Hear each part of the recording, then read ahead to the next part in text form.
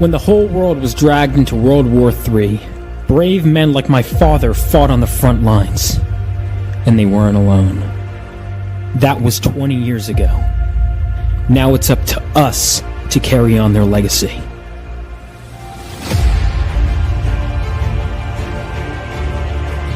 And every so often, the earth from which we come gives way for something new, something greater to be born, and with them, even greater threats to face.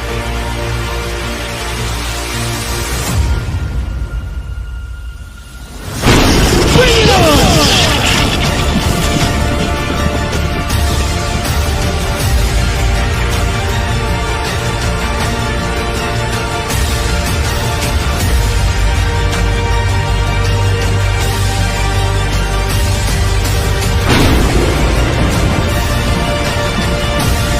Phenomenova.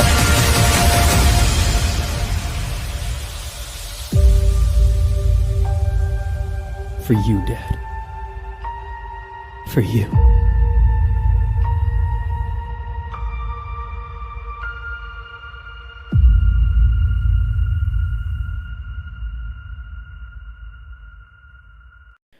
I just want it to be like the Crusader Corps. Like my father. I thought with my new powers I could be. But I failed. I let everyone down. I got people hurt. I just wanted to make the world a better place. And instead I made things worse. But now I have the chance to make things right with the help of one of the Crusader Corps, the Phoenix section. And I will. I have to. Whatever it takes. I will find that spark again.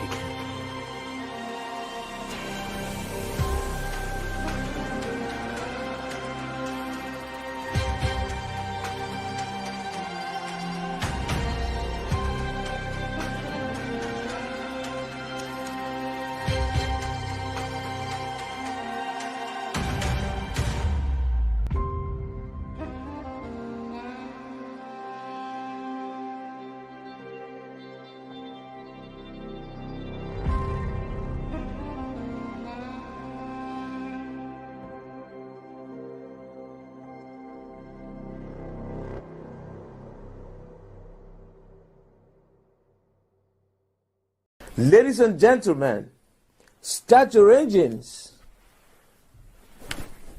Someone says, what's the future? Vaughn Coleman. Ladies and gentlemen, welcome.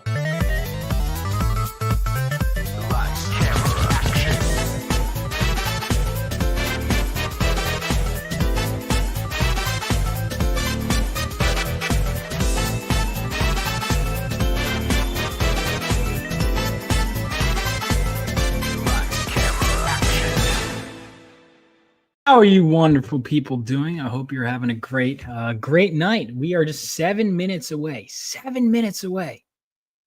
from launching Phenomenova issue 2. So that is exciting. So Phenomenova issue 2 will, of course, be on Fun My Comic. But I actually think it's better in a way because it is going to be on my website. It's already embedded. I saw how Rainey did it, and I actually realized that's good because it drives traffic up to the website that I'm paying for. Because costs money. So, yeah. And I'm also hoping this brings some traction to my channel. And I'm excited. I'm nervous. It's like I was confident the whole day, and then suddenly, like, right as I'm about to start the stream, I'm like, oh. Now I did just drink coffee, so it could be just coffee nerves. But let me say hi to everyone in the chat. I'm against Diaz, no pressure. Are you rateable? I am, but apparently he's going into Bancroft. So hopefully Bancroft raids into me. If not, guys, if you could remind him, that would be great. Yes, I saw this. People told me they didn't like that intro a while back. And I'm like, you know what? Screw it. I like Zelda and I like Ocarina of Time and I love Everlong. Let me do it. I was listening to some hype songs. I listened to that version of Everlong. But yeah. Hi, Vaughn. What's up, Caleb Reynolds? Hope you're doing well. What's going on, Andrew? How's it going? Dude, this is the live stream where Vaughn drops his issue 2. It is. It is. Hale, what's going on, CJ? Rippa guy, how you doing? It's not available on Kickstarter yet. Well, actually, I'll go ahead and show that. It will be eventually available on Kickstarter for those that prefer that. So let me go ahead. Rebel Oasis Studios. So look at that. Oh my God, is that a new option? So I still have the coming soon because I decided might as well keep it. If it's there twice, it's there twice. But if you go to issue 2, oh my God, is that the campaign that you can't back yet, but you can in 5 minutes? It certainly is. But you can also go to the Kickstarter or the Indiegogo and sign up there if you so prefer. But I'm having an actual goal, and it's also launching in January. So I'm expecting a slow crawl, but we will see. So we will see. Share this stream and site link. Okay, let me go ahead. Yeah, oh yeah, if everyone could do that, that would be great. Psych, dude. Issue 1 was great. Thank you so much. Yeah, share it. If you guys could share the site link, it's pinned to the top of the chat. Of course, you can go to the Fund My Comic link. But you know, if you want to go through my website, that makes it easier. But of course, I could share the Fund My Comic link. Hold on. As soon as it goes live, can I share it now? Is it available? If I search it up, will I find it? Phenomenova. Oh, okay, yeah. So there is a Fund My Comic link as well. I'll get that. I'll put that in my own private chat.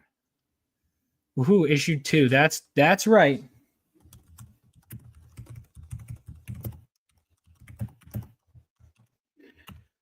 So everyone who backs issue 2 would is it? Yes, it is. It's on Fund My Comic in 4 minutes. I'm going to refresh and it'll be on Fund My Comic. So there we go. Phenomenova issue 2. Yeah, it's going to start on Fund My Comic. And then once it hits the Fund My Comic reward, then I can open it up to Indiegogo and Kickstarter. But I really want to focus on concentrating on Fund My Comic for the time being. Take a smaller percentage, and I need that 4K. I'm going to help cover some printing costs. I'll likely have to print issue 1. So actually, 20K prediction. Dude, I hope so. That's what I'm aiming for. So we're going to go through the basically my goal. Well, because here's why I'm nervous is 1, it's January, and 2, it's a much cheaper book. You can get the digitals, you could get the physicals. You got all the options here. And then of course, so here are the goals. So if you back tonight, you get with any physical tier, you get the Golden Gallant trading card. I'm going to print them on the same stock the Diaz brothers print on, I think. I want to make it higher quality.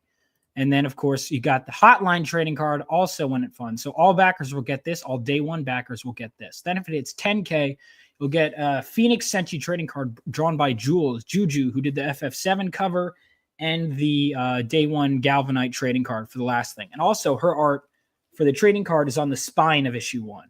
So 10K. Bat Sauce, don't you have the link? You guys should have the link. And then if we hit 15K, you can get Rebel Oasis stickers. 20K, all the issue 3 covers will be revealed, which is tacitly me saying issue 3 is getting into production. If getting into production, and we're showing you that we're getting into production. So yeah. What's going on, MSK? If you want the link, you're welcome to get it too. Just DM me. All right. So we are 2 minutes away. But yeah. So the tiers basically, I guess that's enough time for me to go through the tiers real quick. So the tiers, and I'll probably explain them multiple times throughout the night. So I've got the digital issue 2, the digital PDFs of issues 1 and 2, the physical copy, which when you click on that, you can get the cover of your choice, 2 copies of the physical, 3 copies of issue 2. Then, of course, you also have the catch up for issue 1. Then, of course, you've got 3 covers of issue 2. You've got all 4 covers of issue 2. You've got the catch-up tier for issue 2. Yeah, you could do the catch-up. You know what? Maybe it's better if I pin the link to the Fund My Comic now that I think about it. All right, I'm going to pin the link to the Fund My Comic.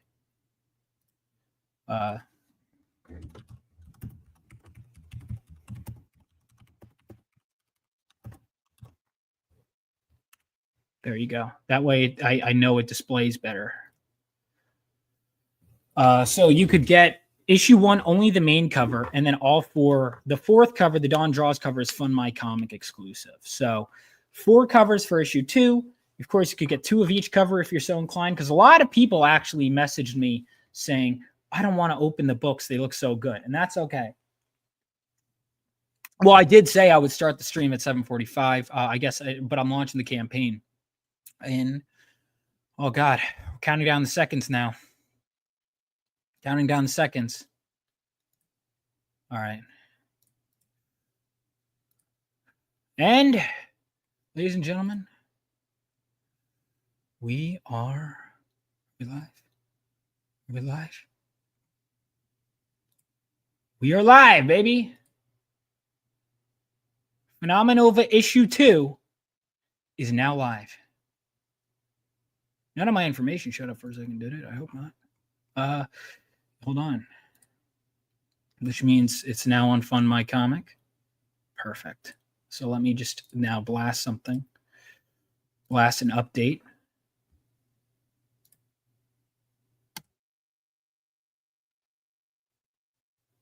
Notifying all backers.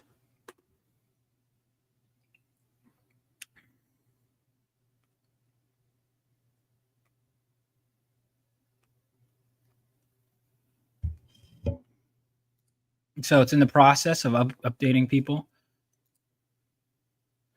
Oh, shit. Alex got it. Backer number 1. All right. I'm going to wait a couple minutes.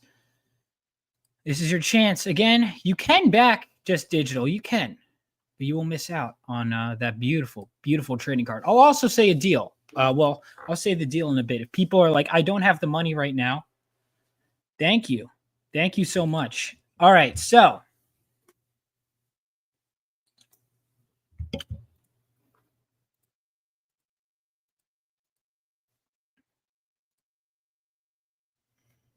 Let me see. Should I refresh it yet or should I wait a little bit? I'm going to wait a little bit longer. I did 60 days just to be safe, but obviously the faster it backs, the faster we can get started on issue 3, which means the faster you get issue 3. Issue 3 is going to be a lot too. We designed a lot of characters, but seeing them move in action, I'm really letting my artists take the time so we can establish how characters work, because you're going to introduce Phenomenova in all of its glory in issue 3, but you get 1 member in issue 2. So should we talk about the book? I think we could talk about the book and then I'll refresh. So issue 1, spoiler alert if you haven't seen issue 1, but Miles tries to strike out on his own and fails wearing this makeshift costume here. Initially, it doesn't appear at all in the issue, but my artist actually, I told him, let's draw them training uniform. And he goes, no, I have an idea for the issue 2 cover. And he tells me it, and it's this, and it was just amazing. So he puts on his Phenomenova training uniform and begins his training with the Phoenix Senshi. And he meets Hotline, who is the resident tech genius / tech support for Phenomenova, and also Estrella, who is a detective / member of Phenomenova. So Estrella here is the first member of Phenomenova you're going to meet. She also works as a detective, but she is deaf and blind and can sense the world through psychometry, through scanning and feeling around her and absorbing the memories in real time she could see and hear. And she could also understand people's body language through sensing, that whole kind of thing. So that is what that is all about. So let's see. Do I want to refresh that?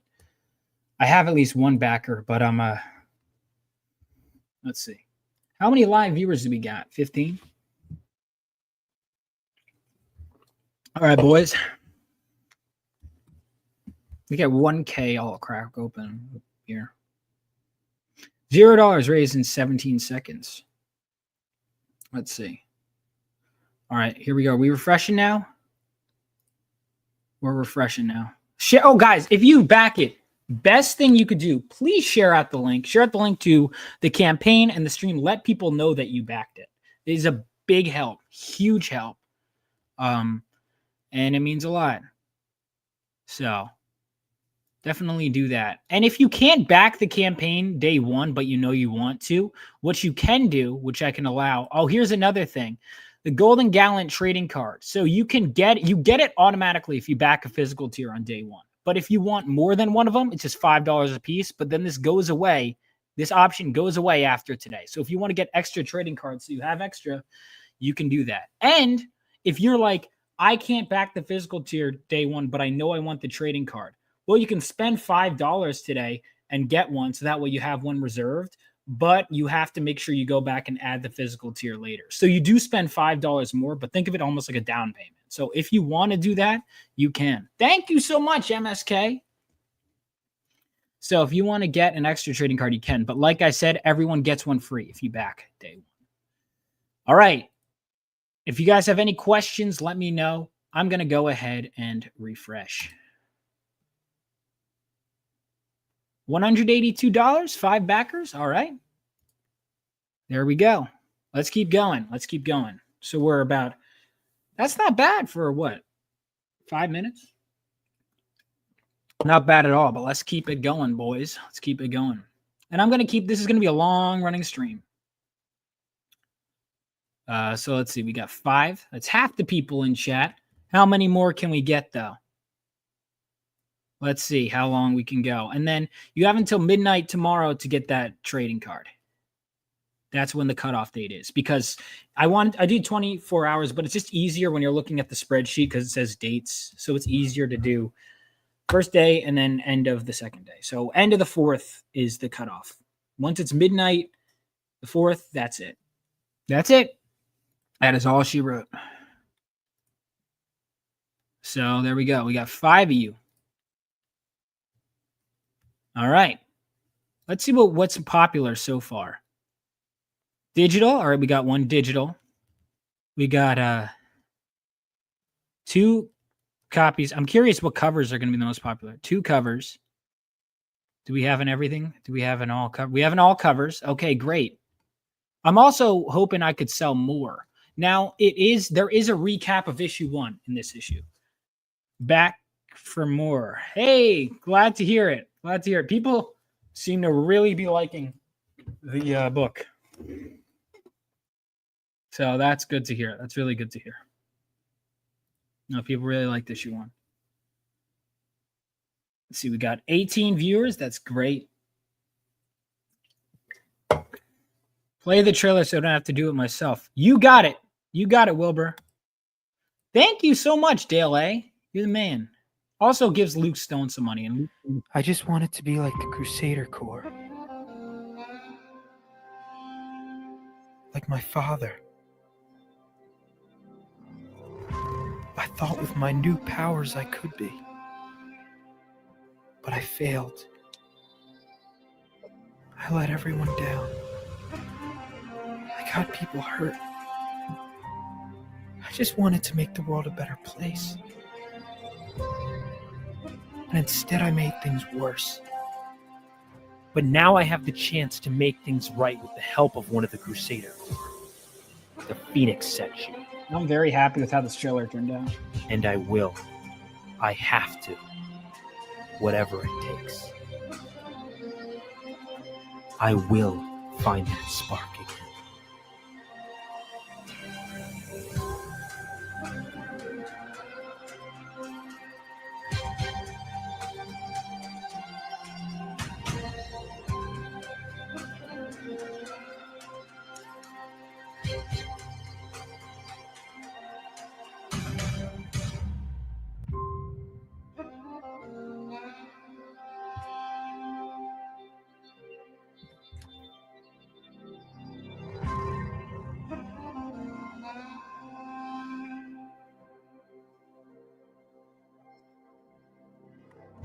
Yep, we got someone who wants to join. What's going on, Edwin? What's going on? Gromar. Oh, I forgot to say hi. Nice poll quotes. Thank you. Thank you. As you can tell, I've been watching a lot of Sonic videos, gentlemen. Oh, I have one member of the creative team who wants in. Let me see if any of the others responded. I've been so busy. Oh, shit. I didn't see your last message, Zach. I'm sorry. I hate when that happens. When I'm going to message someone, I'm like, no, I left them unread. No. Never my intention. Never my intention.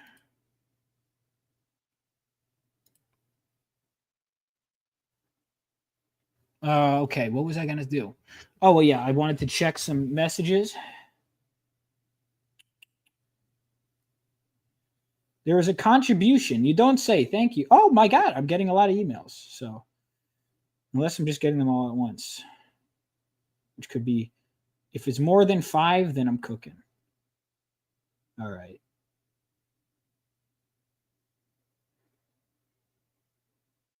All right. Mariano can't make it, but I did ask him. He did make it. Looks like a solid trivia. Thank you so much. So yeah. For those of you who here has not is not familiar with Phenomenova, because it's always one of the things I learned from the best, and also just in general from experience. It's always, you might think, oh, everyone knows what it is. Dude, no one knows who I am. You know what I mean? Like, people know, but it's like not that many, and it's always someone's first time. So I always have to explain Phenomenova, which is fine. That's part of my job. Part of my job is explaining the damn thing. All right, hold on. Refreshing. I refreshed in another tab, but then I closed the tab. So let's see. Let's see where we're at. We are at 11 backers. Let's go. 360. This is good. All right, so Phenomenova, for those of you that don't know, is Phenomenova is, what's up, Godfell? Is a superhero story set 20 years after World War III and follows the idealistic son of a war hero who strikes out to become a superhero inspired by his heroic veteran father's legacy. So his father was a veteran, and he wants to be like the superheroes that fought during the war. They were a team known as the Crusader Corps. However, in striking out on his own, he finds himself in way over his head and fails completely and utterly. And now in issue 2, he's being taken in under the wing of one of the veterans who fought during the war, the Phoenix Senshi, where he is learning to train. So what is Phenomenova? Because the main character's name is Galvanite. Well, Phenomenova is going to be the name of the superhero team, the next generation. And so there is already a Phenomenova team that exists. There are 4 members, but we haven't met them yet. But we're going to meet one of them in this issue, and that is Estrella right here, who is deaf and blind. She could sense things. So Phenomenova is trained by the Phoenix Senshi. It's kind of like the next generation. They're the Teen Titans to the Justice League, or the New Mutants to the X-Men. Oh, we did launch. Excuse me, you have to do something. All right. I was just pitching. At least it is practice when someone doesn't know. Yeah, but that's basically it. My biggest inspiration is Chris Claremont's X-Men, as well as Young Justice, Marv Wolfman's New Teen Titans, Teen Titans show, Stan Lee's Spider-Man run. Although I haven't finished it. I've read the first 52 issues. A whole bunch of stuff. I pull from like a lot. But let me bring in someone who hasn't been here in a bit. But you know him and you love him. And if you back today, you get this trading card with art by this incredible young man. Ladies and gentlemen, the one, the only.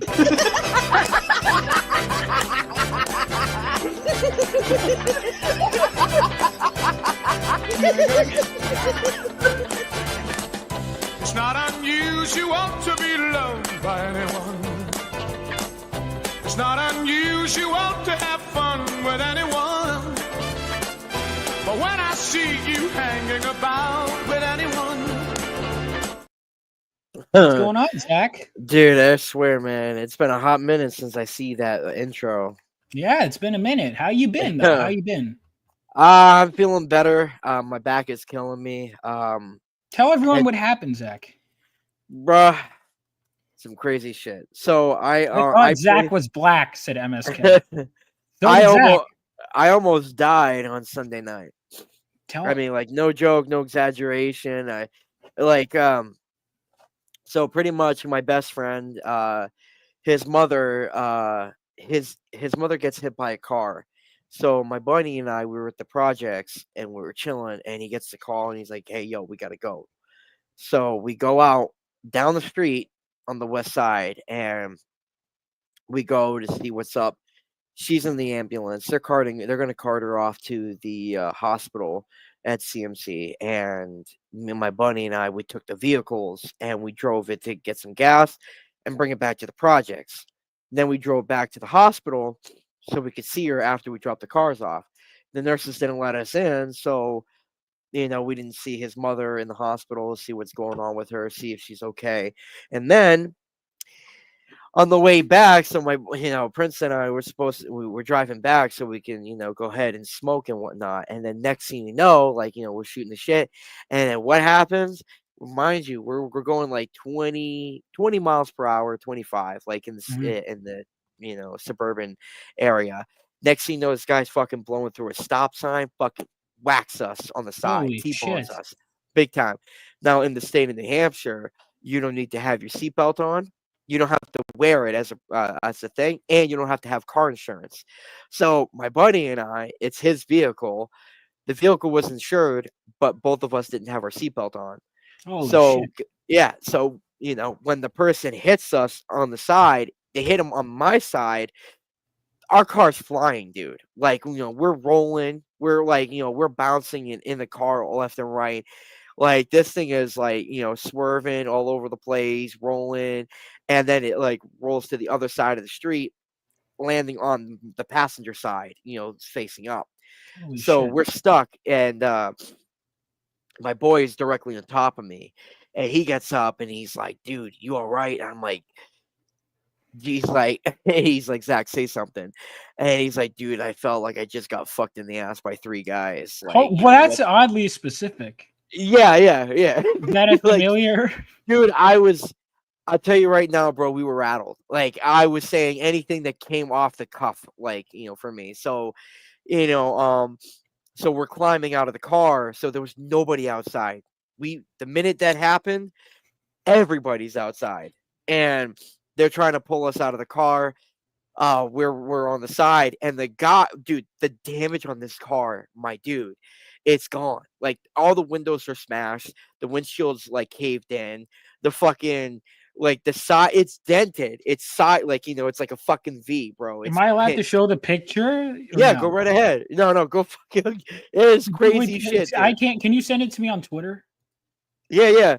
I mean, it was fucking crazy. Like, and then after so the firemen and the police get there, right? And the Chat, you firemen guys, the chat is getting wild, dude. yeah, so the firemen and the police get there, and it's the same fireman and the same police that was at his mother's car accident. They're like, "Wait a minute, didn't we just see you guys?" I was like, "What up?" So I'm joking. I'm cracking jokes. I'm sitting here. I didn't shut the fuck up from the time that crash happened to the time that we got to the hospital and dispatched out. Like I was cracking jokes, and my buddy, he was starting. So my boy and I, like when they were getting me in the ambulance, they had to put this neck cast on us. Yeah, I was And surprised. I thought you were gonna come in a brace.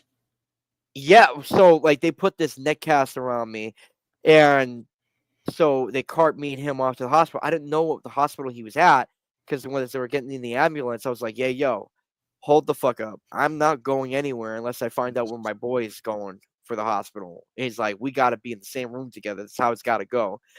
And then of course they're women that was loading me up. They're like, "Come on, honey, like we don't have time for this. We got to go." He's like, and so like by the luck, me and him are at the same hospital, and that's when everything, all the things coming down. My phone's in the car. Cops bring my phone to me. I call up Brielle, and I was like, "Hey, yo, don't freak out, but I'm at the hospital right now." And like I'm in a neck cast, and I was in a car accident with Prince, and so I had to hear it the minute she gets there, and the cops and the nurses tell her that we weren't wearing her seatbelt. She was like, "That's what your ass get. That's next time wear your fucking seatbelt." Like, and but I mean, it was nuts. I mean, dude, like, so after we got dispatched, they were telling us, "Hey, you may not feel it right now because your adrenaline's kicked in, but you're gonna feel it like the next few days." And boy, were they fucking right. I mean, it's that crash happened on Sunday. Jesus, I'm still feeling it. My back is pinched. My head hurts from time to time. I have a hard time remembering certain things. Sometimes my speech is slurred. They had to check if I had any brain bleeds when they and were you're all doing good. the MIT. Yeah, I'm good, but I definitely got to go back to the hospital because my back is super, super pinched. Let me see because there's a way. Is there a way I could show this without? You could take a I don't really- screenshot of the video, like just Yeah. to show, like, I mean, it was nuts. No, but I'm And saying because it shows like I guess I don't have anything really bad in my DMs. no, it shows nothing bad on the video for No, you to I'm even- saying Zach, I'm saying it shows all your DMs again. I don't really have anything to hide, so I guess it's fine. Yeah, I don't even care. But yeah, dude, I had bad whiplash. My boy and I, bro, like me and him, a couple days after, we were calling each other up. We were like, "Hey, yo, how you feeling?" And I mean, he had it bad. He's like, he was like, "Dude, you must have it worse right now." And I'm like, Can "Dude, you I'm having a send it hard to time." me on Discord? That might be easier to pull up. I don't know. It's on my phone. Oh, just send it to me on your phone and then I'll put it in. Oh wait, I have it. Hang on, I got it. I know Yeah, what's This is fucking crazy. That crash must have happened to your hair. Holy shit. Holy shit. I did not know before I read that. Share stream. Yeah, share the stream. Galvanite is awesome. Read Phenomenova 1 last night. Thank you so much. I'm glad you liked it. I'm glad the book is resonating with so many people. It really means a lot. All right, let me go ahead and pull. Yeah, Zach just no context sends me this shit. Hold on, let me pull this up, and then we'll go back. Oh, that's right. When I texted you, I was like, "Hey, yo." Yeah, you like, gave me no this context. You were like, I was like, You're "Hey, like, can you "Dude, come what on the my stream?" And you were like, "Yeah." And then he sent me a picture of himself with a neck brace. And this is the second time. Well, I guess now it's a new year, but like last year, it was the same thing with John's long box. He just casually posts like that he's in a neck brace. And I was like, Jesus. I mean, I'll tell you right now, I don't even. I got to go to a lawyer on Monday. I got an appointment 11. Me and my boy are going through the same lawyer, and honestly, I feel bad for the dude because I think that not only is this a winning slide case, but apparently me and him are going to get a fat, payout in the end. Well, he hit you, right? Like, Yeah. how you feel bad for him? You know what? The cops told us this motherfucker was going 15 miles per hour. Ain't no fucking way you're flipping a car. Yeah, in I'm looking midair at this. There with is no 15 miles per hour. fucking way. There's no. So I'm expected to believe this footage. I have the footage now of the Yeah, ain't aftermath. no way, bro. You have to go at least 30 There is miles no minimum. fucking way. You got to be going at least 30 minimum to fucking flip All right, well, somebody. first of all, here is Zach in the hospital. We're glad you're okay, Zach. Got to keep it real. So there we go. And then and he went through all this and he's alive. And then we got fuck, what did I do? Did I just close the tab? I'm still here, right? Okay, Yeah, cool. you're I think here. it's- And then we got how the fuck do I oh here we go. Here is the footage. Yeah, If we got him. you could see that shit. Holy shit. You could see the wheel come right like That off that it. was not 15 miles an hour. There is Nope. no way in hell that No was 15 fucking miles way. an hour. Did Vaughn get Phenomenova 1 though? Because Vaughn has been wrecking his backers' vehicles or something. So these are allegations that are made against me because Bad Sauce got his copy of Phenomenova and then immediately his car got hit. And he thinks that I'm behind that. And I want to say both of these incidents are isolated. I had nothing to do with either of these incidents. These are salacious accusations. All right, we're going to go ahead and refresh the campaign and see where we are at. So you just launched this book issue 22 today? minutes. 22 minutes. Okay, Nice. holy shit. 19 backers, 665. That is awesome. Now we have 25 people watching in chat. If you guys haven't already, make sure you guys back. Make sure you guys like the stream. Make sure you subscribe. Congratulations on the launch of issue 2. Thank you. And again, for those of you that are international, I'm going out of my way to make it more accessible. There are digital tiers as well to make it easier What's for that people art? who are international. That Which- cover right there, the one This is- right there, that one. Mel Ruby. So Mel That's a Ruby good did the book composition. Hunter Ninja Bear. Mel Ruby's is great. So my first work in indie comics was I was an editor for a book called Hunter Ninja Bear, and I wanted to get the artist to work for it. And he did, and he killed it. And he actually, Philip kind of had done black and white character designs. He added these colors. So the colors were like mostly white, Philip had said, but he added the yellow. He made this blue. And I was like, this is awesome. And then he did it. I felt bad. I had to make him do revisions because Philip kept tweaking the design, but we finally got it. It was like a white bandana. And then we decided to make it dark gray. And it worked out. It worked out. And of course, I gotta Bobby tell did you, the back cover. the best cover is the main one where he's on his knees. With the Yeah. So sword. That's definitely the best one. what's up, Dark Gift? What's up, B? Just back a few minutes ago. Goodbye, money. Well, thank you, Hobo. Well, you're getting bang for your buck. And so far we got, however many trading cards. So this is good. This is really good. You know, I will say I know quite a few number of people, it's still shocking to me to see a lot of people do crowdfunding. And the fact that you're going back to crowdfunding, man, respect. Are you not? My page, I don't know, man. Once I get the books that I have that I got planned that I'm going to be releasing this year, I don't think I want to do crowdfunding. And if I did, I'd probably do it through somebody. I don't want to run the campaign. It's a lot of work, man. It is a lot of work. Oh, I know. But if you play your cards right, you can make it pay off. You have to, promoting is a lot, but there's a lot of things you got to do. Having a heart, I know it sounds corny, but having a heart really is a crucial thing. And let's see how far we can get tonight. We are very early on, but we have 19 backers. We're doing well. I have an actual goal this campaign. This is to print the book, to print the right amount of book. Ultimate Kahuna, I think, covers A for both. Issue 1 and 2 are probably the strongest. Well, issue 2, thank you, Jim. Well, issue 1, you missed the chance. You can still get the variants, but only at conventions, and they'll be marked up in price, and they're limited. So you got to get them fast if you want them. But there are variants. So this is the Sukeisha Ray variant, which we'll come back to her because there is a character that is based on her in terms of appearances in issue 2. But Sukeisha Ray cover, the Final Fantasy VII cover by Jules. And if we get 10K, she will draw a trading card of the Phoenix Senshi. In fact, the art is mostly done. Nice. If she pops by, she can get the link. The Rini cover and the Buzz cover. So we have all the. Oh, was that a Virgin variant for the Buzz cover? Yeah, I saw the composition. I'm normally not a fan of Virgin covers, but I decided this works. And plus, we have the Phenomenova logo on the back, so it works. So yeah, and Senshi is on this cover as well as the Crusader Corps. So yeah, there we go. I backed the comic. Can't wait for the book and trading card. Thank you. Thank you. Nice. All right, we'll go ahead and refresh in a little bit. And let's see. Or you know what? Should I refresh now? I'll refresh now. Where are we at now? 20 backers. Okay, good. Nice. 18%. This is good. This is good. We can keep going. I think we could do well tonight, boys. I think we could do very well. So we got 2 of everything. Oh, thank you.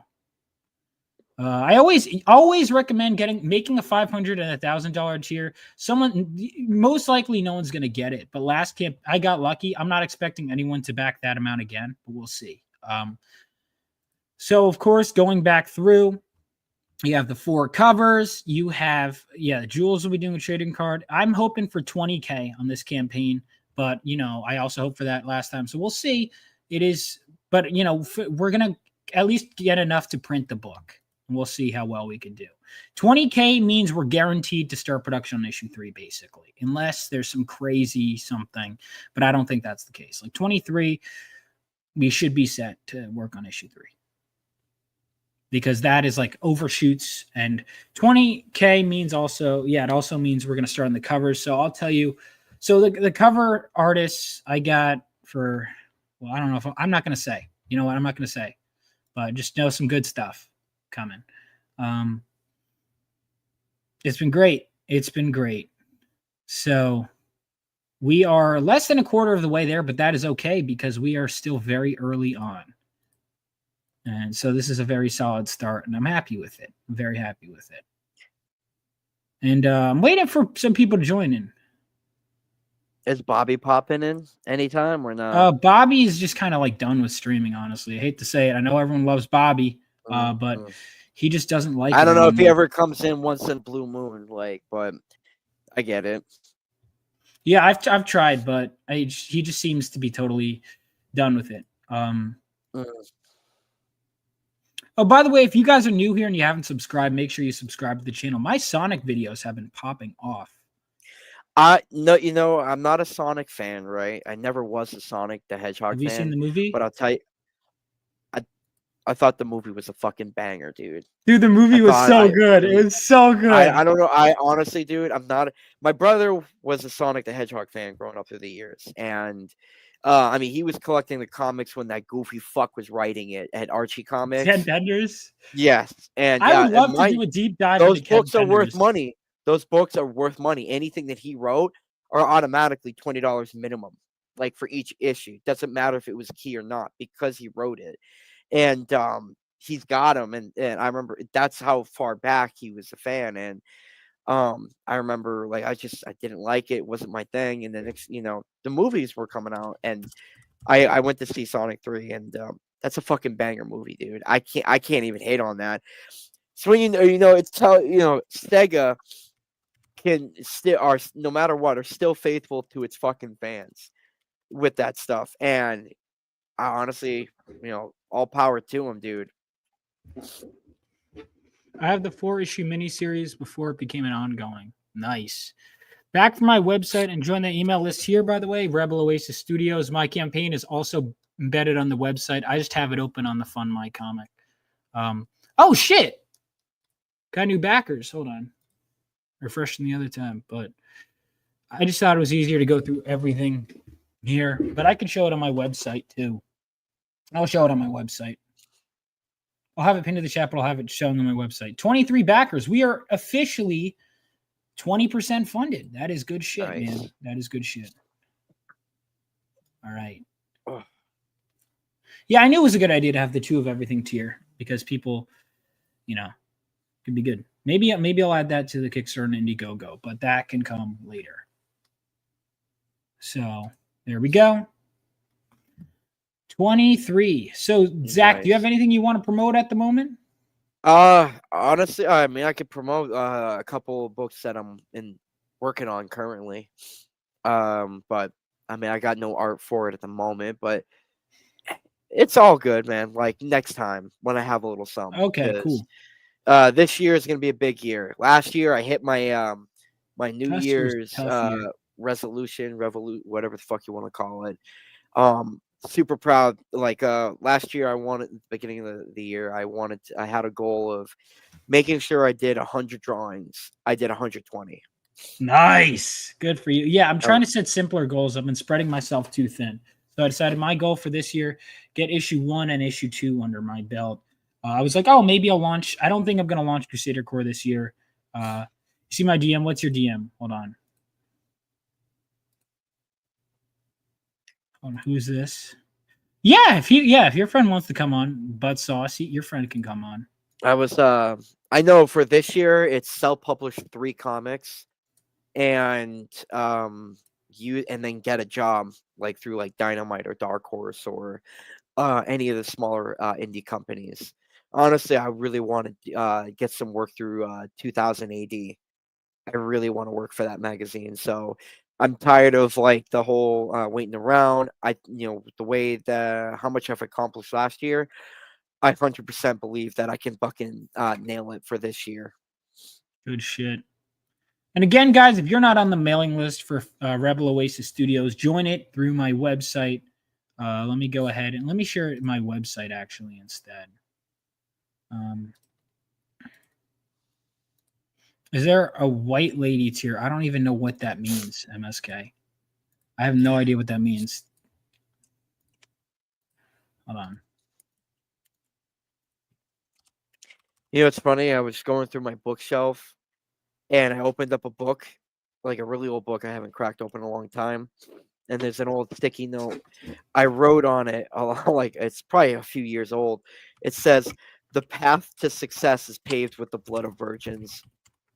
What? Yeah, like I just opened it from an old book, like the essentials that they used to have, the black and white work from Marvel, where they did reprints of the old Silver Age comics.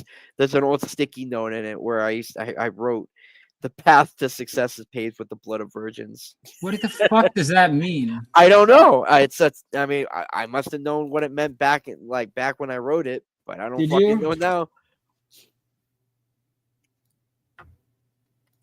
Let's see. MSK, I sent you the link if you want it. Yeah. Oh, I think you're gonna like. I promise you, Vaughn. I think you're gonna like the rewrite for Mondor's Rising. Oh, who's doing that? It's just haven't gotten the writer out yet, but I mean the story. I know a guy if love you're it. interested. Just throwing that out there. Oh yeah, wink, wink, wink. Arrows pointing to you. So. Yeah, man. I want to see Miles Neon charge an lights. iPhone fast AF. He could do that. I'd probably be my fictional version of an iPhone, though. You know what I mean? All right, hold on. We got a new backer, and then someone's in the stream. All right. We passed 800. Let's go, boys. Alex VR. All right, I got it wrong again. Yeah, Alex, good people. Alex was backer number one. He I would say redeemed himself last. You want me to play the trailer again? I will play the trailer again. Yeah, I actually want to see this trailer. All right, it's always someone's first time. I just want it to be like the Crusader Corps. Like my father. I thought with my new powers I could be. But I failed. I let everyone down. I got people hurt. I just wanted to make the world a better place. And instead I made things worse. But now I have the chance to make things right with the help of one of the Crusaders. The Phoenix section. And I will. I have to. Whatever it takes. I will find that spark again.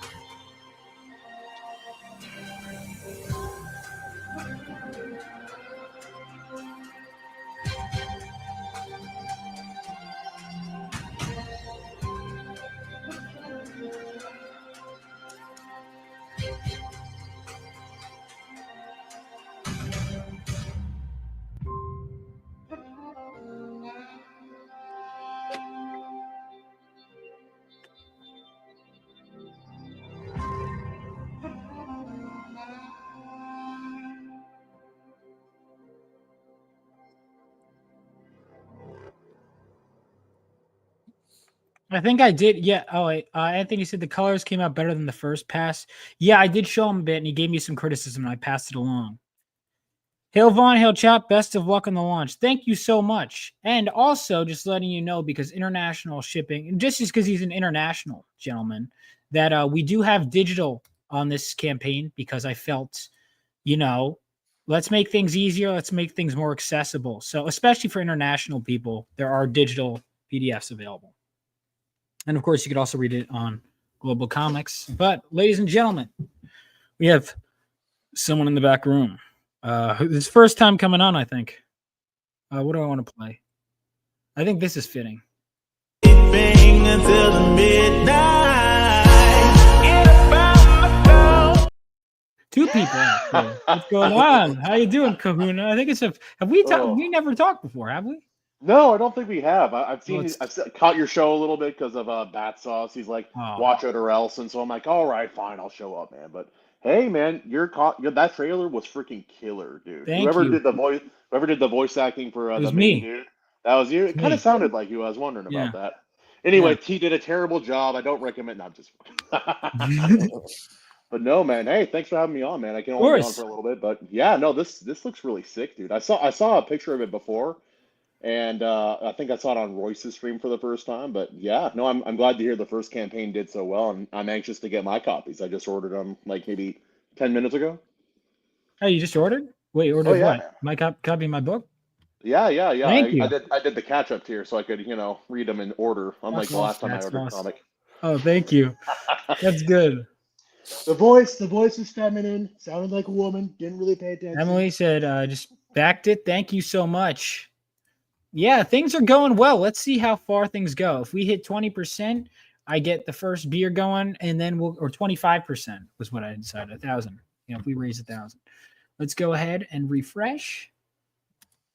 See where we're at. Let us see.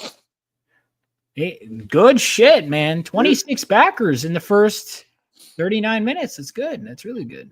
Dude, you're hitting 1,000, like full. There's no shot you're not getting 1,000. If we get 5 more backers, I'll take off all my clothes. There you go. Just backed it. Chapo cover for the win. Thank you so much. Yeah, Chapo. By the way, there was a Dynamite Comics Vampirella Holiday special, one-shot issue.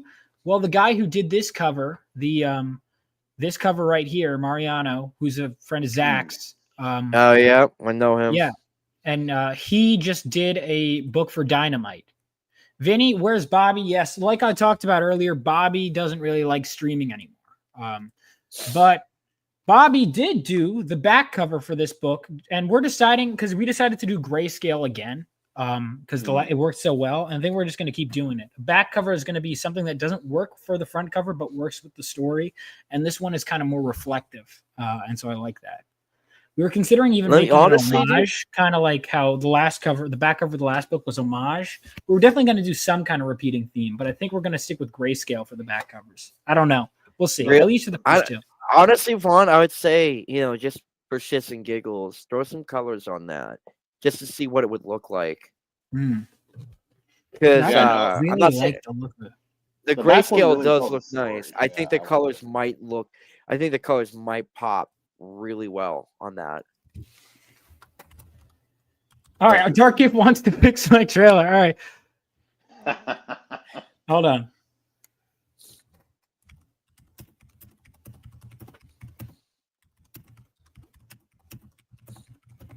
Holding. Hold on. Oh, no, you guys can keep talking. Oh, sweet. All right, so Zach, I've never met you before, man. Did you do one of the covers here, or you just a friend? Trading card. I did the winged warrior. I forget his name.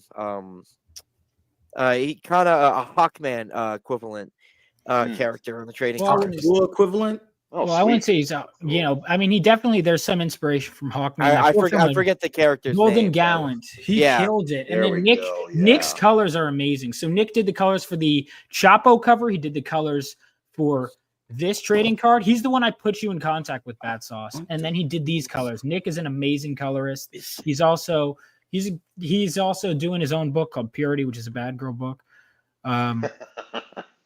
But yeah, so this Golden Gallant trading card was supposed to be the 20K reward for the last campaign, but that didn't happen. So it's the day one trading card for this campaign. So anyone who backs today gets this trading card. And if you want to get an extra copy of, if you're like, I want 2 of these, you can go. There is an add-on tier. You can get another one for $5 in addition. Vaughn, I still got to send this out to you. Here's the black and white. Fucking A, it's been a... Ooh. That looks great. So sick, dude. So Zach also, for context, did that Dark Cloud mini print that everyone liked so much with the first campaign. Do I still have that, or do you have that? I have that one. Okay. Oh yeah, honestly, I got to get a print because I got to hang that shit up on my wall. There's not many pieces that I like after I finish them, and that's just a personal thing for me. That's why you kind of have to get stuff out, and that goes for writing too. I'll be like, there's something I wish I could do. There's some stuff where I'm like, I could have done this better in issue 1, and ultimately you have to just say, I have to go. There are tons of mistakes I made with the first campaign, but it's still successful. And once I did that, I was like, after it was colored and it took some time, I looked back at it. I was like, it's not so bad. It's one of my. Zach, what do you want me to put in chat? People want to know your stuff. My Twitter is the same as my Instagram, so my tag name. So Zachary's art. So follow. I'm actually working on I don't know if you want I could talk about it for a quick second. It's not yeah, go ahead. So I'm working on 3 comics. One's a horror fantasy comic. It's an anthology, really dark, messed up stories that I really want to tell, to kind of get that range outside of the sci-fi stuff that I do. I'm working on that. The title I'm working on is called like Forsaken Fables. So that's what I'm working with. And then Nice. the second book is Packful, which is acronym for Pulp Action Captain Fuzzy Lumpkin. That's a cartoon comic. It's like 90s old, um, purely for kids. And it's about a character named Fuzzy Lumpkin who aspires to be part of a hero, just like the squad members on this team called the Slapkins. And evil, like the whole concept of evil, is a thing that Lumpkins and Lumpkinland don't know, they don't comprehend. So when evil sets foot into Lumpkinland for the first time, everyone freaks out, and it's up to Packful or Fuzzy Lumpkin to stand up and pretty much be the hero that he aspires to be. So that's, he has a partner, which is an anthropomorphic chicken named Commando Cluck. So there's, Incredible. there's that. And the third book is the reboot slash, what would you call it, Vaughn? Is it I wouldn't say it's a reboot. It's a revitalization of maybe relaunch, perhaps relaunch. A relaunch. Well, relaunch would be like if the thing failed, then you relaunch it again. The sci-fi comic that I have called Voyage. I know what you're talking about. We're basically I think they're kind of like just restarting Voyage. It's recreating it entirely. Yeah, it's a hard reset, like a hard restart in terms of the story, the origin, everything. Because after I finished the first issue, I got it done. It's out. The one thing that I'm not happy about is how the story held, and it didn't hold well because there was some gaps that I didn't answer that people would ask about what the comic is about, what's his motivation, and so I did a hard reset on the comic, and I'm gonna just keeping it very simple in terms of like the book's sizing, like 22 pages. Not gonna go over exceed that amount, and just tell the story. So I've been writing for the past 4 months, just going at it.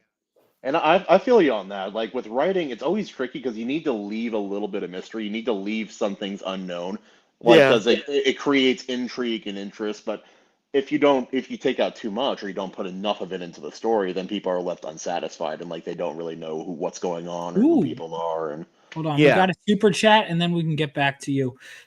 We talked on Twitter and promised to stop by. I just backed this catch-up tier. I wish you the best of luck. January 6th, my pre-order campaign for my first comic book series will launch. This inspires me. Thank you so much. And that really is the best compliment you can give me. Thank you so much, Mugen Lord. I hope I pronounced that correctly. But really, when someone says you inspired me, that is like the best compliment you can give. Like people have said you're inspiring people. And it like... Well, it validates your like work effort, your effort, what you've been doing. It just kind of reinforces that you're at least on the path, even if you're not there yet. Yeah. My pre-order campaign for my first series will launch. What is your first series? You got to name drop it. That is my first bit of advice to you. I'm going to is my first bit of advice. You got to name drop that. You got to tell people where to find it. I will just DM me your stuff. I'll put your links in the chat right away. Hell yeah, dude. Yeah, you can't be shy if you're going to promote something. It's the antithesis of promotion. So yeah, you got to. Well, he's not being shy. I'm just that's some constructive, but otherwise great. VK Varian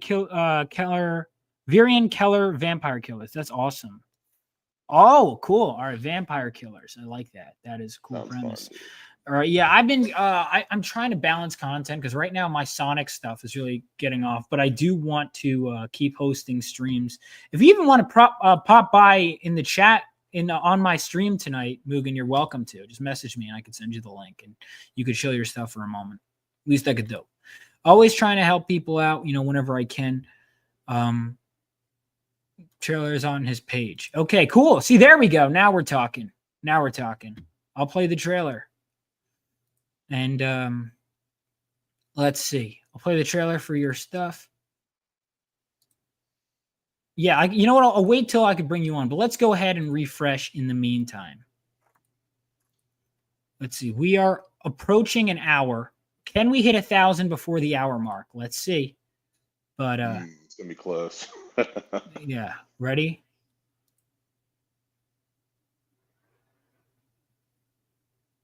$20. All right, we are close. So close, dude. We're so close.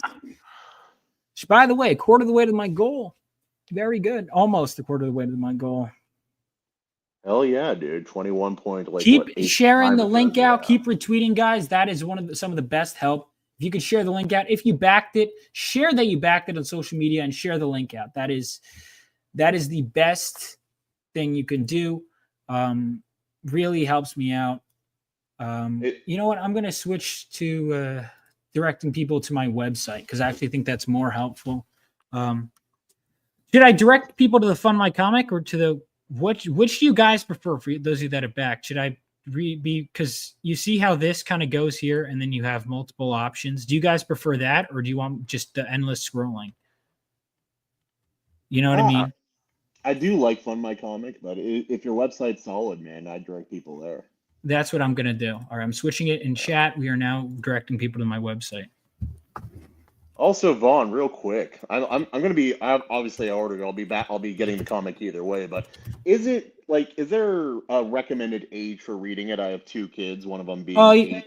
Yeah, they could read it. It's all ages. Sweet, appreciate that, man. Yeah. It's so tough. Like even going to the store, like and I'll buy them like a 50-cent comic from a local place I go to, and just like I have to double check every damn book because it's like doesn't matter if it's DC or Marvel. I don't want to see like a bunch of weird modernisms and nonsense or non. Oh, you're talking about like that bullshit Harley Quinn fart comic that got dropped? Oh, gee, I thought that was a meme, dude. I didn't realize that was real at first. I couldn't believe it either, dude. Couldn't fucking believe it. And of all characters to fucking do that to was Harley Quinn. I mean, she's pretty much the you got DC, which is the Trinity, the Trinity characters, right? They're used pretty much for everything. But in terms of a mascot for DC, 100% is Harley Quinn.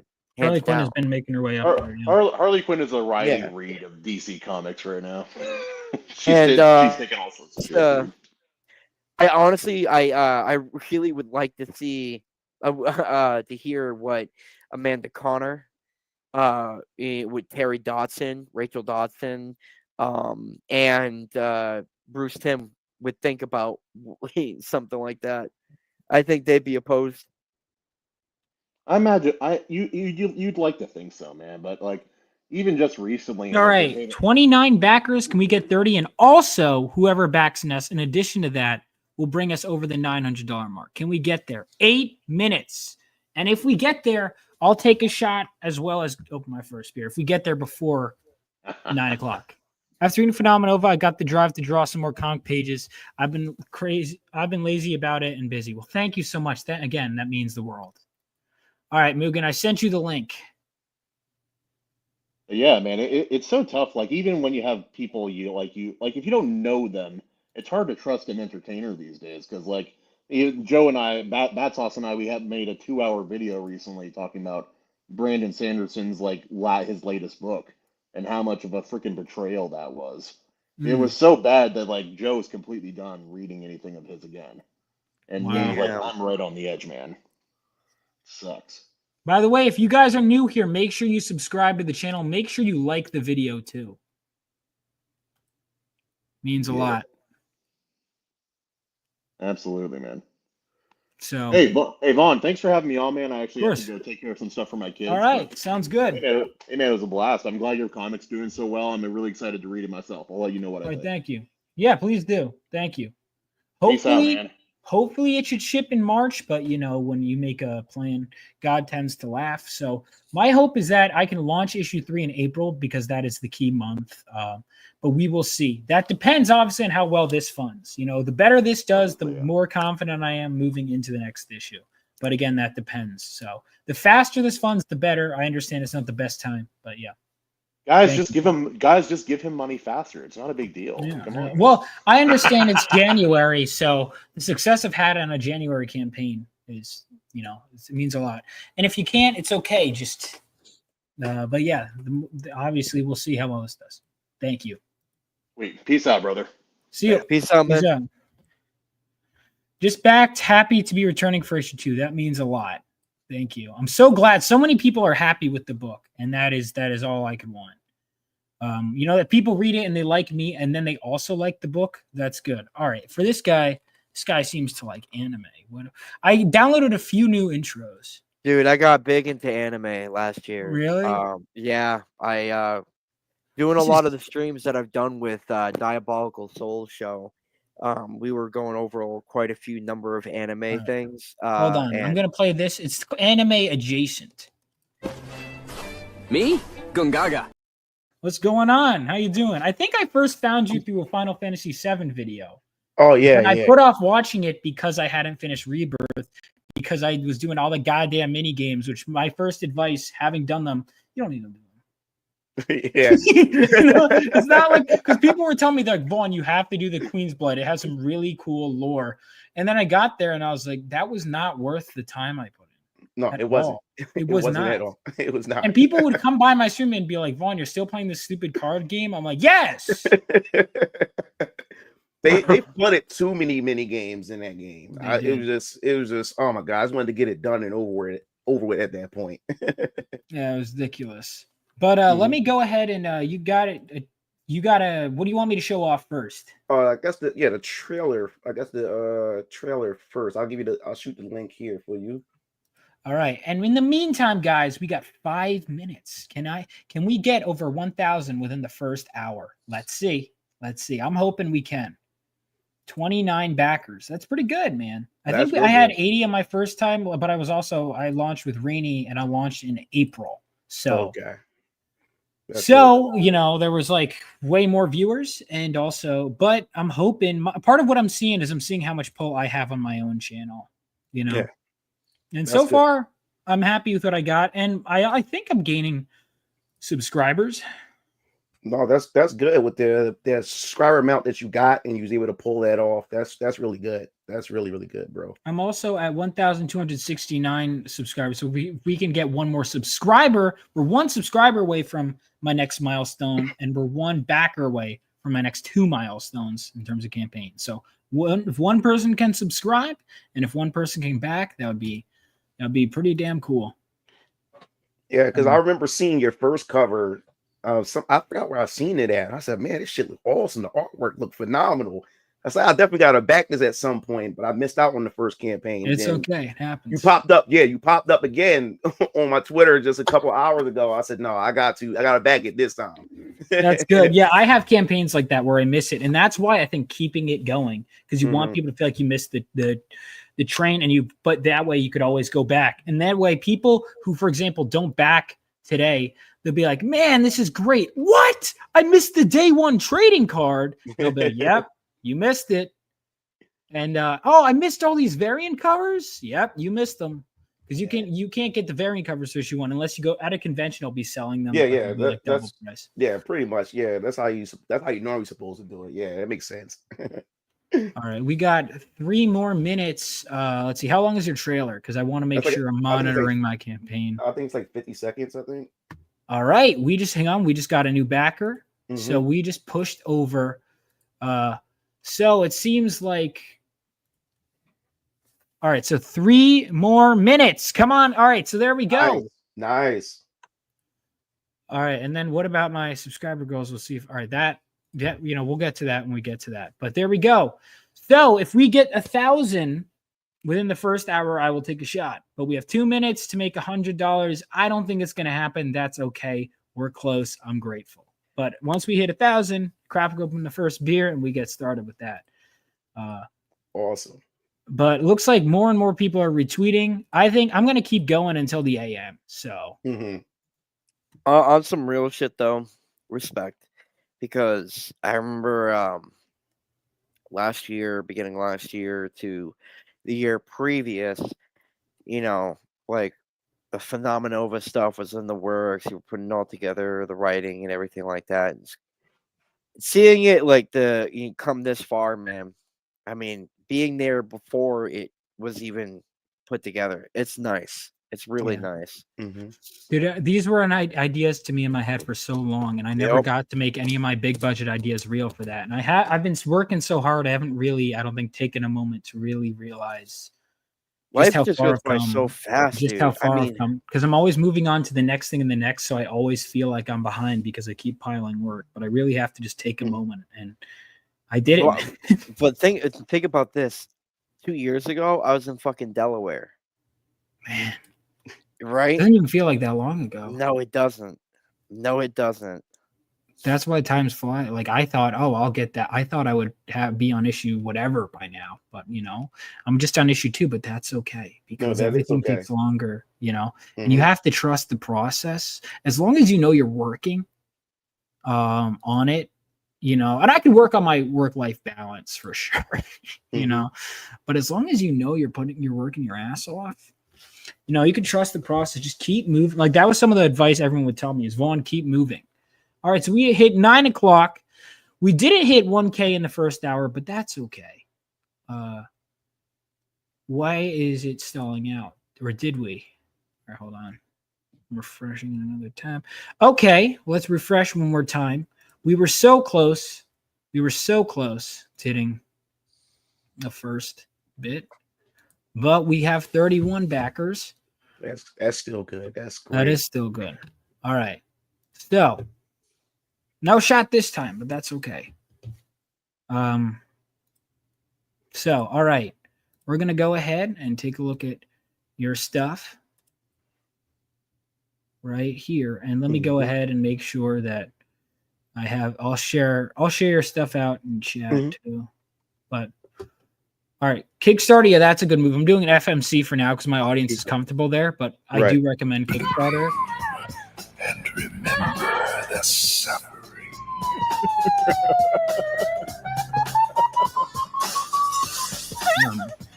He just tried to kill me, and now his severed head is on my floor.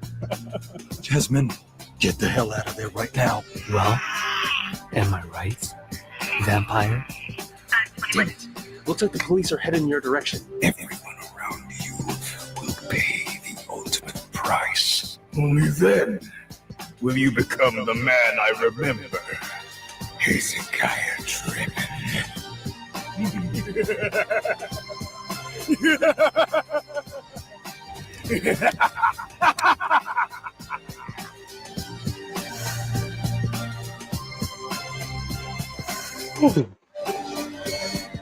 That's good. Thanks, man. That's good. That looks good, man. Yeah, man. I've been going down the Sonic rabbit hole lately. I don't know if you could tell. Oh, I'm a big Sonic fan myself. Oh, really? Oh, yeah, man. Oh, shit. We got to get you. I'm going to do a discussion stream. I had one. I'm going to do another one. Okay, yeah. Cause I said I got to see Sonic 3 this week. You haven't seen? Oh, no, I haven't seen it yet. I've seen all the movies. I got 1 and 2. Good. Yeah, I got 1 and 2 on DVD. I went to the movie to see 1 and 2, and I got them on DVD. I didn't see the third one yet. I got sick over the holiday. I don't know. I heard this through the grapevine. I don't know how accurate it is, but I was told that the references all throughout the third movie is straight from the video games. Yeah. I heard that too. Like things that Sonic would say. I thought you said straight. Yeah, a lot of it. Yeah. He said Sonic would straight to Tails, like something about the helicopter, the devices and everything that they were using. It was just straight from the games. All right, let me go ahead and post the link to your Kickstarter. I'll sign up myself as well. Appreciate it. Of course. Yeah. My books are already done. I paid it out of my pocket myself. Got variant covers and everything. I've been working hard. For the past 5 years, working on Venus and Ryan comics and my universe and everything. It's a shared universe, an expansive universe. I got a bunch of different characters in comic series. The poster you see back here in my room is some of my characters in the back, as well. That my artist had drawn for me and everything. So VK is the first in my phase 1. The foundation is the first in my comic universe to kick everything off and everything. and everything. So like I'm really like anxious. I'm nervous at the same time. I never done something like this at this scale. Like for 5 years, I spent about like 50K of my own money within the course of 5 years and stuff. So now it's about time to launch everything and stuff. So see where this goes. Sounds good, man. Yeah, I might have to schedule another promo stream because I was like, I'll take it off, and it's like, nah, I should have at least one this month. So I definitely want to have you on, and Yeah, definitely I have a spreadsheet. I have a spreadsheet I made of shows to get on. Yeah, that's so far 70 something shows, which is good. Awesome. I guess I've been on, so I'm like, oh, I did well, I guess, because I really networked. Like, you got to network, like even right now, this is networking, right? Like it's fun, we're hanging out, but this is also networking, which is exactly crucial. You got to do it. It's crucial. Let me go ahead and all right, we are still at 31. We are 60 away from 1,000.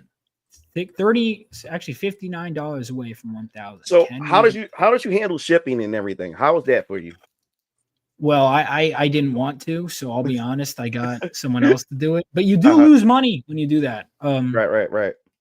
But so you could go either way if you want to. Zaid Raid, thank you. All right, cool. We got a boost. Hey, let's go. Thank you. Hail the Diaz brothers. Thank you guys so much. We got a Zaid Raid. All right. Awesome. So, yeah, that's what I would say when it comes to fulfillment. Calculate those shipping costs. I personally, I can tell you what I've been charging. I can even show you. But, well, I've been doing 10 for US because it covers the shipping and handling, but some people do less, but generally speaking, a lot of people will say 10 is the best. Some people do a little less, but if you want to add a shipping and handling fee, you know, it does help you cover, because here's the truth. The fact of the matter is you are going to inherently, even before I launched this, I told someone I'm launching my issue 2, and I've messaged people, I've emailed, and he goes, I didn't get my book. I'm like, the thing is, I know over the coming months, there are going to be more and more people, even if it's only like 3 or whatever, that haven't gotten their books. And then normally, if you want to look good for business, even though technically it is their fault, right? Make sure you know, and make sure people get their books. Because again, that first book, you're going to lose money. Expect to, and don't expect to make it back anytime soon. It is an investment. Zaid Raid, congrats on the launch. Thank you so much, Phil. And if you, I forgot you have the link. Thank you for the raid. And yeah, guys, make sure you let's see, can we get over 1,000? Can we do it? I hope so. If you guys haven't already, make sure you subscribe to the channel. Make sure you like this stream. It really does help. 1,000 looks possible, bro. Like, where I live, I'm from the East Coast. It's like 9 o'clock here. Oh, what state you from? I'm from PA. I'm from Philadelphia, PA. Oh shit, I'm from New Jersey. I'm from New Hampshire. Represent. Awesome. Yeah, I'm from New Jersey. Awesome.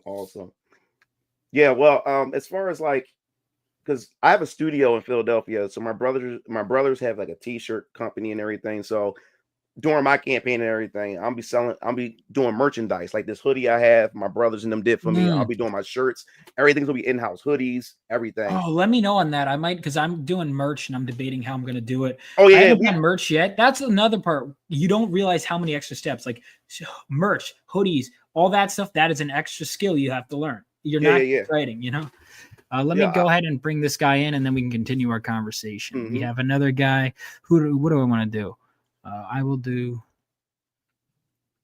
to this handsome honka. What's going on, Professor Savage? How you doing?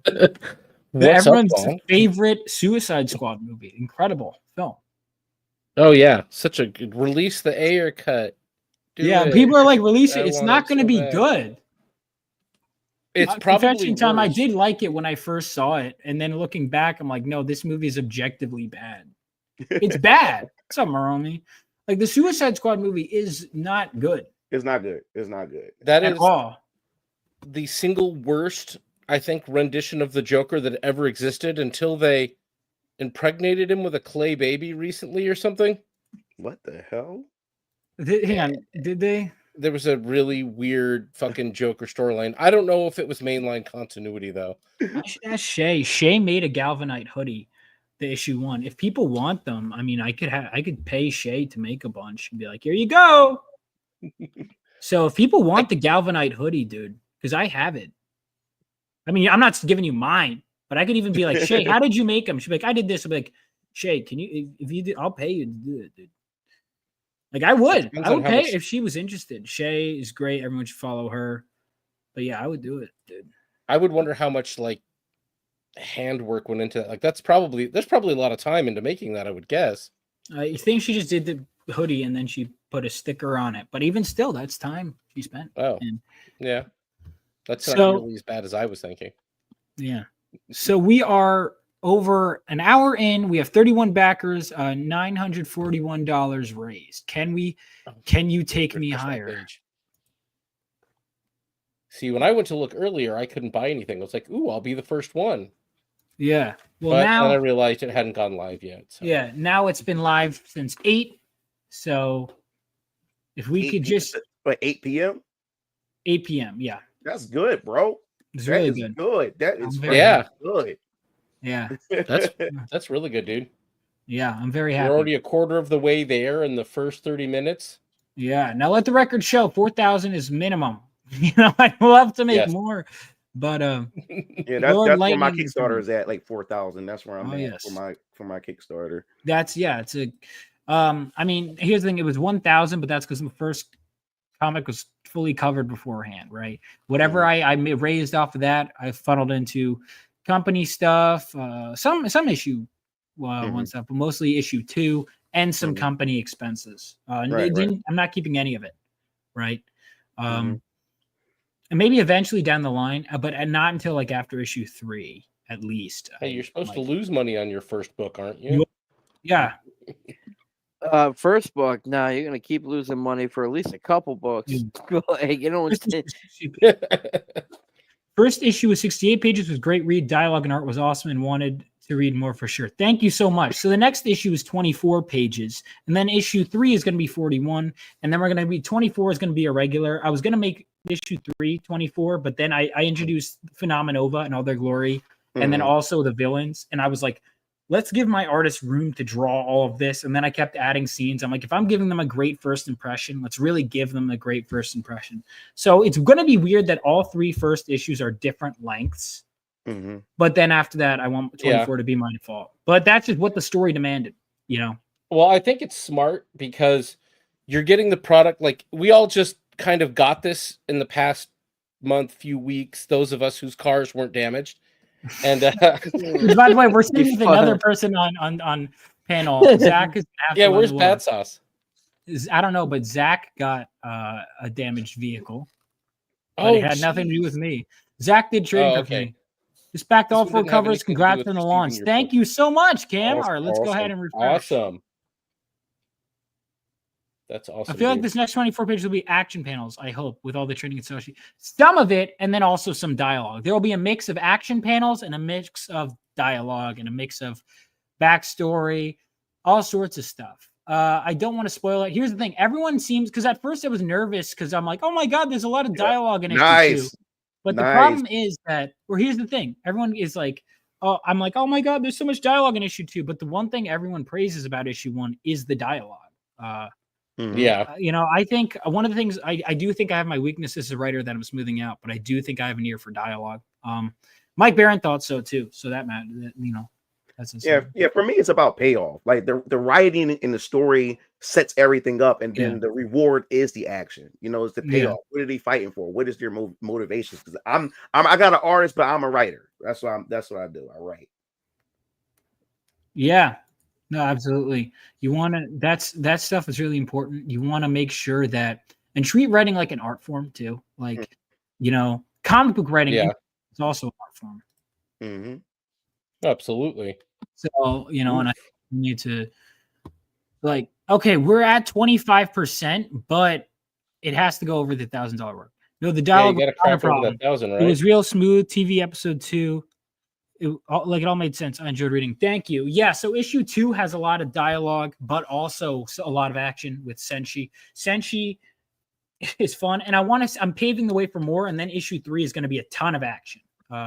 Issue 3, we're going to see Phenomenova, the full team in all their glory. You get to see the first member of, because Phenomenova. So in my world, issue 3, superhumans fought during World War III as the Crusader Corps, and then the next generation is, so the Phoenix Senshi was a member of the Crusader Corps. The next generation is called Phenomenova. So you meet our first member of Phenomenova outside of Galvanite, who's going to be the newbie, is Estrella right here. So she initially was going to be called Lady Justice, but she can basically see, and she can't see or hear. She's deaf and blind, but she has psychometry, which is a power that I didn't see enough in comics. Actually, I was first exposed to it through Battle Angel Alita. But basically, you've read that, right? Or no? Yeah, I got the. Remember Kaus, or was it Kaus? You know, the guy in the desert who could absorb the memories of things? Well, I didn't read that far. I got the graphic novel of the first volume. Oh, I've read all of it. All the first five. I got this one. Well, I haven't read the last. I've read the first 3 volumes of the Last Order, but I have the whole deluxe edition box set. Okay. But there's this guy who can absorb memories. She can absorb memories of things. So she's a detective as well as a superhero, and she can see and hear through absorbing the memories in real time of a place. So she can sense people's body languages, understand what they're saying, and so she can have full conversations, but it's not through traditional seeing and hearing. It's through her powers.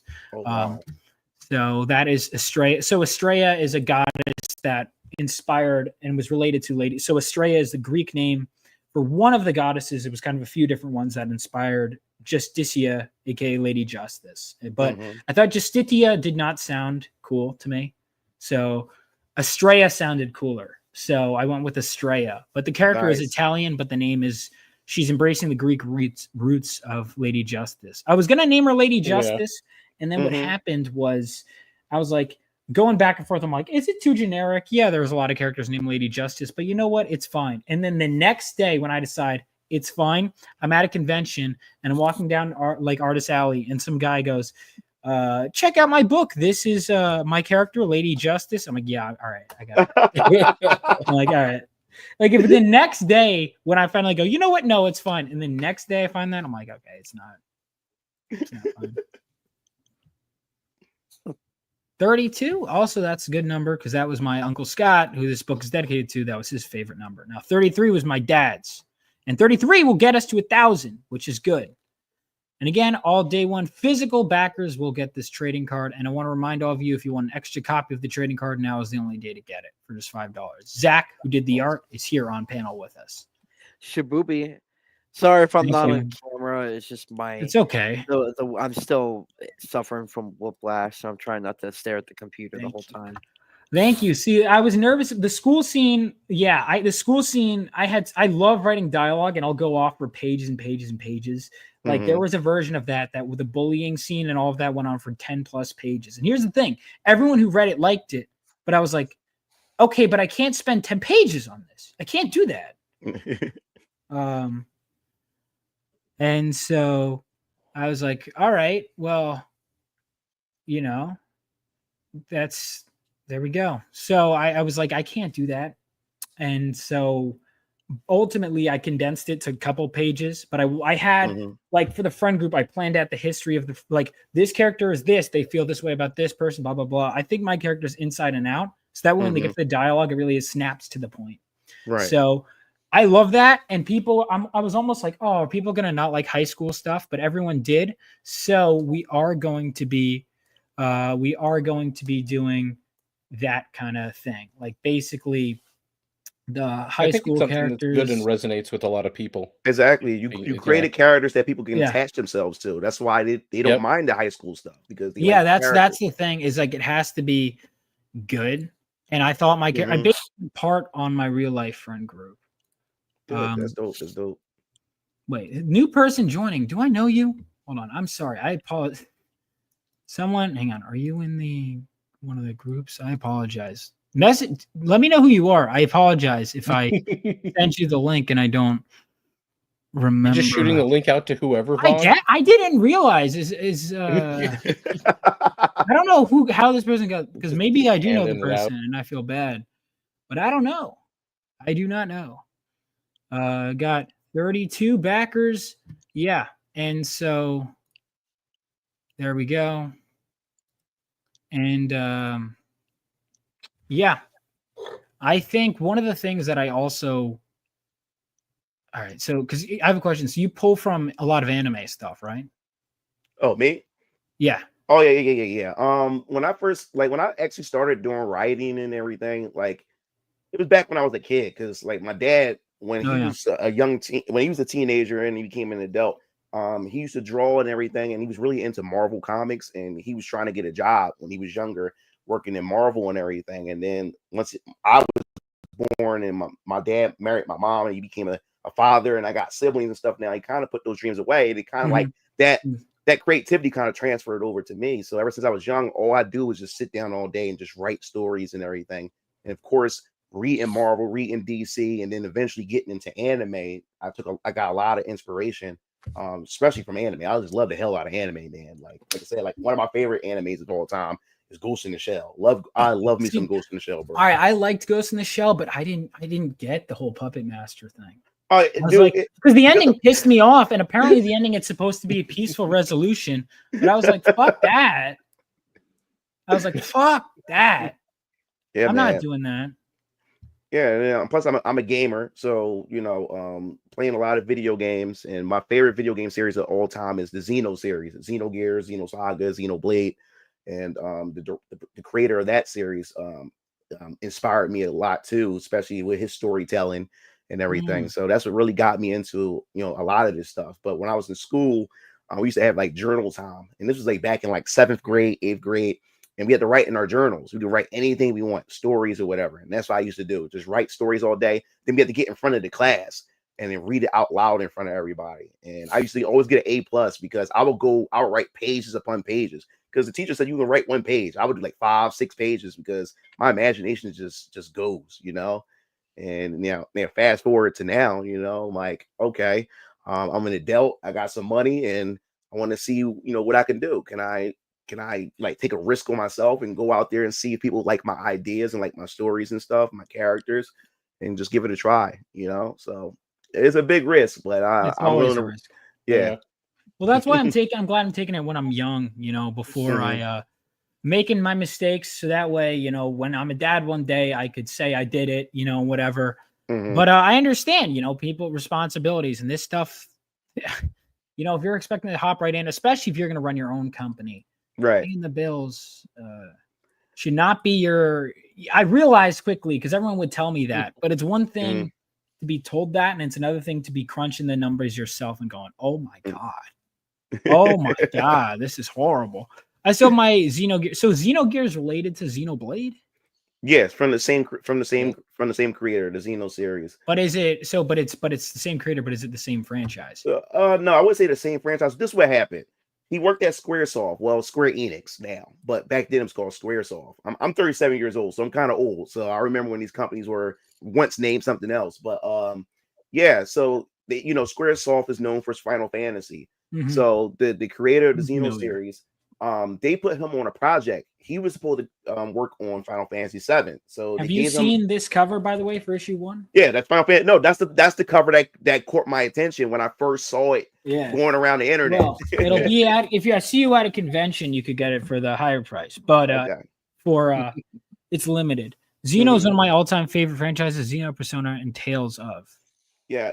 So they put him in charge to work on Final Fantasy 7 for PlayStation 1. But what happened was this dude, he loves philosophy and he loves to talk about like religion and stuff like that, spirituality. So what happened was when the executives went to go see what he had for Final Fantasy 7, the story that he had was like, yo, like this is too religious, it's too like out there to be a Final Fantasy game. So they said, like, hey, we can't use this. So he said, how about you make this into like a Chrono Trigger game, like a Chrono Trigger sequel? And then when he started adding in mechs and stuff, they was like, this can't be a Chrono game either. So he said, you know what? We'll let you create your own series. So during his lunch break, this other employee that worked at Square, this young woman, she was an artist that worked in one of the departments. And one day she sat next to him, and then he started talking about philosophy and everything. And them two clicked. And then he wanted her to be on board with his project. And then she eventually became his wife. And that's when the whole Xenogears started. But when Square had failed with the Final Fantasy Spirits Within movie, where Square almost went bankrupt. That took funding from his project, which was Xenogears. So right in the middle of Disc 2, when he's starting the development on Disc 2, they pulled funding from him, and they said, "Hey, like we're bleeding money right now because of the failure of the Final Fantasy movie that they released back in like what 1998, maybe 99 or whatever." Was that the whatever? Fucking it was trash. Oh, by the way, real quick, because I would love to, but hold on. We got celebrations order. My order is in, and campaign is now over 1K. Let's go. Thank you guys so much. 33. There we go. Nice. Refreshing. I was trying to get my order in, but Fund My Comic is being. Oh, do you need help with it? Let me know if you need help. No, I clicked it and it just spun on the contribution forever. I'm signed. Is it okay now? Like I bought John's through there. I don't know. I'm going back to try and do it. Yeah, let me know if you can. But 33, so we passed 1,000, and it's also nice. So 33 was my dad's favorite number. Of course, issue 1 was dedicated to him. So it's fitting that 33 is the backer number that got me over 1,000. Anyway, I don't know. Just little things like that. But there we go. Thank you guys so much. You guys rock. And now because of that, we're getting our first one open, boys. Celebration. There we go. 1,000 in like over an hour and a half. That's not bad. Not bad. YouTube, don't worry. He is actually claiming to be over 21. I need to check his ID.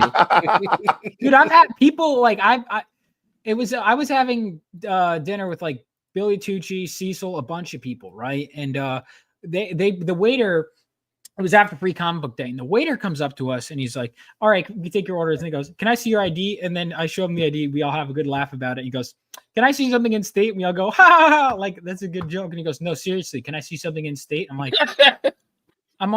but I drove here, and they go, "You don't have something in state?" I'm like, "No, because I'm not from this. Why would I have it? I'm not from this state. I just drove here from New Jersey." And he was like refusing to give me a drink, and they were all like, "No, he's actually." I'm like, I was 24. I'm 25 now. I'm going to be getting carded for a while. Yeah, I was carded for a minute as well because of how I look for my age and everything. There you go. We got 30. So there we go. That is good stuff. All right, we are officially over 1,000. I'm in for 1. Thanks again, Vaughn. In for as in you got. What does in for 1 mean? You're in for issue 1? I'm guessing 1 issue or 1 copy. That'd be my guess. 1. Let me see how. I don't know. Whatever. You're welcome. I'm not sure. Whatever I did, you're welcome, Dan. Oh, thanks a lot. This is great, man. Yeah, because I really wanted to try and. Oh, by the way, we also passed 1,270, so we have passed that, which is very good. Awesome, very good. Awesome. Let me dude, those Sanic videos are good. The Sanic. Sanic, dude, Sanic memes. I remember I was super into the stupid MLG shit. Oh, 1 of issue 2. Thank you, Dan. And yeah, you can get issue 1 as well digitally, if you haven't already. But yeah, also it's on. You can read. And if anyone here is like, I don't know, I don't trust this Vaughn Coleman individual, or I don't trust Phenomenova, that's fine. You can read the first 10 pages for free on Global Comics if you go to this tab right here on my website. So she's the tech support character, and you can get this trade. Once the campaign funds, you'll also be able to get this trading card. But you can read that once you click that link, it'll take you to Global Comics. Let me open another tab because it doesn't follow you into another tab. From there you go back. And then there we go. Buy print edition, or you could buy the PDF. Print edition just takes you right back where you came from, which is the website. But you could read the first 10 pages, and there's even a guided viewing that I added, which I thought was going to be a pain in the ass. This was fun. This was really fun because I would take over my physical. I'm like, where does my eye go? Okay. So that was fun. Like I decided to be creative with the double page spread like that. So but you can read the first 10 pages for free of issue 1. And then if you're like, I like this, I trust this individual, you should trust Vaughn. Yes, you should trust me. Just not his identification. It's not my. There it went. Finally. Woo. Let's see. But yeah, Yeah, I just subscribed to your channel too just now. Oh, thank you. Thank you. So what are we There at you go. now? Were you at 1, 2, 1? Why did I say it like that? 1,200. 1,042 even. There we go. There we There you go. are. Epic. What do we got? We got bat sauce. Someone popped in named Brian who didn't look like someone I had seen, and I didn't know who it was. Do you guys know who that Precious Savage said? Do you know? Brian. No, it was. Oh, but listen. Oh, before no. That I see bat sauce is there. All right. Well, ladies. Well, I was gonna, have a mysterious, but I guess. Here comes the money. Here we go. What's going on, bat sauce? What you doing, man? Be right back. Oh crap! I'm not used to StreamYard now. Fuck settings. Damn it! What's up, man? What's up? So, so you and Zach have similar, totally coincidental stories. Yeah, I know. I'm here to support you. Unfortunately, I'm a little tight on money, so I can't really spare anything right now. My car's in for repairs, so it's things. Oh, you too, bro. You too. Yep. Damn. Yeah. No, well, I had nothing to do with either of these cars. I have evidence. I showed the evidence. It's very clear. It's all irrefutable. Dude, we should be getting a good payout though on our end. I paid you for the art you did, Zach. What are you talking about? I'm talking about the car accidents. Yeah. I had nothing to do with that. Oh yeah, well yeah, but like all I'm saying is if it's 100% provable and there's like video evidence and all that other stuff, like the person's entirely at fault. Yeah, then they are screwed. Like I got better proof than video proof, but the thing is, the conspiracy goes really deep. To be honest, we don't know how many people are in on this in this car accident incident. So it's I'm trying my best. Let's see. What do we got here? Let me go ahead and pull. 1 second. Leather jacket. Yeah, I was going to wear something dressy, and then I was like, no. So I was like, well, I'll put on a leather jacket because I normally don't. Oh, good. I have like a dressier shirt kind of underneath. Not super. I was debating like how dripped out I wanted to get for this. You know what I mean? I was like, do I want to go full? Because I did consider the full suit. And I'm like, I'm going to be streaming for several hours. I would really prefer not to wear that. We got another backer. Let's go. Good shit, guys. Thank you so much. You guys are the best. Seriously, you guys rock. Ready for Friday night? Yeah.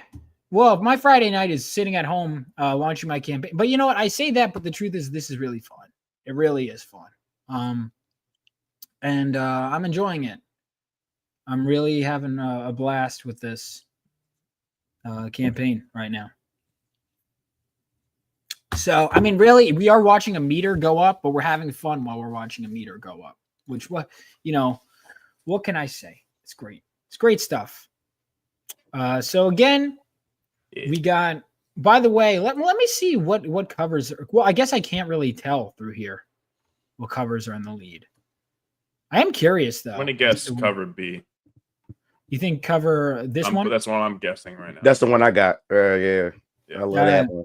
I decided to make them all the same price, but these ones will be extremely limited and will be double in price after the campaign is over. Oh, I good. like the first two covers, but that second cover, man, I had to get that one. Yeah, this one I wanted to have all the characters, the central characters in this one. Mm-hmm. Oh, what were we saying? I got the main cover, and then cover C there with the heroine formerly known as Lady Justice. Yes, formerly known, just like he was formerly Lord Lightning and Yes. Lightning Lad before that, which is why those are both referenced in issue 1 when he has a list of names. Some of those were added, but a couple of those were names he was going to have and then didn't. Yeah. Bat sauce. I hope you appreciate my actual bat sauce filter I made. Yeah, it's fantastic. Yeah. Incredible. I have your book, Bat Sauce. I bought your book. Yeah, it the first step to improving your testosterone levels. That's a good idea. That's maybe eventually you'll get enough tea that like they'll stop checking your ID or you actually believe that you're. Rumor has it is if you finish reading the book entirely, people stop carding you. Yeah, I've heard that. Yeah. Just get a lot of hair in your chest. Become a real man. Yeah. That's what the excessive drinking is for. What? Yeah. Oh, I do. Well, I do. We I need do. Von to. I do once need to you get, cut if you down get on another, that. I do need to you cut get down to on like that. 30%. You got to chug it. You got to chug one. 30% on night one was pretty. Yeah, you know what? I'm good. like, well, you just told me in one sentence. You're like, you drink too much, but also. Yes, and you're young. You get to do this. Just don't smoke. Just don't smoke crack on stream. That's it. Just not that. Okay. Draw the line. All right. Well, anyway, we got 34 backers and 50. I decided to make it 60 days because I'm running it for 2 months anyway, because I'm gonna do a month here before I go to Kickstarter. So I'm like, why not do 60? Yeah. Because God forbid, times were tough. I honestly wasn't sure how things were gonna pan out for the first hour because there's so many things. I was launching my own because I wanted to try that, and then on top of that, what was I gonna say? On top of that, like it's January, which is everyone was like, Vaughn, you can't launch in January. I'm like, so I have to wait another because they're like, you can't launch in December. I'm like, all right, I'm launching in January. You can't launch in January either. I'm like, so I have to wait. Yeah, I mean it's post Christmas, but it's also it's $10. That's Oh, Zach has to dip out. All right, Zach, tell her. All right. Yeah, sorry guys. No, we don't apologize, my guy. Do not apologize. Let me go ahead and put your link in the chat and show off the beautiful trading card you did one more time. Zach, of course, if you guys backed issue 1, you will get all right, yeah. If anyone needs to head out, it's no big deal. But I was about, dude, when I have a campaign, I go into NPC mode. I'm like back, and I'm like, I was about to say back Zach. Why follow Zach? Back bats. There you go. Peace out, everybody. You guys have a wonderful night. All right. Well, all right. See you, Zach. Yeah. And then Zach's got, of course, if you back day 1, you get this exclusive trading card right here. Sweet. Yeah, I gotta get ready to dip myself. I gotta finish this campaign video to put on my Kickstarter. Sounds good. Yeah, dude, setting up a campaign is a lot of work. But yeah. How many signups you got, by the way? I think on my pre-launch page, I got 56 people. That's good. Yeah, 56. Keep going. Keep posting and keep sharing it around. And if you want, message me if you want the list of shows that I have. Yeah. Let me know. Because you just get on as many shows as you can. Oh, yeah, most definitely. Because I know I'll be on the show on the day of my my launch, and then I'll be on Tyler Carpenter's stream on I haven't Friday. networked with him yet. He's someone I'll have to make a list. I always have to find, because I have my people I'm comfortable with, but I always have to find other people. Yeah. So yeah, I got quite a few that I'm gonna be on this month. So, but yeah, man, I'm proud of you, man. Like, thank you. You're definitely gonna hit that mark, man. I had to go pick up a copy. So sounds good. Thank you so much. No problem, man. All right, take it easy. All right, see you. I was in 72, Vaughn. I'm deaf. Yeah, there we go. That's looking good. Killer. That's good. Yeah, it is looking good. It's a good looking book. Yeah, he's gonna have to return though.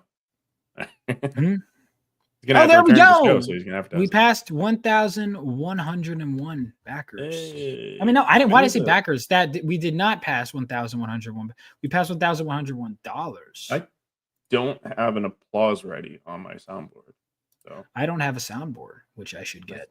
You should. What? It's too good. It's really like dangerous because then you spend hours like looking for good ones. Like cry.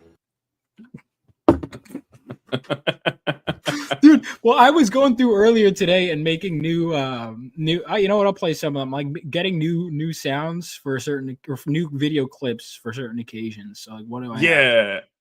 Well, I just started kind of using this more because I don't know, it's when you're trying to like, well, you don't really have too many people coming on, so it's like when you're trying to produce a show and stuff like that and do the videos and this and that and pay attention to too much shit, it gets like cluttered.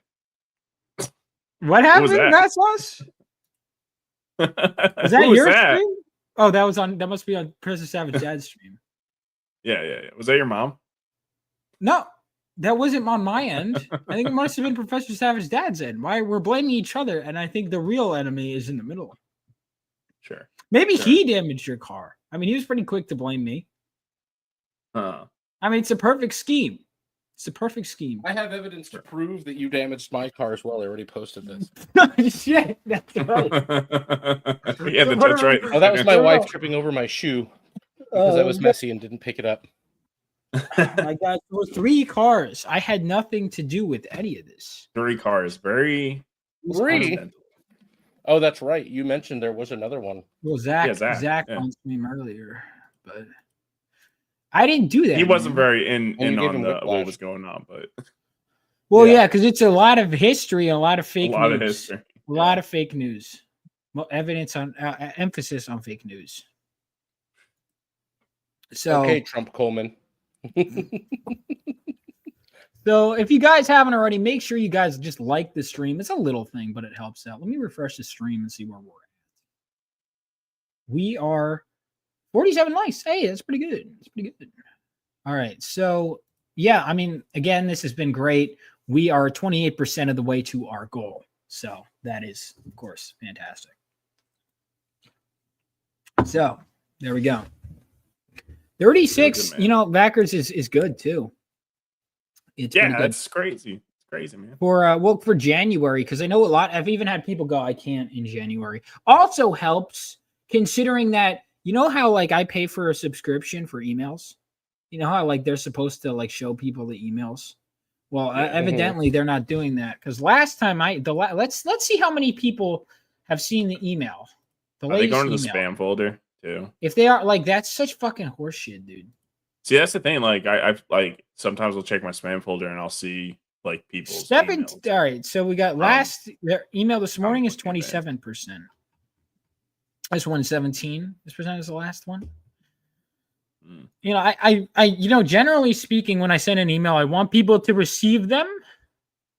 I think when I backed last time, I backed on Indiegogo, but I'm kind of over Indiegogo and Kickstarter, and I like funding my comic, even though I know people have issues there too, I suppose. People have issues, There's like literally no platform, matter what platform. That's why I have sign-up lists for Kickstarter and Indiegogo right now. Yep. No, you just got to do it everywhere because they've all got something wrong. Yeah.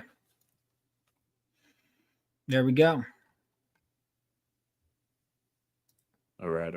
I got your email an hour. Okay, so some people get, but that's the problem is some people get the email, right? The ones that didn't probably aren't here because they didn't get, you know what I mean? It's also tough because it's like, and I hate to say it, but like you have to, like the people who are most active online are the ones that are going to see your stuff the most. And that's you know, part of the tough part of it, right? It's like I would love to. That's why I would love to have my book in stores. Which, by the way, I'm getting. Yeah.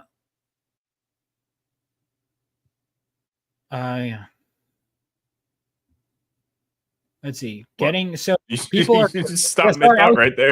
I do this all the time. Like I was reading something to back up my point, and then I just started reading it. And I was like, oh yeah, I forgot I'm on a stream. Your email went to my promotions folder. Just saw it now.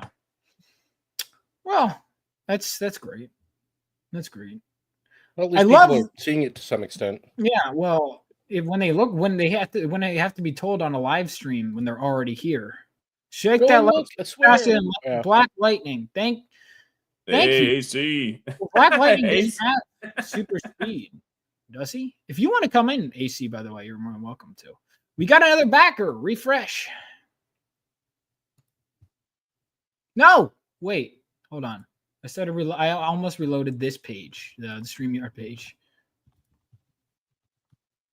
There we go. 37 backers. Let's keep it going. It's a good number. That's a good number. That's a lucky number.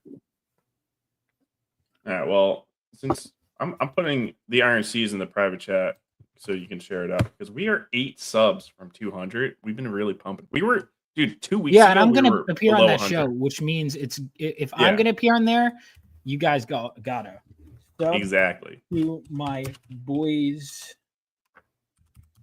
channel. Yeah, we got like also, legit. I think like 2-3 weeks ago we were under 100. Also, I want to share something else. So, my coming soon, you have this that you just submitted for. So, I have an anthology stories. So, an anthology collection, but also for art. Anyone who's a writer or an artist can submit on my website. There is a Google form that has all the information, but basically anything that relates to the theme of Reapers in Pursuit. Could be stalking, karma, consequences, the theme of some kind of reaper, whether it be literal, metaphorical, something pursuing you or pursuing an individual, is the theme of the book. So basically, you write a short story, or it could be a poem, or you could do some artwork. And that's that. So you can go ahead, you can submit here. Already. Awesome. Well, you can go ahead and submit through my website. We have a Valentine's Day deadline, but I think we're going to extend it. So, AC Pritchard, have you? I know you were going to submit. I'm not sure if you did. Bat Sauce submitted. I need to go back to writing because I've written 2 stories that I'm very proud of, and then a poem. But I haven't been writing because I've been so busy on this. And hopefully, once I get momentum with this campaign going, I could. Well, actually, then I have other shit to do. But so you got an editor for that too, right? So anyone who submits is going to be edited by. Yes. Well, Allie and I are going to be. Allie's going to probably be because she's published. An actual she's editor. Better. I'm an editor, but she's a book. She's a book editor, so she's going to be doing the formatting, and we're going to be editing too. Yeah, we're going to be editing the books and publishing it. So and so it's like Bat Sauce. Did your submission happen to have anything to do with, say, somebody being stalked vehicularly by a crazed maybe individual that had something like a former artistic type that had something out against your car? And artistic type. Really, Vaughn is kind of like an embodiment of the Reaper pursuit in a sense, right? Like he kind of embodies that. So it's like really any story that has that essence in it is really just screaming Vaughn anyways, right? Yeah, exactly. Very true. I think so. I feel it. Yep. Yeah.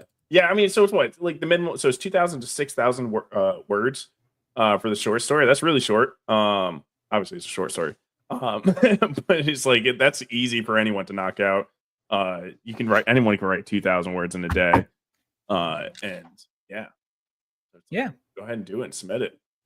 Get it edited. Well, I that's one of the things I liked about it, and one of the reasons I decided to do it is I had written issues 1 through 8, and then I decided, you know what, I feel like continuing writing. Let's do this. And Allie said, "Oh, I was thinking of doing this," and I was like, "Oh my god, I was just about to ask you the same thing."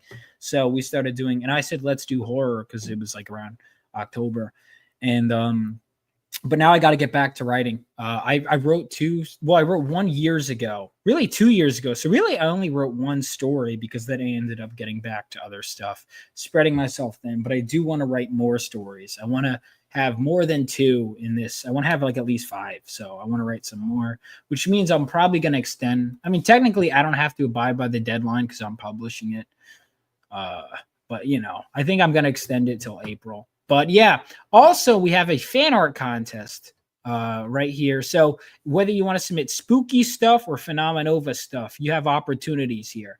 And may I remind you that you not only get a copy of the main cover of Phenomenova issue 2, but you also get featured in the back of the book like this guy in issue 1. And it would depend on how much this one funds, but the winner of the fan art contest for the last show, we did a whole stream and they ended up doing a surprise stretch goal trading card.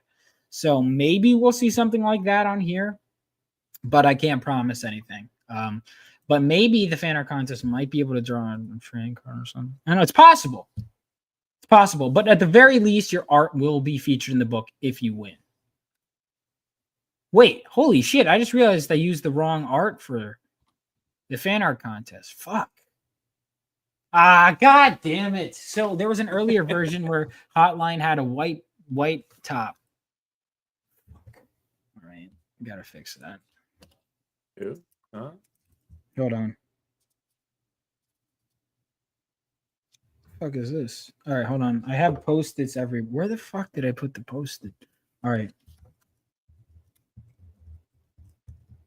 Fan art contest update. Boom. There we go. All right, cool. So what do we got here? All right, we got the fan art contest. all this stuff. And yeah, we'll keep things going for, as long as we can. I know a lot of people stream on Friday nights. That's the thing too. Like, for example, the show Friday nights. So my hope is that they keep yeeting their audience. People are going to be bouncing around stream to stream to stream to stream. And even if not, it's still like, listen, if I ended the night here, I'm good. I already made but I don't want to because I'm having fun. And that's all that matters. Am I right, guys? Yeah. It's the friends you made along the way. Is that what the... What's going on? My soundboard. No. Oh, shit. I got 2 new backers. Hold on. Refreshing. Let's go. 39 backers, baby. There we go. Now you have to chug.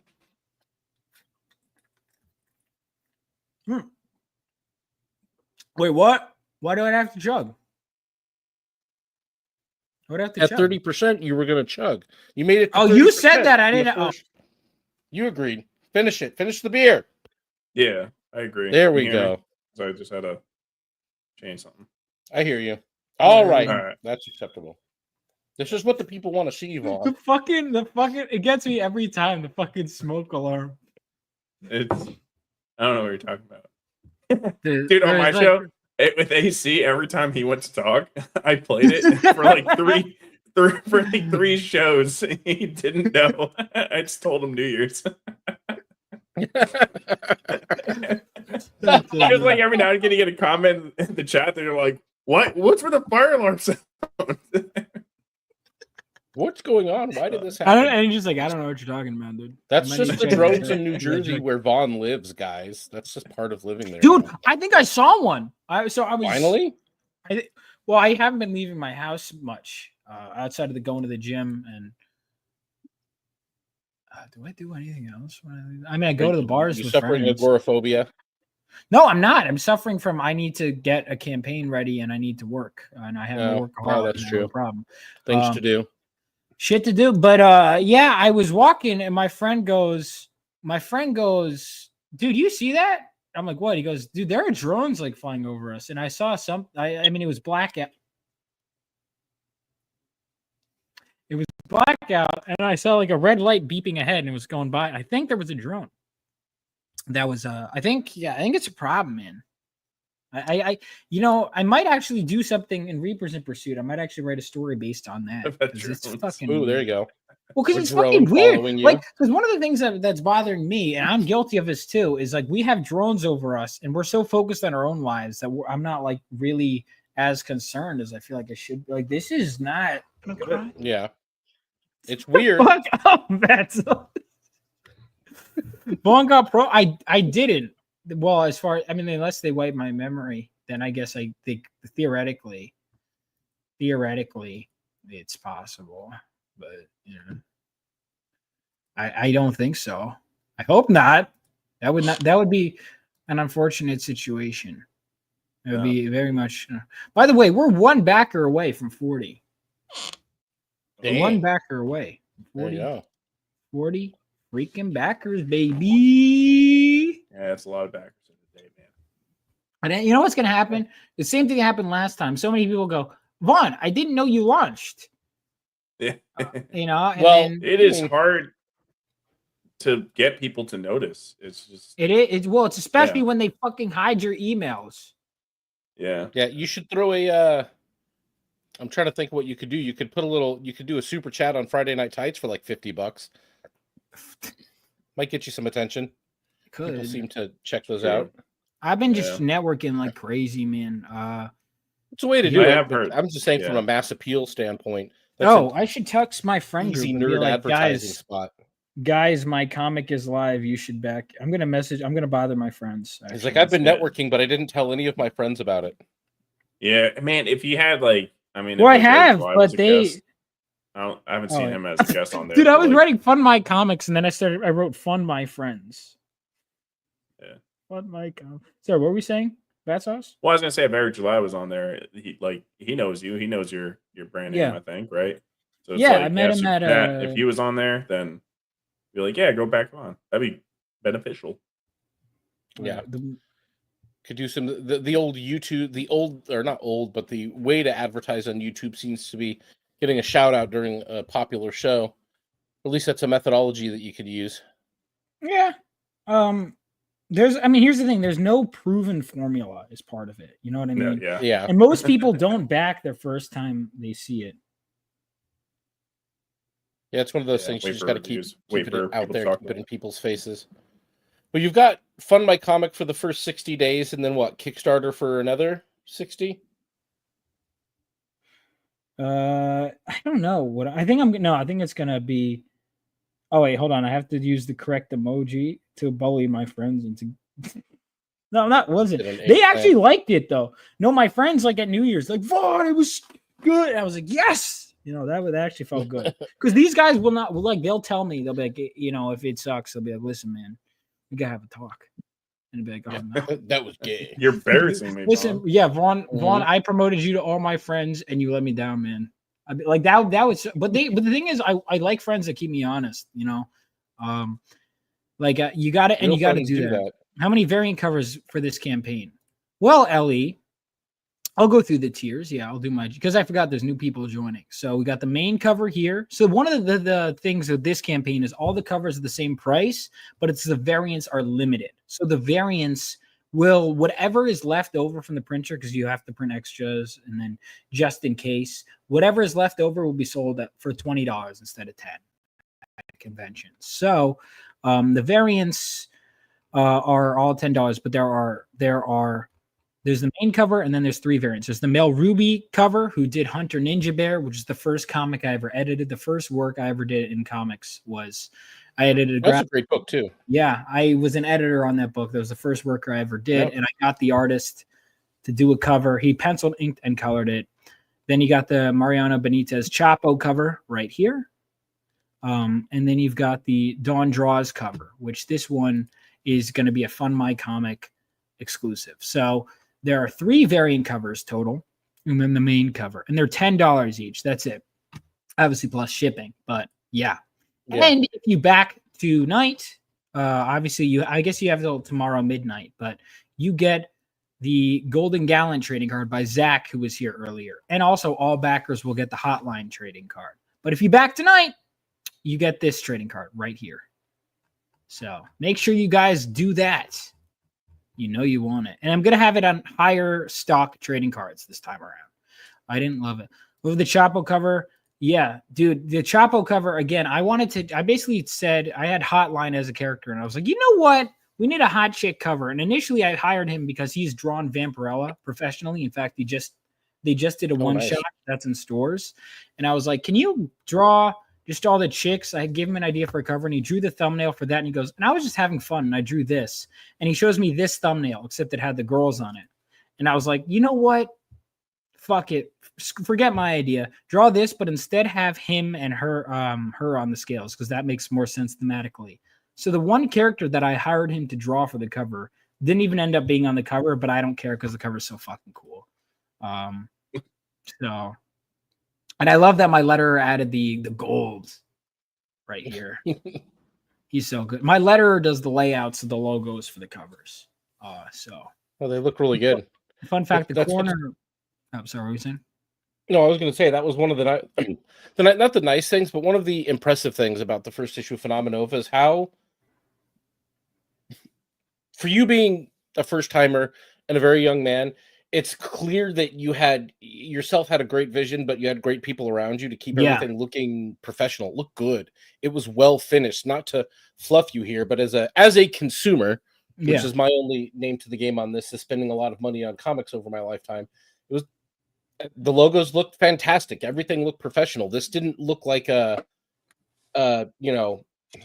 overnight indie bullshit job. This looks like somebody who actually took serious the art form with which they were delving into. Thank you. Yeah, I wanted to, because I majored in film, but I wanted to, if I was going to do comics, I wanted to do something great. I wanted to do something that I would be excited about. That was key to me. It's something that, like, would you, and this is one of the advice I give to indie creators, dude, if you're gonna do some shit, like be honest, like yourself. Would you back the book, or would you either back the book, or would you buy the book that you're making on the shelf? Yep. If it looks subpar, don't charge people. Don't ask people for your money if you're not gonna do, And if you're a writer, and this is the tough part, right? Because writing is as much an art form as artwork. I do firmly believe that. And I think well, absolutely, yeah. They learned that lesson. I think there's a lot of the biggest lessons artist right here is a writer. So yeah, but it's that's the thing that you have to spend the money, man, on those artists, and you have to make sure things look good and get professionals. Like I'd ask Graham Nolan, hey, does my logo look good? Looks good, but you should do this, this. Graham Nolan, for example, there's that double page spread he goes, it was already done. I had already posted it, and Graham Nolan was like, I drew Hawk World for years. You should adjust that wing. And he literally drew something. He goes, send this to your artist with just a little correction. Took 2 seconds. And he does that. Like, I am so blessed to have had so many talented people work with me. Billy Tucci, Mike Barron would give me feedback. He'd be like, your pitch needs work. Your summary needs this. That could have worked in the 60s, but it doesn't work in this day and age. Here's an example. Part of it is you have to ask people that are better than you, so you can be better, right? And that's crucial. Well, that's part of it. That's part of it when you're starting out, especially as an artist, is to be humble and to ask for help and not have an ego about you where you think that you've already made it when you clearly haven't. And that's one thing that I appreciate that you understand.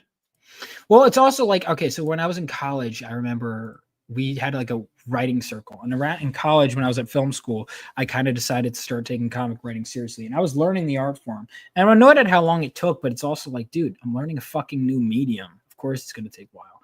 And I would be annoyed that my friends weren't getting a script big. No, you guys don't understand. And I'm like, all right, if I'm in a group of 6 or 7 people and no one's picking up what I'm putting down, maybe I'm doing a bad job communicating my vision. And so I would go back and I would rewrite.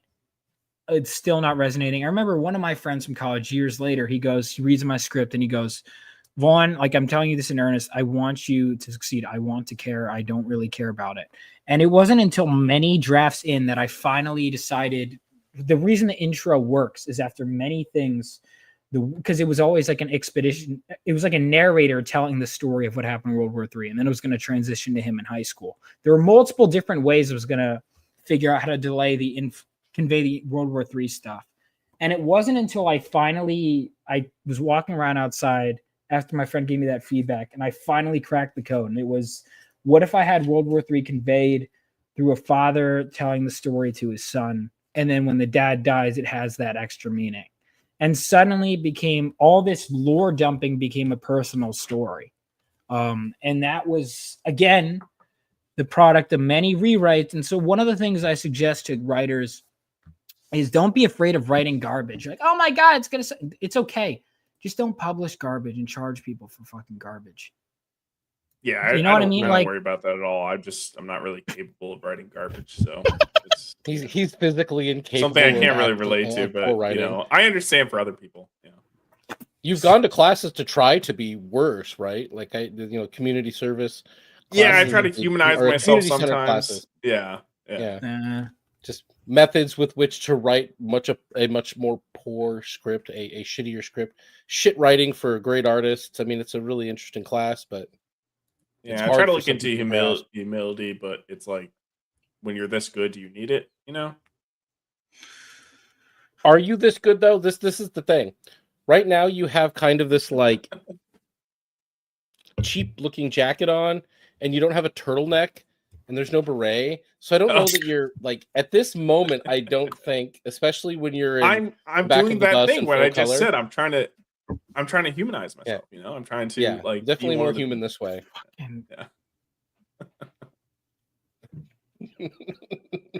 It's when I first came up with the beret idea and turtleneck idea, I'm like, man, it'd be great if I could just wear this all the time to advertise, but I'm like, I can't. This shit's uncomfortable. So it's a scarf. I didn't have a turtleneck. I couldn't complete the bat sauce filter without something around my neck. Incredible.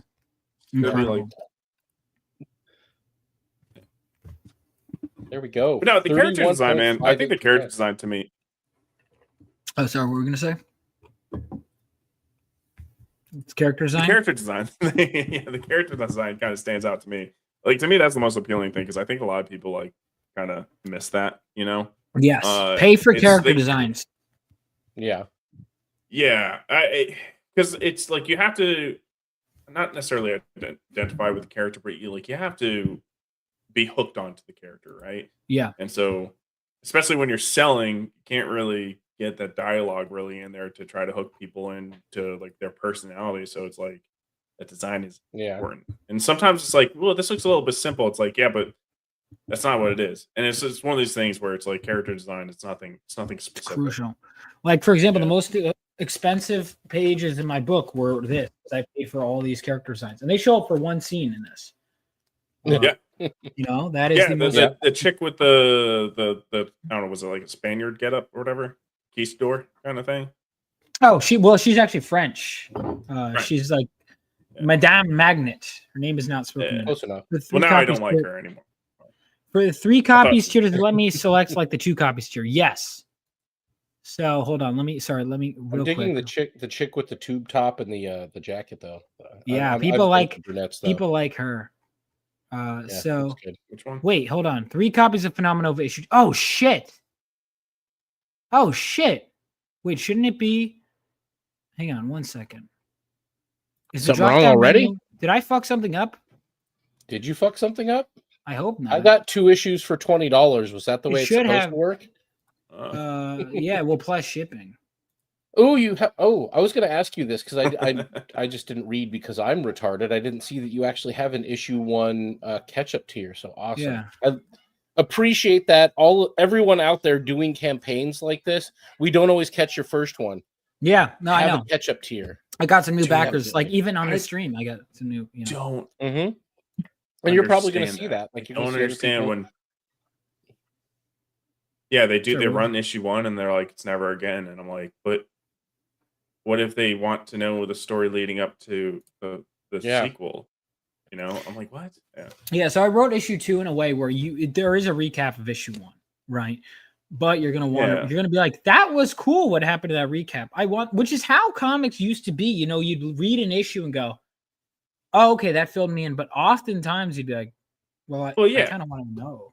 The recap is for the person that had a time gap in between, whether it's a week or a month or something like that, so they can be like, "Oh yeah, this refreshes my memory of what happened in the last chapter." Or a year. It's not supposed to be for somebody just coming into it because it's like, you're not supposed to be able to fill in that much information. Yeah, like I read A Death in the Family, right? And I remember that had a chapter in the beginning where it was like, "Here's Jason Todd's origin story." Oh, okay, so now I know who he is before he fucking dies. Yeah, you know.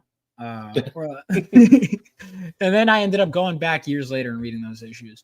Because Jason, you guys know that he was basically like a Dick Grayson knockoff pre-crisis, right? I have no idea who Jason Todd is. No idea. What? Are you not a comic book fan? Who is that? I think he's fucking with us. All right. I can't. Well, because it's not like crazy uncommon for people. I can't get my leg up that high. Ah! Yeah, I mean, it's not crazy uncommon to have people that don't know comics. Under the Red Hood, man, that's a cool movie, bro. I actually haven't read the comic yet, but I've seen the movie countless times. Under the Red Hood. The comic is good. That was probably where DC animated peaked, though. Like that's I agree. The best work they did, especially with actually. I mean, it isn't an exact, pulled off of the page thing, but that doesn't always work in even in animation. It doesn't always work perfectly.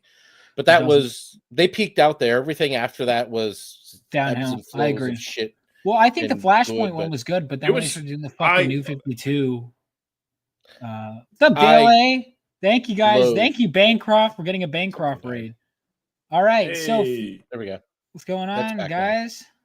I loathe New 52. It actually invited me to leave DC Comics altogether. Yeah, that's funny. I was first getting into comics when the New 52 was a thing. The first comic I ever read was for Christmas. Batman Hush. It's the first comic I got. So I remember being spoiled by Jim Lee art, and it took me a while. I was like, "This is old," but I would enjoy some of those old stories because I have a Batman collection that had the greatest Batman stories ever told. I still have it. Where is it?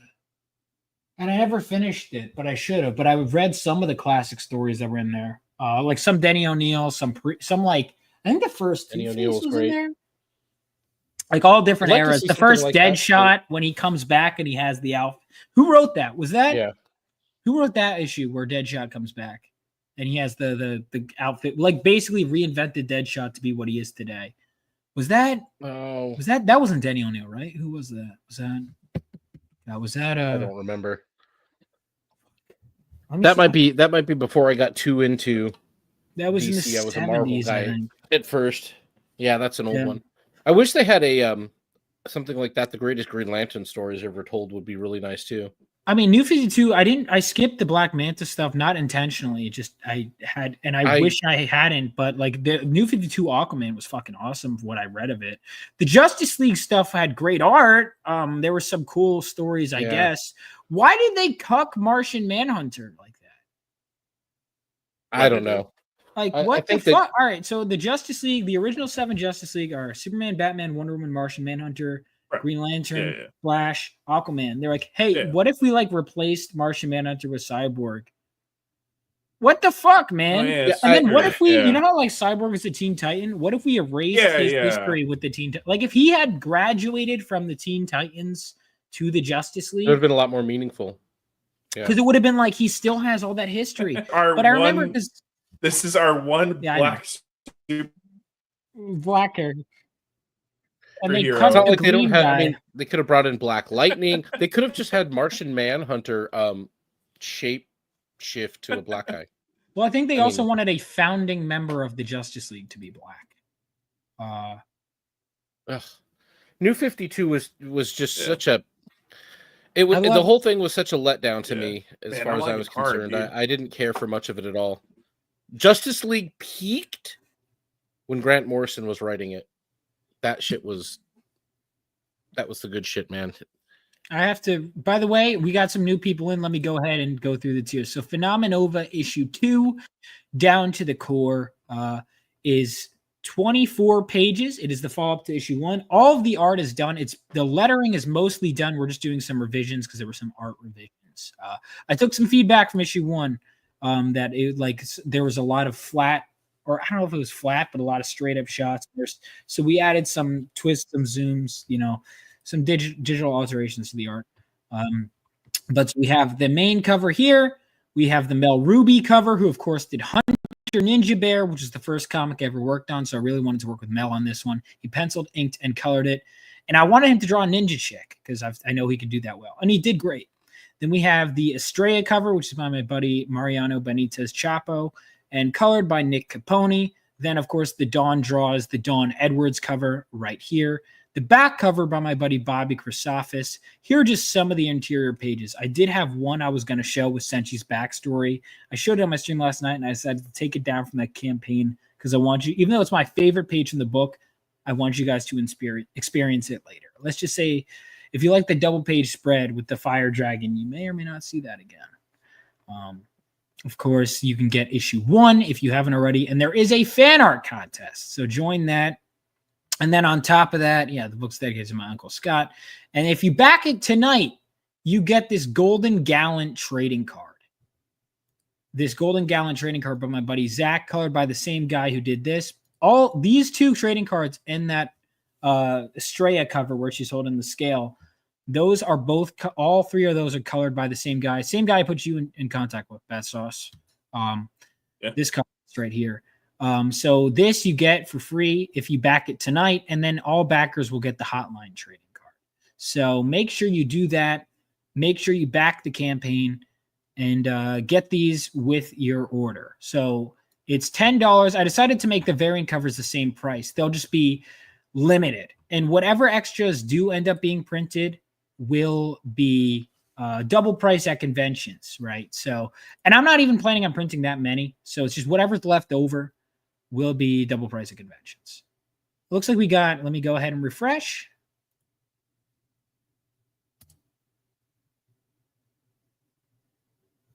Good shit. Damn. Good shit. Thank you so Hey, much. that's the meaning to life and everything. Yeah. So we're going to go ahead. You understand the reference, do you? I just want it to be like. All right, so I'm going to play the trailer. I do, but I don't know if he does. He's a little young for that. Is it? Yeah. I mean, in theory, come on, so are do you you. know the reference? But... Come on, stop trying to shy away from it. Well, Just say you don't know the reference. What? It's from Hitchhiker's Guide to the Galaxy. I actually haven't seen that movie. God damn it! You're both too young to be familiar with that book. Bat Sauce, have you read the book or did you I see watched the movie? Yeah. Okay, there we go. Fake I writer. have. Thank you so much, Ellie. Gen Z. Well, I got too many indie things to read now, so it's like the book reports. I know indie stuff. I have a ton of indie stuff. This is just like my this week's shit to read. Yeah, well, like I'm a slow reader. I haven't been reading much lately. I need to. Well, you've been working on it. Oh, here. If you're gonna pull it up there. All right. And I'm right now. Oh shit! I'm working on Horseman right now, actually, and then I've got some Punisher Christmas issues I picked up. That I've been looking for. That's fun. All right, Eddie, let's play the issue 2 trailer. I just want it to be like the Crusader Corps.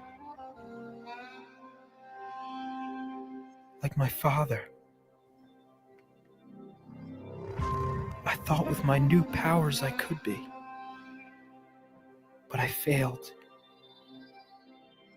I let everyone down. I got people hurt. I just wanted to make the world a better place. And instead I made things worse. But now I have the chance to make things right with the help of one of the Crusader Corps. The Phoenix section. And I will. I have to. Whatever it takes. I will find that spark again.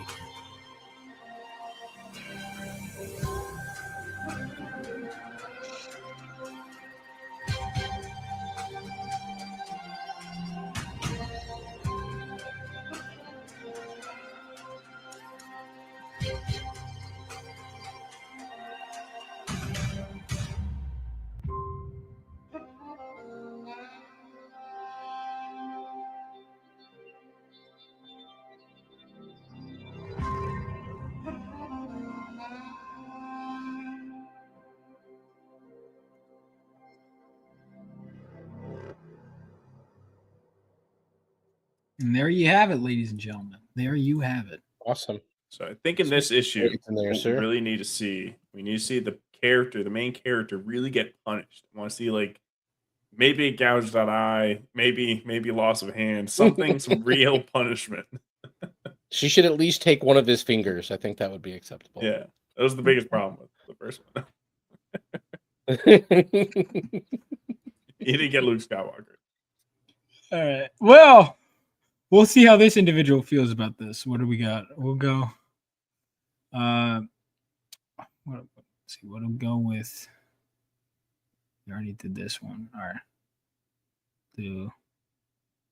Everybody betrayed me. I fed up with this world.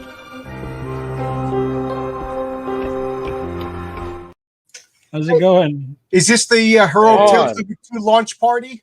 No. Oh. Fortunately not. It's the Phenomenova launch. The superior launch. How you doing? I just finished up my channel and I thought I'd see how you doing.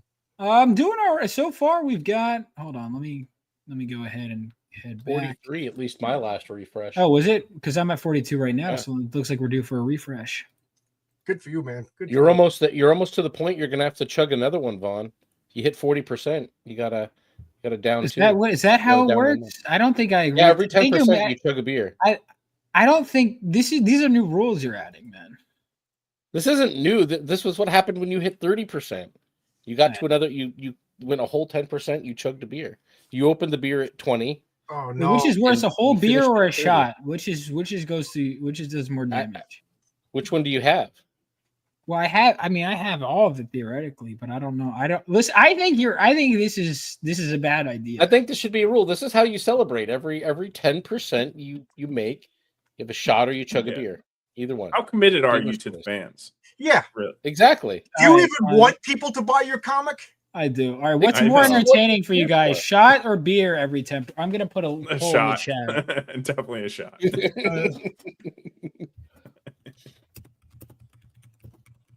Wait, what if it fucking suddenly funds? That's not gonna happen. Then there's nudity. We can Then I will Whoa. I will literally fucking die. Whoa. Yes. If you fund completely before the stream Wait, ends, I you have to haven't- take your shirt off. Shot, beer. I mean, I know he's very Shrug. feminine, but he's not a chick. Shut I don't the want to see fuck him up. nude. Fuck up. That's Oh, why I man. just said he could take his shirt off. That's just like a beach day. We don't have to see too much.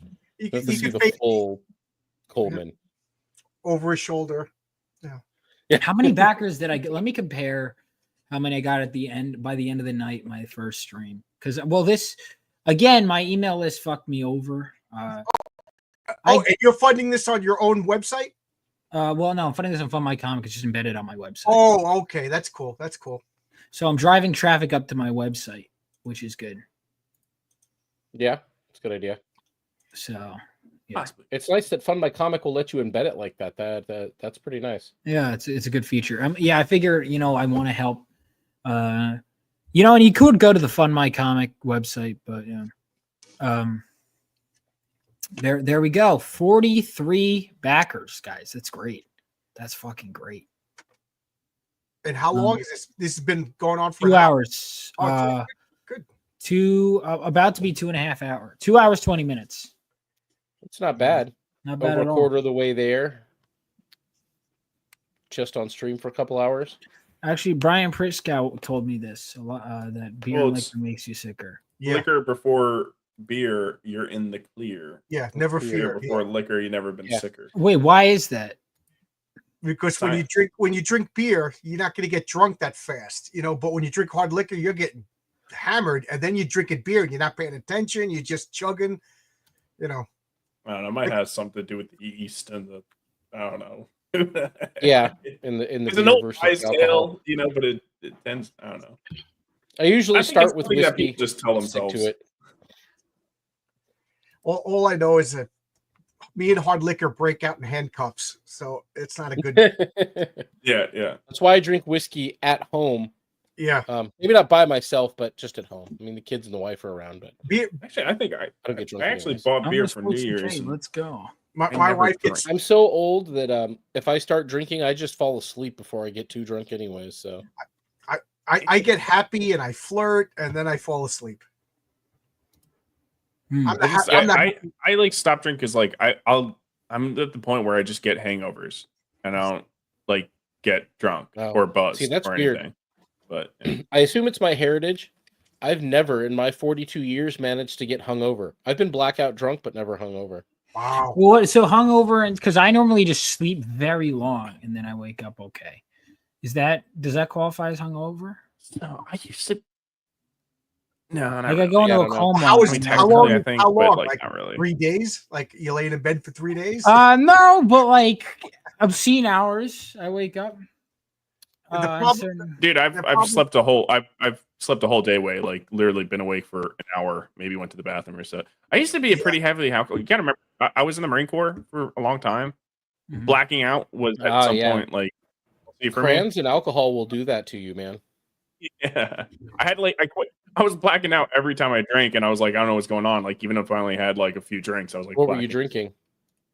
Well, typically it was like Jameson, just a lot of Jameson. But yeah, no. If I had like one shot or something like that, then I was like starting to black out. So I gotta stop drinking. So I stopped drinking for like a month, and that kind of like cleared it up for a bit. Then I had a bunch of surgeries. Then alcohol really started hitting me, and that kind of put me on the path to kind of like stop drinking. So it was kind of good. But yeah, tequila gives me bad headaches. I will say that it is about what I drink. If I stick with whiskey, bourbon, scotch, whatever I get into, it's fine. I can go all night. If I add rum or tequila to that, I'm probably gonna get sick. Rum, oh god, there's gonna be a fist fight. I don't know what it is about rum, but it's not my friend. Yep. I can have a little bit of rum. Like I don't mind like a nice cask aged rum. It's got that kind of whiskiness to it, a little wood to it. But my go-to is bourbon. I stick with that. I'm fine. Do you like we have a Buffalo gentleman's Trace? agreement? Oh, I love Buffalo Trace. Yeah, my buddy, because I said, you know, bourbon doesn't taste good, and he was like appalled, and he went and bought me. What? I love bourbon. Yeah, well, yeah, and he went and bought me a bottle of Buffalo Trace, and I actually like it. It's Dude, bourbon. It started because I would hang out with Tucci and Nolan, and they were like, "You got to drink bourbon," and it's bourbon and cigars because of those guys. So shout out to them. Those guys again, big help on. I got to where I am. Yeah, two classy guys. You can't ask for two better classy guys. Two very classy guys, dude. What you say about rum is you drink rum and you're like, oh, this tastes good. It's like punch. It's this tastes good. This tastes good, and then all of a sudden you're like, oh my god, I'm shit faced. Like you were fine, and then it's shit. Dark Gift, how did you manage to? He edited my trailer. Hold on, he sent me something. Continue. Wait, sorry, what are you guys saying? And then I'll pull it up. Just saying how bad rum is. Rum sneaks up on you. Yeah, rum. Well, it's because it's sweet and you're not paying attention if it's mixed. Same with vodka. And vodka for me is like an upper. Like it's almost the opposite of beer for me, where I get sleepy. Vodka gets me moving and active. I gotta be careful with that too, because I'll mix it with something. I stick to bourbon in my old age or scotch. I know what I'm getting. I drink it. I know nothing's hiding the alcohol, nothing's hiding the flavor. I enjoy the flavor. You gotta. There are bourbons out there that are terrible. They taste like a Band-Aid or vomit, or just they're cheap. They're very bad. But the good ones, they're so good. Buffalo Trace is one of those good ones, especially when it's like not terribly expensive either. It's such a reasonably priced alcohol. Yeah, I'm not much of a drinker. I had a beer last Friday because it was Let's Drink the Patriarchy. Everybody who bought my glasses, we all had a beer together. But I don't know. I in my 20s, I smoked the pots and I drank the beers, but I all that stuff was kind of done by my 30s. All right, I'm gonna play this trailer Dark Gift came up with, and then wait, hold on, let me refresh real quick before we play the trailer. What do we got here? Vodka Red Bulls at 20. Oh, I've had those. Those are. Oh yeah, those are a treat. Well, I was living in. Let's Japan. go. Age is 20. Hey, $6 away from crossing 4th. 4 is the number of death. You really want to get in trouble? Do Jägermeister and Red Bulls. Jägermeister and anything. Yeah. Oh, dude, that never smoke pot, and I'm not going to because it's cringe. Jägermeister. It's good for goddamn hippies. It's also expensive. All the legalization they did, they made it. It's that's the hella taxed, and hella expensive. Also, way too strong. Yeah. Like I've only tried the stuff once when it was legalized with some buddies of mine. And I'm like, okay, what is this legal? Because they talked it up so much. And I'm like, it hit like a fucking freight train. And I'm like, okay, that isn't the shit I remember from college at all. What the fuck is this? That was that was I 2 puffs on this thing and I'm fucking melted through my chair. All right. I don't know how much you spent on it, but it was too much. But what I noticed is a lot of the friends of mine who went real hard on it when it got legalized and were super excited, now all of a sudden have heart rate issues and other shit. I'm like, well, guys, told you to fucking watch yourself. All right. Well, Dark Gift edited my trailer. Let's check it out. I just want it to be like the Crusader Corps. Like my father. I thought with my new powers I could be. But I failed. I let everyone down. I got people hurt. I just wanted to make the world a better place. That is. Instead, I made things worse. It's transitions. But now I have the chance to make things right with the help of one of the Crusaders. The Phoenix section. And I will. I have to. Whatever it takes. I will find that Sparky.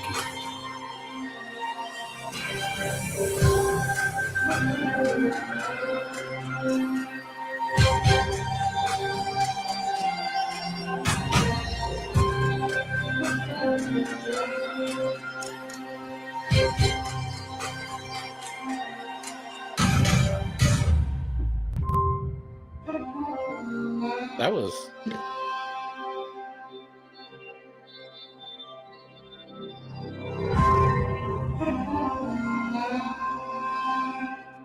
Nice. Which version do we like better? This. Yeah, this is the transitions. I mean, besides the obviously it brings a little more animation to it. Even just the scene transitions he did between each cut made it flow so much nicer. That was fast. Damn. I feel like he sped up your voice a little bit too. Did he? Anyway. Oh, and if you want the link, you know, I haven't even been sped sent up a him the little bit. link yet, by the way. I'll send you the link in case you want to come in. But thank you, Dark Gift. That was good. Yeah, that was good. All right, let me see. How do I download? Oh, wait.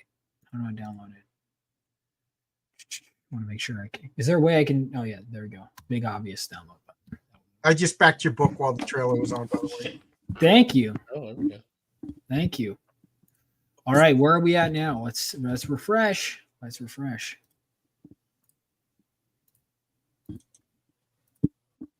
Yeah, I'm slow. That's the thing. I've been like consistently getting backers at the stream. All right. Ready? Yeah, there we go. Come on. All right. Thank you. Nice. We are less than 5% from Vaughn chugging another beer. No, well, you're chugging a beer or a shot. I'll come do a shot. What'd the All chat right. say? If he does his shot for him, I'll do a shot. Maybe it's not. I should have brought this up when it was relevant, but Nice. Yeah, that's like what, an hour after they had the conversation. yeah, no. Like, I was dude, just what like, is wait a that? minute, I have this. Is that the Red Hood? Yeah, that's Oh, awesome. yeah. Dude, how did you nice. feel? Because John, you were reading Did it you make for that? a while. Did you guys? How did you feel about Jason getting brought back? Were you annoyed by that? I don't like when any character dies and comes back. I don't, don't kill the character unless you commit to the bit. Unless your name is Phoenix, you don't come back from the dead. Well, hold on, Phoenix, because even then I'd argue, because I always thought, that Phoenix coming back from the dead was intrinsic to the character. Because Right, your name is Phoenix. But then, no, hold on. But then I'm reading the comics and I'm like, the way they brought her back was fucking stupid. Yes, they brought Phoenix back in the worst way. Like if she had just said, "Well, duh, I can come back. I'm the Phoenix." Right, if she I would've just been like, "Oh, okay." Yeah, exactly. Like maybe 3 or 4 years, all of a sudden you see Thank you the so ashes on the moon just turn back into Jean Grey. That's one And thing then that she has no memory. She has no powers. She's I never wandering cared around for on the that. moon naked. They rescue her. Yeah. And then they all of a sudden they realize that it's only a matter of time before she becomes Dark Phoenix again. That would have been Just cool. dies. You know what I mean? And it just becomes this. She was in a cocoon. Like what? Yeah, it wasn't her. It was the Phoenix Force and blah, blah, blah. It just completely destroyed the character. Terrible. Oh yeah. Well, that and the whole thing with Madeline Pryor as well, the freaking clone, and they made such a fucking mess out of Jean Grey. But like, I agree with you, John. I hated Green Lantern Rebirth and fucking Flash Rebirth. Really, I was Rebirth. I came up with Kyle Rayner. That was my favorite. I understand that fundamentally, but hold on, John hold Stewart on. is actually But the best we Green have to Lantern, but Kyle understand. Rayner is still my favorite. But Kyle Jordan is a based king, and Kyle Rayner is cringe. He's based. Well, I'm talking before that shit mattered in comics. I know. though, I'm dude. kidding with you. I'm kidding. It doesn't actually. I know you are. I'm just saying. Wally And West had one Wally of the West cool- getting screwed over by Barry Allen sucked too, dude. That was. Barry Allen had one of the best comic book deaths in history of comic books, and the anal Absolutely. retentive in me just loved that the lightning bolt that he transformed into was the lightning that went back and hit him and back in time. And oh my god, I was like in nerdgasm. Oh my god. Oh, is that what happened in Crisis? Yeah, that's what happened in Crisis, Yep. and then they nullified it all. It was just like commit to the bit. If you're gonna kill a character, death Kill him. means nothing. Like Yeah. okay, I'm sorry. Well, I mean, like few exceptions. I feel like Jason Todd's like one of those few ones. Like it's just they waited enough time too, and they did something interesting enough. That's kind of how I feel about it. Well, they got that Lazarus pit, so like death doesn't mean anything in DC. You know what I mean? Like, Yeah, I mean, that's their weakness. To be fair, though, in Marvel, they use an iceberg basically. I mean, I will give you that at least for on the auspices of like Jason Todd and the equivalent on the other side when Marvel had to do the same thing with Bucky, it was given some reverence by the creatives that did it and it wasn't completely just a shit show.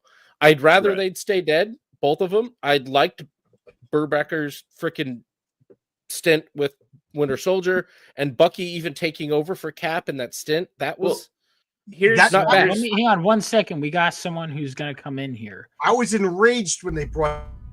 You can't keep getting away with it. He can't keep getting away with it. He won't. You can't keep improving on my trailers. It's not allowed.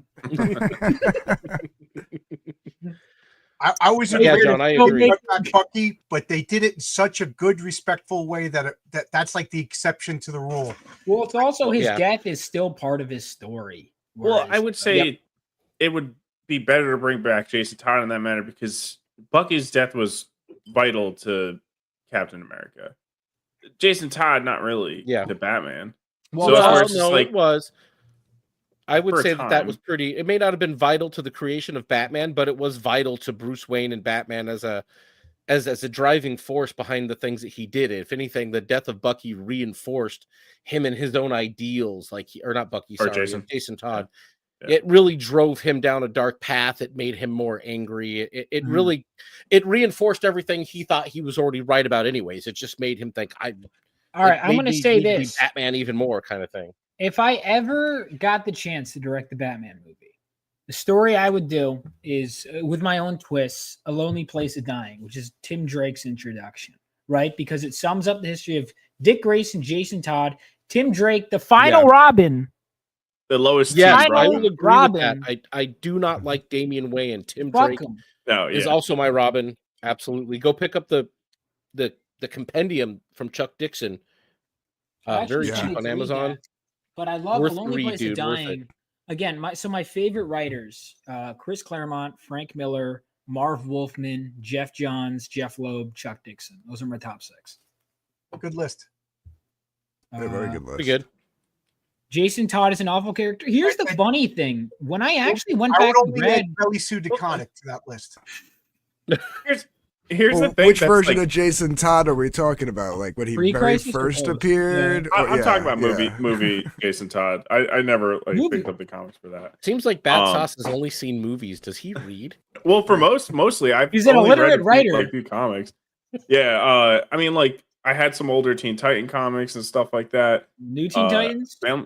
Yeah. What's that? I never finished Nightfall because it was always when I was little. I got it. It was too big. But now that I'm almost done with Claremont's X-Men run, it's like, dude, it's not expensive on Amazon. I've read about half of the first omnibus of it. There's 3 for Nightfall, and dude, that is. Like, I need to read it, especially because I know Graham. I feel bad. I finally read Graham's work in that is fantastic, dude. Him and Chuck. That was. I wouldn't say it's peak Batman, but it's definitely some of the best that Batman. I want to read all of 90s Batman. Like I want to read everything from Chuck Dixon, Doug Mensch, Denny O'Neil as the editor. Like that whole Alan Grant. I want to read that whole run of. I want including Tim, like basically Tim Drake's era as Robin, the superior Robin. His origin story literally ties the 3 Robins together, and then he gets cucked by Damian. It was a shit. I hate the introduction of Damian. That was so annoying. Real quick, before you go any further. Let me get a shot. I'll grab something too. Yeah, I want to congratulate you. Oh, I thought you had it right there. Never mind. I just. Oh well, hell, if he's gonna go get a shot, I'll go get a shot. There you go. Yeah, Tim Drake is my Robin too. I mean, because I like Dick Grayson better as Nightwing. Yeah. I feel like that's how most people feel about that. I like Tim Drake too before they do what they did to him recently. Modern audience. Yeah, we don't pay attention to that. Yeah. Nick Axe has been posted on Twitter today that he says if you get into comics, your cutoff date is 2000. Only read comics pre 2000. And I gotta say, some of them were. Yeah, even then, some of them were shitty, but at least they weren't woke. You know what I mean? Yeah.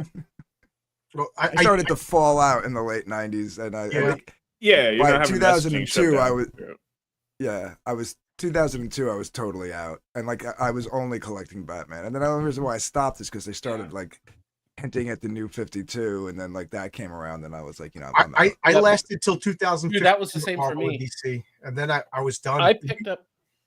Oh, yeah, New 52 kind of killed it for me. I picked up a little bit when Superman had a kid. I found some of that stuff interesting in Rebirth and shit, and then they went and basically had Ultraman sexually assault him, and I literally threw the comic book away before I got home. I was sitting in my car scanning through it, just reading it. I'm like, okay, all right, going. I'm This back. is when, what's his name? What are we discussing? Hold on. What was the name of the guy who wrote that? He was the guy who took over Superman with issue 1000. Fuck. I forgot his name because he's eminently forgettable as a writer who could never finish a story. What was his name? I think I drove. Yeah, I just grabbed the nearest thing.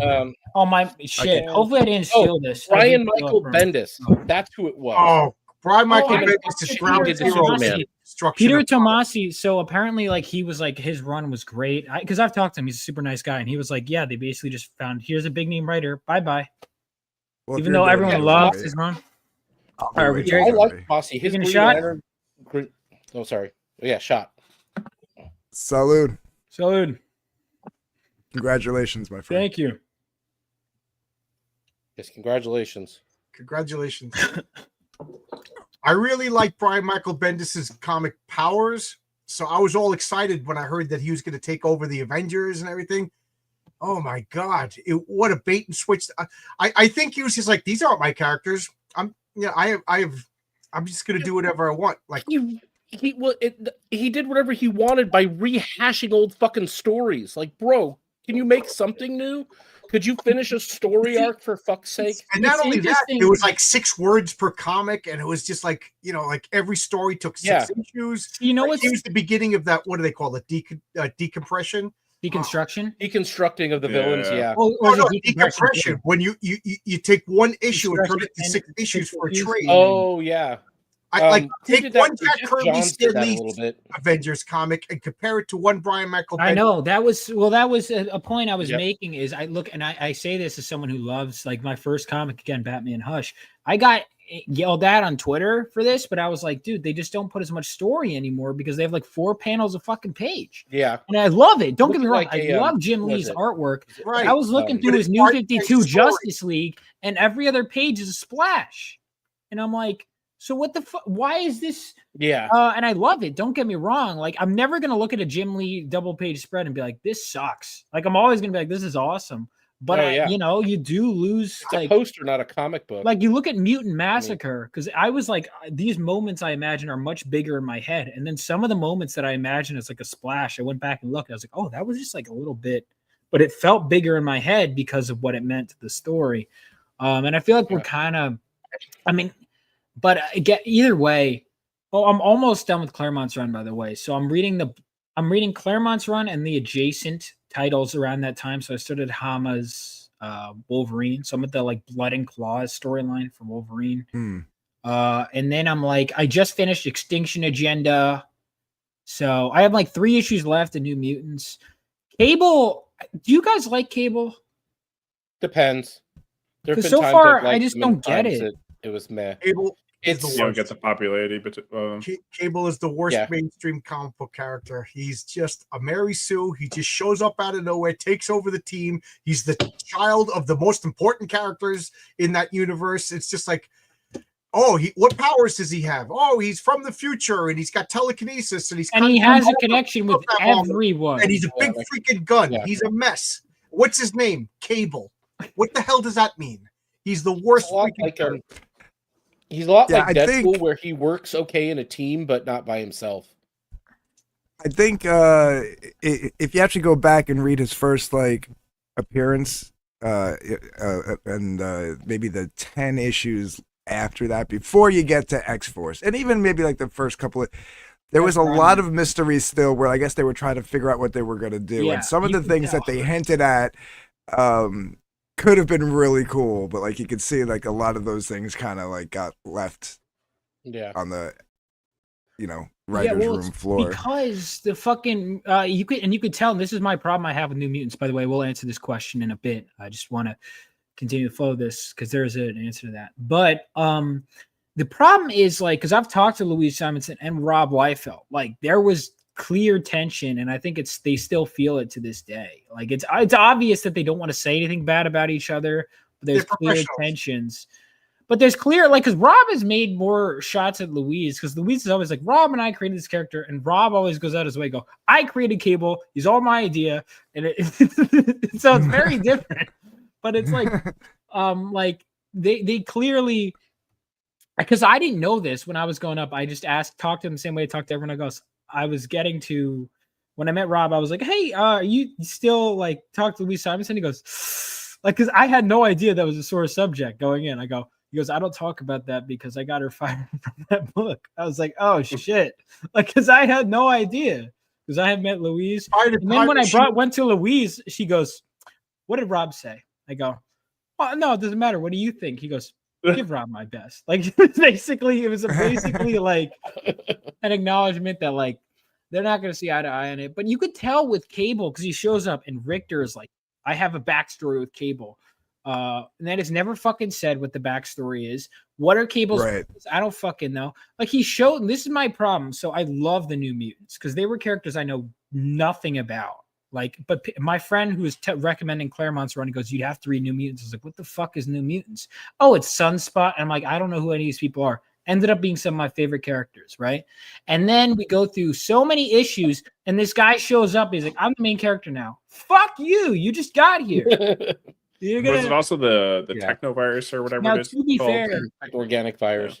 Well, if I had a time machine, I would go back in time and convince Rob Liefeld to become a construction worker. And comic books would be. I don't feel that strongly. He was nothing but a net negative for comic books. I disagree. I think Rob is like comics.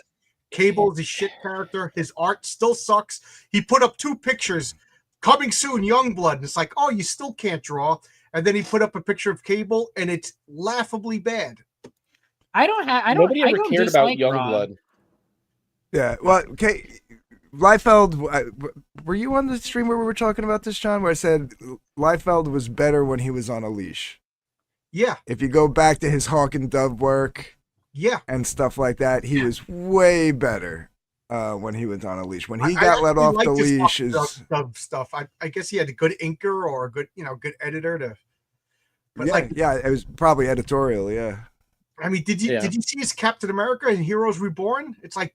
Dude, it's insane. That one. Yeah, everyone's seen that one. Speaking of around that era, but just the comic itself, like he draws airplanes like a 3rd grader. Yeah. I gotta read. So, all right, because my thing with Liefeld is I think sometimes when he draws something, I'm like that. Like I like how he draws Beast and character like Wolverine, characters like that. I really like how he draws. But then there's some characters where I'm like, I'm not, but I'm also reading his earliest work, right? But like, I like the way he draws some stuff, but some stuff not so much. I think he can't do bulky characters like even Cable, even though he does like design Cable. Yeah, I don't draw his bulky characters. They're all top heavy. Yeah, well, it's like also, if they were real people, they'd be falling over like every 2 steps.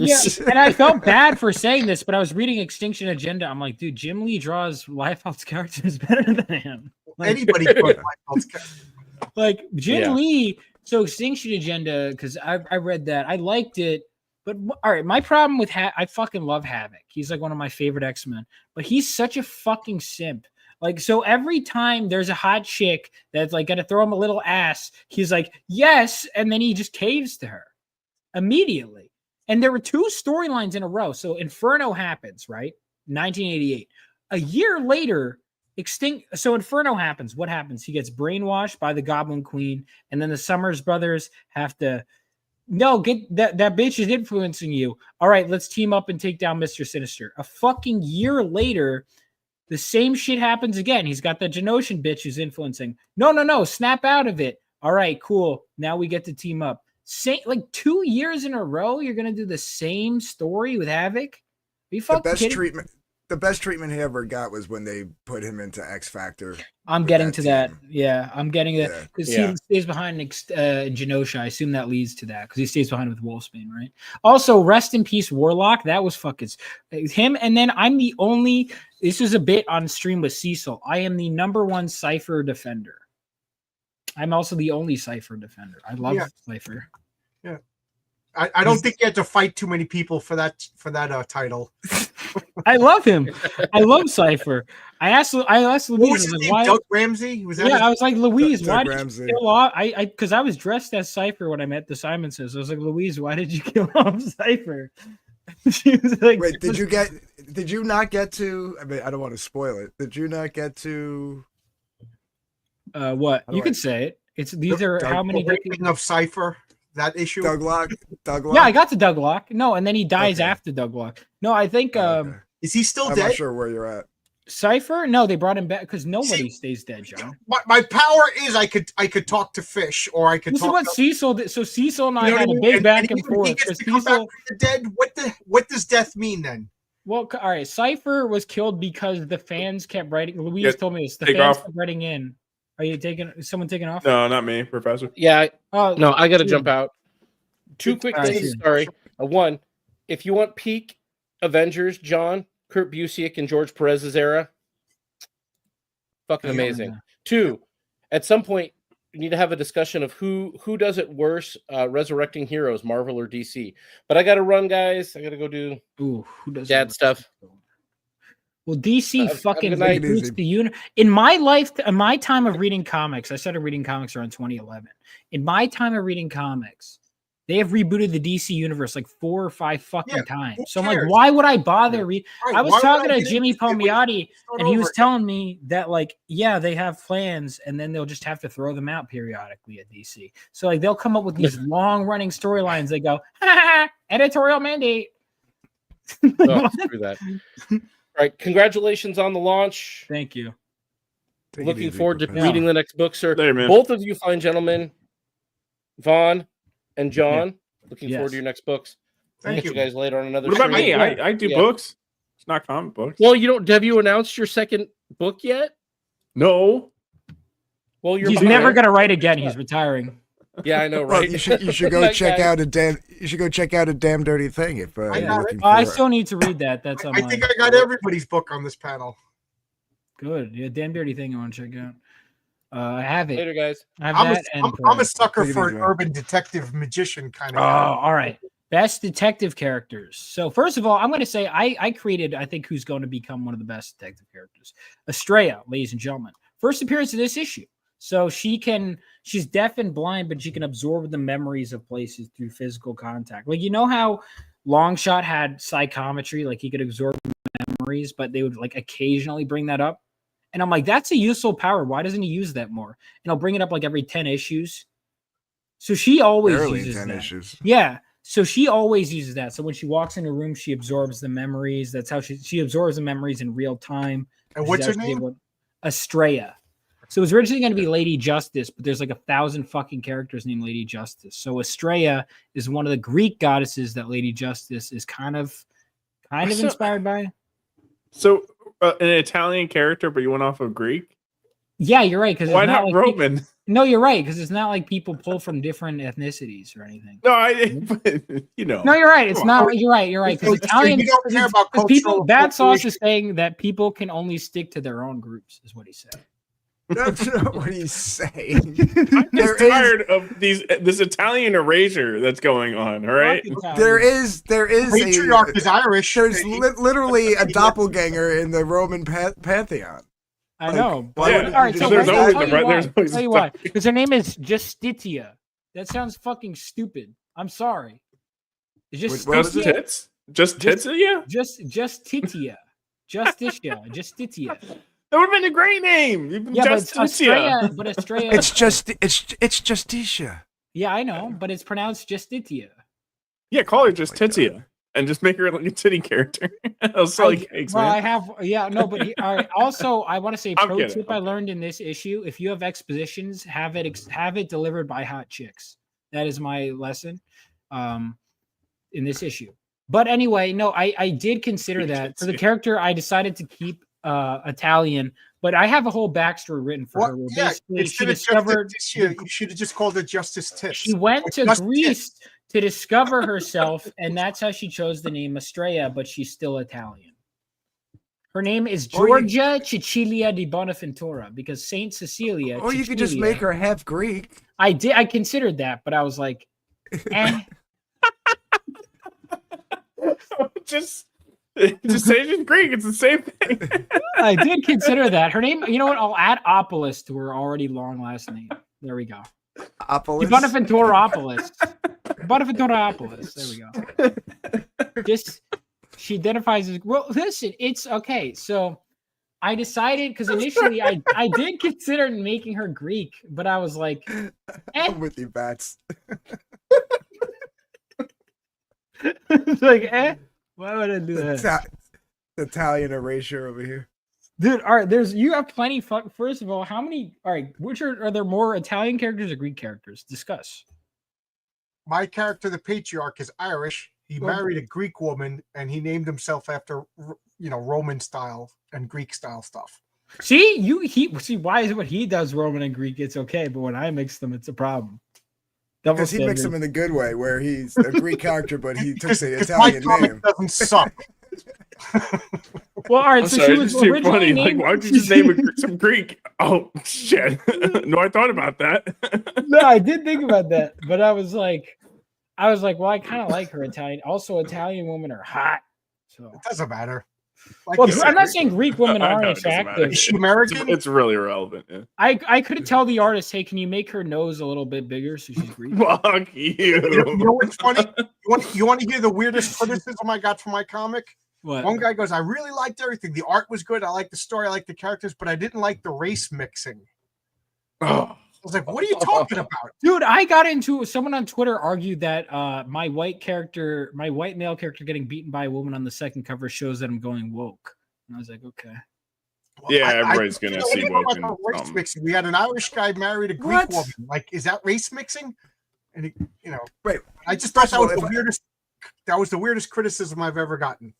If I understand correctly, this character with the sword is like an older character, right? She's in her 40s. Yeah. She's a veteran of World War III, and the 15-year-old got his powers 2 days ago. Yes. Right. But women beat men. That's which I brought that up. I was like, yeah, but she's a World War III. She's like, it doesn't matter. Why can't it be a man? I'm like, I just envision the character as a woman. Overly sensitive now to the point where I think there's going to be a growing. There's going to be a growing. I don't want to get woke anymore. Yeah, there's a growing like anti-woke stuff that's almost getting as bad as the SJWs. Like, to be honest, it's nowhere near as bad. Or it's not nowhere near as bad. Actually, it's nowhere near as bad because they don't have corporate power. But I'm afraid that if those select people were to get it, they'd be like, "Yeah, you can't have." Like, they would go back and like Storm would have never led the X-Men. It's a very select few, but they're annoying as fuck. And this is probably just a troll, right? This is an account with like barely any followers, but it's still like that sentiment does exist. That's why in issue 2 of my comic, I have a character called Mary Sue, and I'm kind of goofing on the whole concept of a Mary Sue. Yeah, it's annoying, but so this is the World War III. It was also like my characters are, the World War III characters are more diverse because they're literally fucking from all over the world. What's the woman's name with the sword again? The Phoenix Senshi. That's right. So she's the daughter of the. What? She's the daughter of Lord Dragonfire.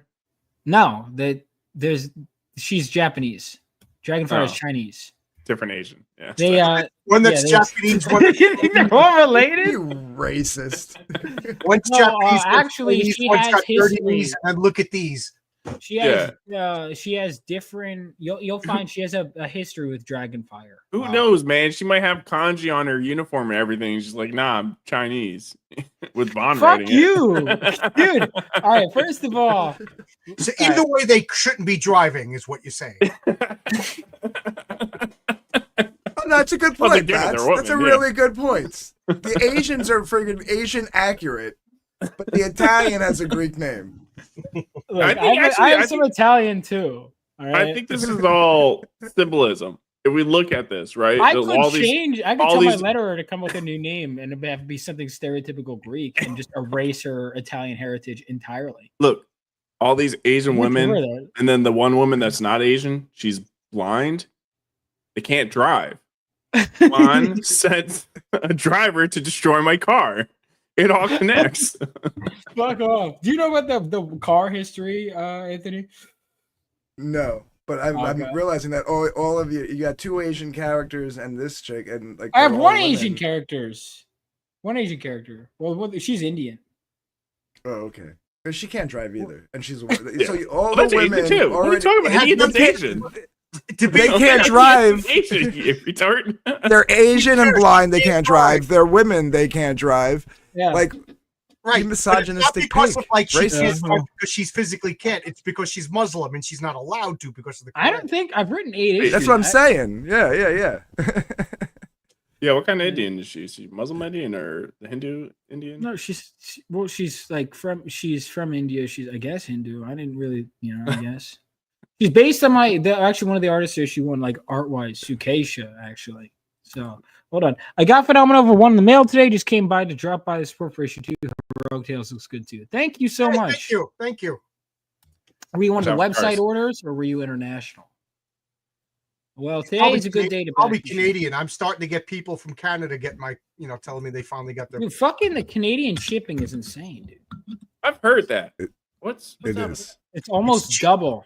It was cheaper for me to send stuff to Warsaw, Poland, than it was to Canada. Wait, To what? Canada. Yeah. Yeah. That I didn't get. Yeah. But also, I might have done the calculations. Well, Yeah. I didn't have anyone. It was $2 cheaper to send stuff to England than to Canada. And when I accidentally sent stuff that was supposed to go to Brazil to England, it cost me twice as much because I had to mail it again. Jesus. Is there a way to like specify that in the ordering like instructions so it charges the Canadians more? Yeah. Yeah. Yeah. All right. Well, it's just that. On Fund My Comic, yeah, you could set it so international, and when they type in their address, it'll adjust. Yeah, it. well, Yeah, you could literally break it down to each country if you wanted to, Yeah. but Well, most fuck people just that. do a blanket international, and then Yeah, that's what I do. the United States, yeah.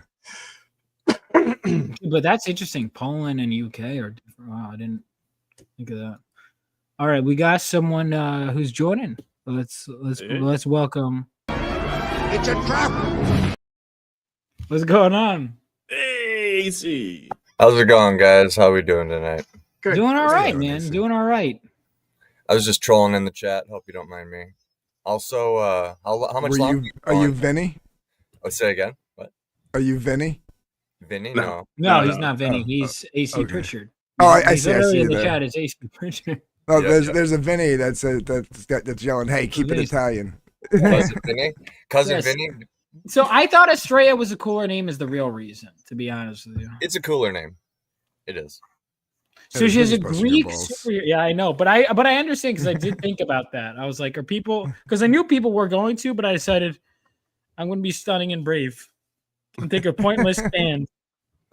She can Because the identify name was however cool. she wants, Vaughn. She can She's gonna identify- have a scene specifically where she denies her Roman She heritage. denounces her heritage. No, it's the Romans. I'm curious, Vaughn. What are her pronouns? She has a vagina. I was waiting for him to drink. I actually wanted to see a spit take. I was trying to think of like a clever Spartan or Greek like type pronoun, but I couldn't come up with it fast enough. My bad. Okay, maybe next time. Yeah, maybe next time. Maybe next time, man. Yeah. All right. So, ladies and gentlemen, for those of you that are just joining, of course, we got Phenomenova issue 2. Lightning Strikes is funding now. We got the digital issue 2 right here, the digital catch up. And then, of course, we also have physical copies. You could do the physical catch up tier if you didn't get issue 1. And also we have these covers right here. We have 4 covers total for Fund My Comic that you could choose from. All of them look great. And, you of course you can get them all. There's all sorts of options. And then did anyone get this? One person so you have until midnight tomorrow when you back, you will get this exclusive free trading card of Golden Gallant right here. But once that's in, it's gone. But if you want an extra one, then you could get it. Midnight tomorrow would be an hour from now. Midnight. All right. You have until you know what I fucking mean. 11:59 tomorrow. Yes, you know what I mean. Yeah, to get this, and then after that, no exclusive trading card for you. You can still get this one, but the comic has to fund, and we are less than 50% there. So it's a good launch, but let's see how much further we could push it. You'll get there. Yeah, no, I know I'll get there. No, absolutely. Yeah. So what are you going for? 4K? Yeah, you'll get there. Yeah. No, I know I will. I said it to 60 days because it's like I'm not gonna be a fucking piece of shit and be like, you guys need to give me all the money in January. Like it's you guys get to, but like I wanted the option to be available, and there is a bonus if you get this because that trading card was the 20K stretch goal for issue 1. So I'm like, well, you can get it if you back issue 2 day 1. So I got one nitpick for you. The main cover of issue 2 tagline, like, why didn't I? Yvonne, when's the comic gonna be delivered? And let's see. Hopefully, I'm learning my lesson, but I'm hoping ideally by March, but I'm hoping by April. But we'll see. Wow, that's pretty quick. Good for you. Well, all the letters are just being revised, but all the interiors are basically done. So that's my hope. If it takes longer, it takes longer. But my hope is to have it delivered by April. My hope is also, depending on how well it funds going forward, I may be able to even cut into starting issue 3. I would love to launch issue 3. It would probably be more of a true crowdfund. That would be, I'd love to launch that in April because tax season and all. But, we'll see. Yeah. But, that was when I launched issue 1. So that's why I'm like, I knew I was going to get, but I got some new backers today as well as some returning ones. And I know there's going to be a bunch of people that are like, that will be like, Vaughn, I didn't know you launched yesterday. I'll be like, all right. Oh, yeah. That which always happens. It happened last time too. And there'll be people that'll be like, here's the thing. No matter what, there's always going to be people that miss your book. And I miss books too. There's books I've been wanting back for years. That was unfinished. Why didn't you say like Trial by Fire? I think I considered that. To become a hero, the old Galvin burned away. Can he survive the fire? Well, because I just came up with that and I thought it worked. But I think Trial by Fire, I did consider. Did I not use it at any point in the marketing? I did consider it, though. Does she have fire powers? No. Okay. Well, Phoenix. Yeah. Yeah, but she does. She has enhanced superhuman abilities. So she's stronger, faster, has better senses, can heal better. Like, that's what she is. So she's basically like a super ninja, essentially. You know the Phoenix is originally Greek? I am aware. Yeah, she mixes. There's a reason behind. All right, there's a reason behind that too. Yeah, the Phoenix is from Phoenicia. That's why it's. Is that true? Yeah, and it means purple.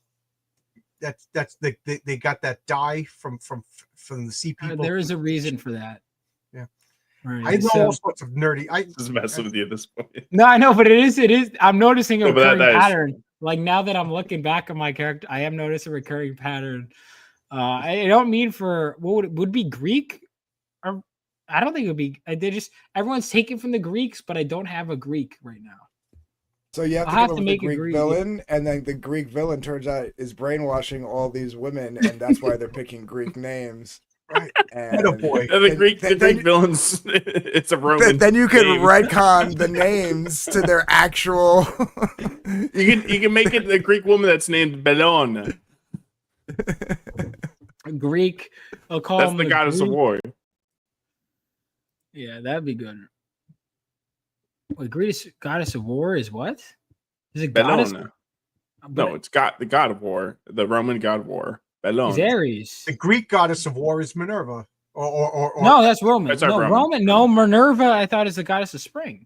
Minerva. There's more. It's so she's like the equivalent to. Wait, who's Minerva? Minerva is the equivalent of Athena. Right. And then she's the goddess of like wisdom and warfare and fucking Romans have no original ideas. And then no, it's the other way around. What? No, the Greeks. I thought the Greeks are first. The Greeks. No. What? As a Celtic ancestry, I can actually vouch for that. Get your own chainmail, you Roman bastard, Batsus. Find your own chainmail. Don't Your own wrong on that? I ideas. don't know actually. Say again. What about the Roman or Greek verse, the gods? Oh yeah. I was just speaking with confidence. Yeah.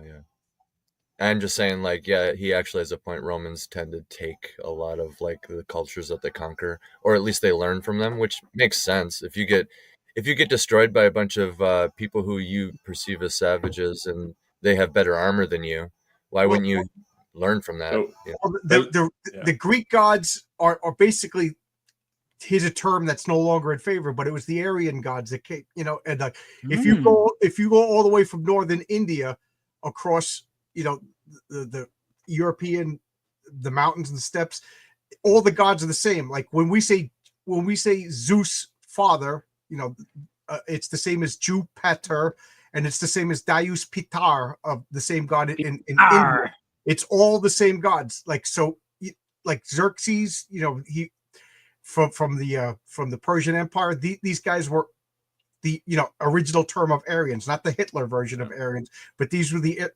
Indo-Europeans, as the name was changed, and they had the same 12 gods. So the Etruscans, who were the forebears of the Romans, brought their gods and gave them to Rome, and they matched with Greece because they all came from the same people.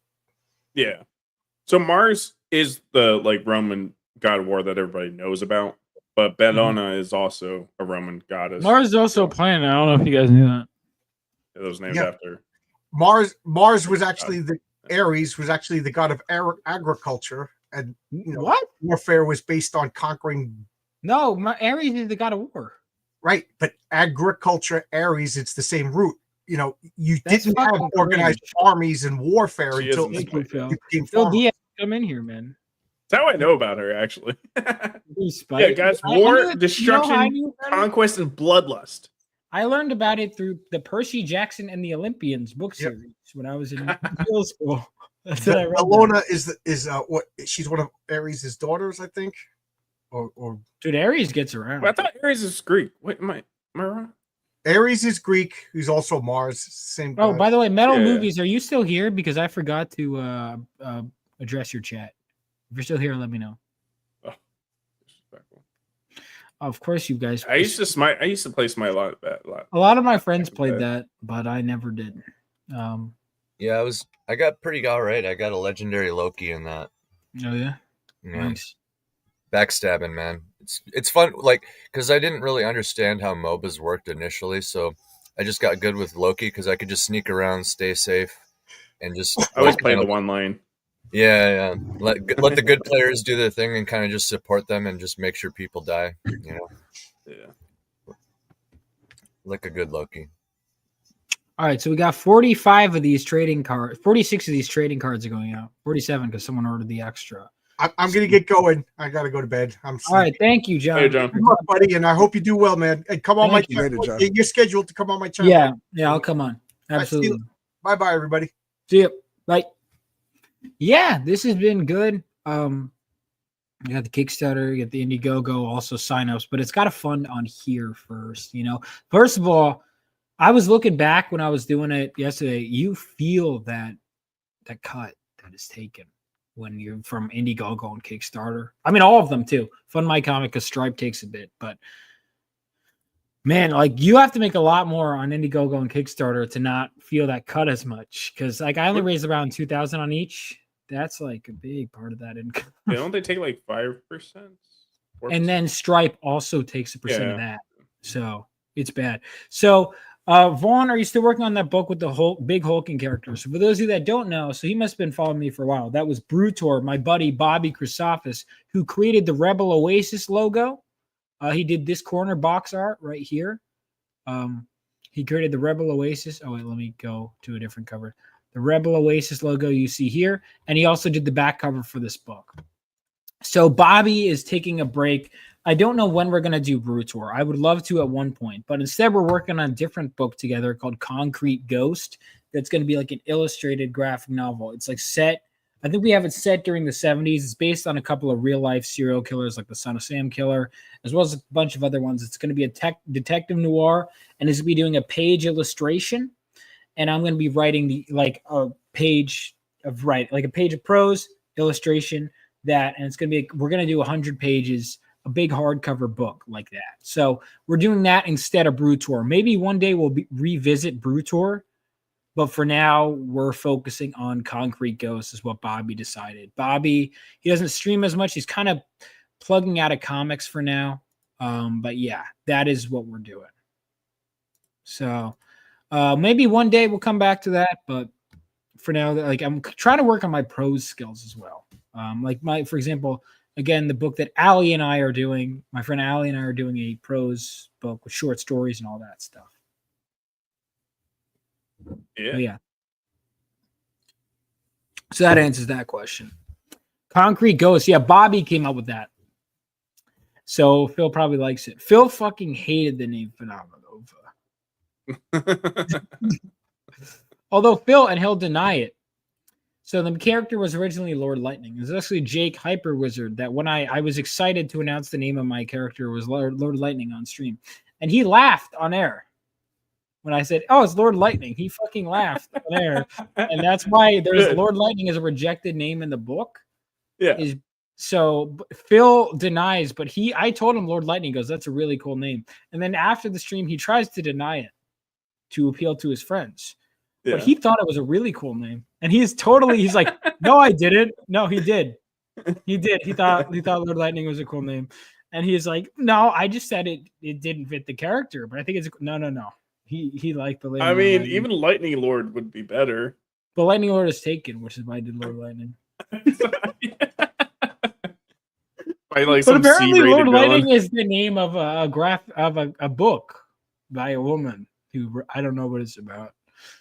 Let me see what Lord Lightning, because it was the name of a book, but I was like, who gives?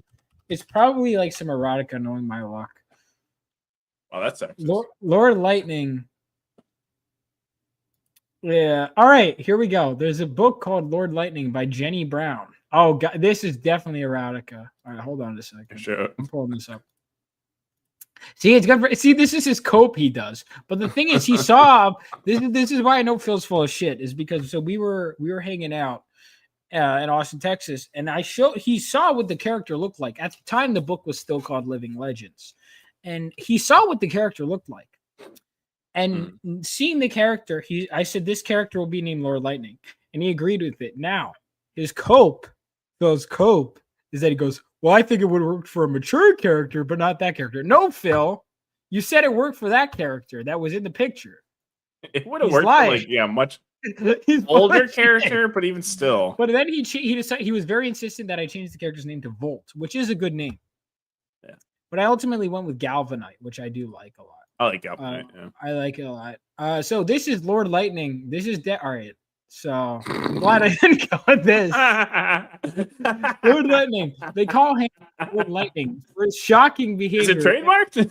An unrepentant rogue with a wicked reputation. His outrageous conduct ensures no woman will get close enough to hurt him. How many reviews? Damn. So let's read the plot of this. 648 reviews. Holy and lovely astrologer Eliza Farrell casts a chart that tells her Lord Heartwood is capable of great passionate love. Oh God. Thank God I changed the name. When Heartwood indulges in one of his famous pranks, can you imagine a kid looking this up? Lord Lightning, my favorite character. And then he finds this. When Heartwood indulges in one of his famous pranks and invites Eliza to become his new mistress, the virginal county miss must meet her fate armed with only with her knowledge that the cynical lord will become the tender lover she sees predicted in the stars. What the fuck is this? Though Eliza is nothing like the brazen strumpets, I gotta look up what that means. He prefers the seemingly incorruptible seer excites Lord Lightning much more than the hard calculating woman he is accustomed to. Eliza's trusting spirit and quick mind touch his cold heart. And when the bewitching innocent surprisingly agrees to be seen on his arm, this is like fucking Twilight and every other book. You want me to read it next time? Neither can predict the spark that will fly between them or resist the electric passion that will threaten to transform them both. But what is the story about, though?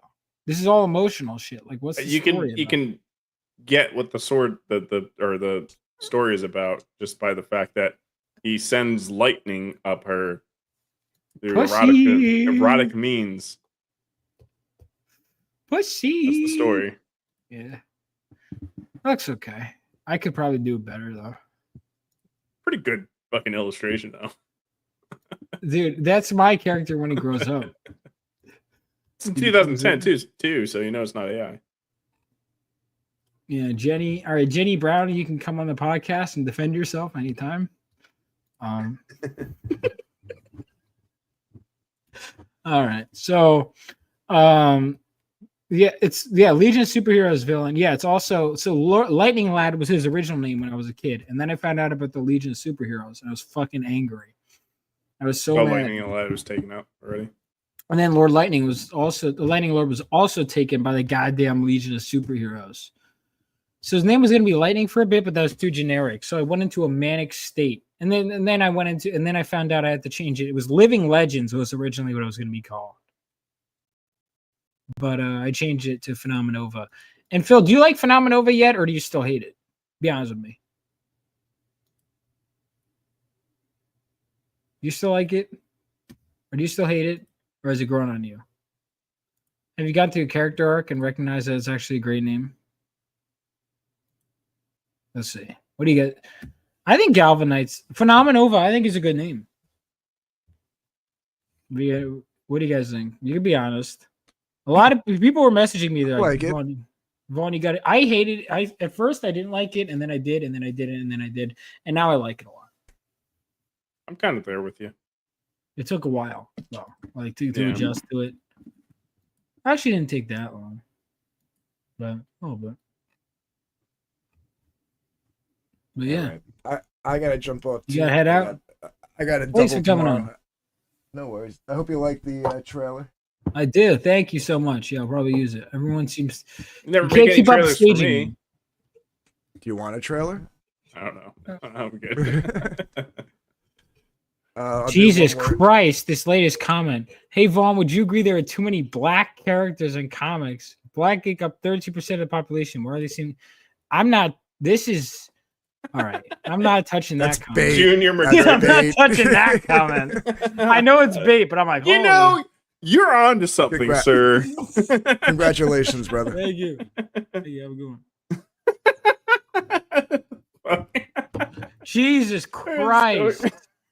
Jesus Christ. These comments are dude, you know what? The thing is, there's later. Have a good, I guess. Have a good one. Wait a minute. I got something. The fucking way. No, wait. Hold your fire. This man isn't black. Oh my god. There we go. That's fucking nuts.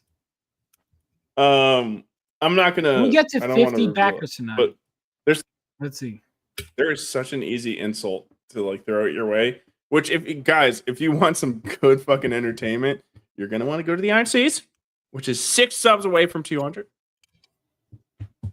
And we're gonna have Vaughn on, not next week, the week after, I think.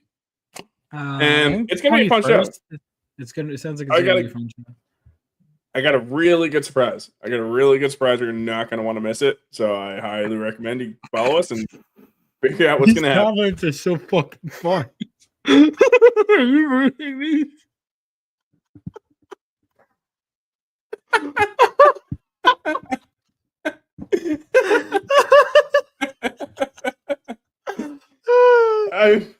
I mean, your main character opposes that in so many diffdifferent ways. Again, I don't want to reveal my secrets. Why do you have so many gay friends? Why do so many leftist friends? All right, this is bait. This guy's awesome, dude. Dude, check out the Iron Seas. But it's like we want you at the Iron Seas. Is this guy someone on Iron Seas? No. No. Oh, this guy? Yeah. Dude, this guy is was AI prompted. This guy he just knows what he's talking about. I don't know what you mean. I have noticed you have a lot of lefty friends. Like, what's up with that? Oh, should I disown friends based on politics? Would that be? Yeah, you should. Because that didn't lead to any problems, right? He's gonna Let me, dude, he's let gonna me debate? on the live. I Dude. debate you. Dude, yes, let's go. Don't be a pussy. Looks like, hang on, this is one of the funniest. Hold on. Galvanite, pictured here. Looks like a black lesbian. Sir? Sir? If you think that, I would suggest getting your eyes checked. I would. This is so fucking funny. This is fucking I hysterical. feel like it has to be like an MSK. Like This is right? this is like an MSK all. That's gotta be. I feel like he's got Yeah, like I mean, 100 he looks just like a black lesbian. You know, he's blonde hair, white skin, penis, but you know, yeah. I mean, basically the same thing. looks ass. What's ASFFF? I don't know. Like Gay ass as as fuck. Gay as fuck. I guess. You hate your own skin color. I don't mind my skin color. Strider, just in time. Hey. Strider. All right. Oh wait, I forgot you're not supposed. I'm not supposed to do that. Yeah. Fucked it up. Okay.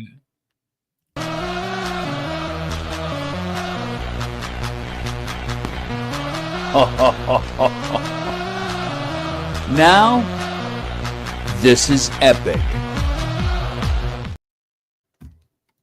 All right, what's going on, guys?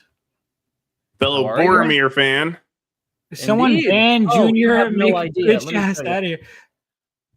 No, dude. No. Why would we? Well, why would we this ban guy the most is base like- person ever? Shut the fuck up. This is gonna get me in trouble if you say that. So bad sauce. I have a rubber duck version of Boromir, Nice. and I have. Wait, show it. Nice. That's My awesome. brother got it for me, and then a actual miniature of Boromir from the Weta workshop, and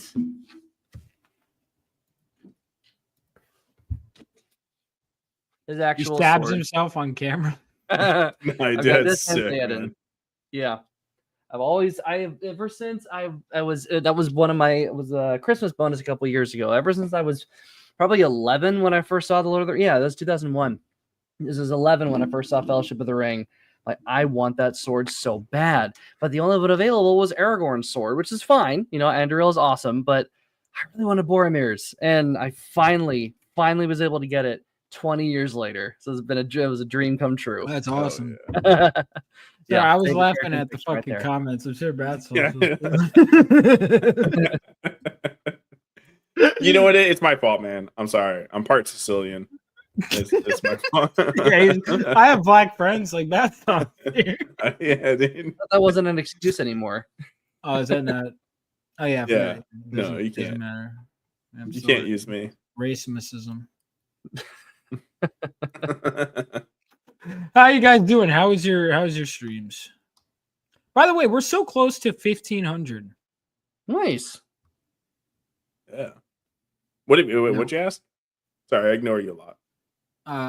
What did I ask? I ignore me too, I guess. I've been holding in a piss for a minute. I gotta be frank with you. So Okay. let me pull up Throw this. on my trailer. You can back. go to. Yeah, why not? Yeah, I'll throw up your trailer. He destroyed my character, but people were just like, he invited you on your stream, which I'm sure was in good faith. I'm sure it was totally in good faith. Anyway, where is it? How can I pull up your trailer? Go to my channel. It's right there. Right where? Go to my channel. That's Featuring the ruins of your car. on no the doubt. homepage. Shut the fuck up. Well, these false accusations are getting out of hand. Yeah. Dude, someone else came on. This is 3 people have been on my stream that had cars ruined recently, and I had nothing to do with any of them. Yeah. Okay.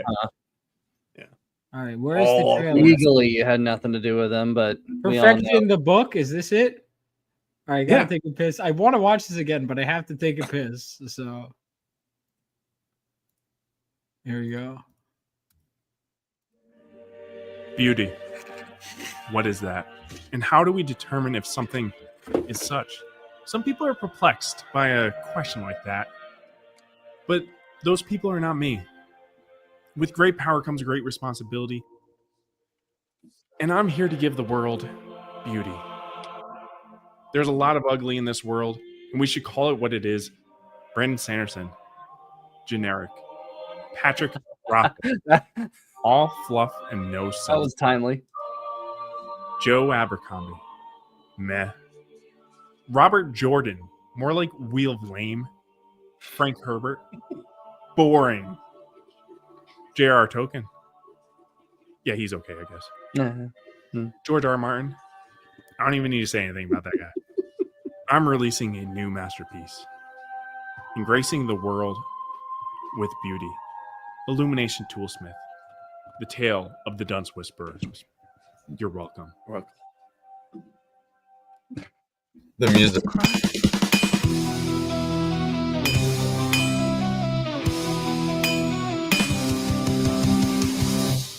The kingdom where the troubles grow. A man on a mission got a heart of gold. With a hammer and a smile, he's ready to roll. Fixing broken dreams, making stories unfold.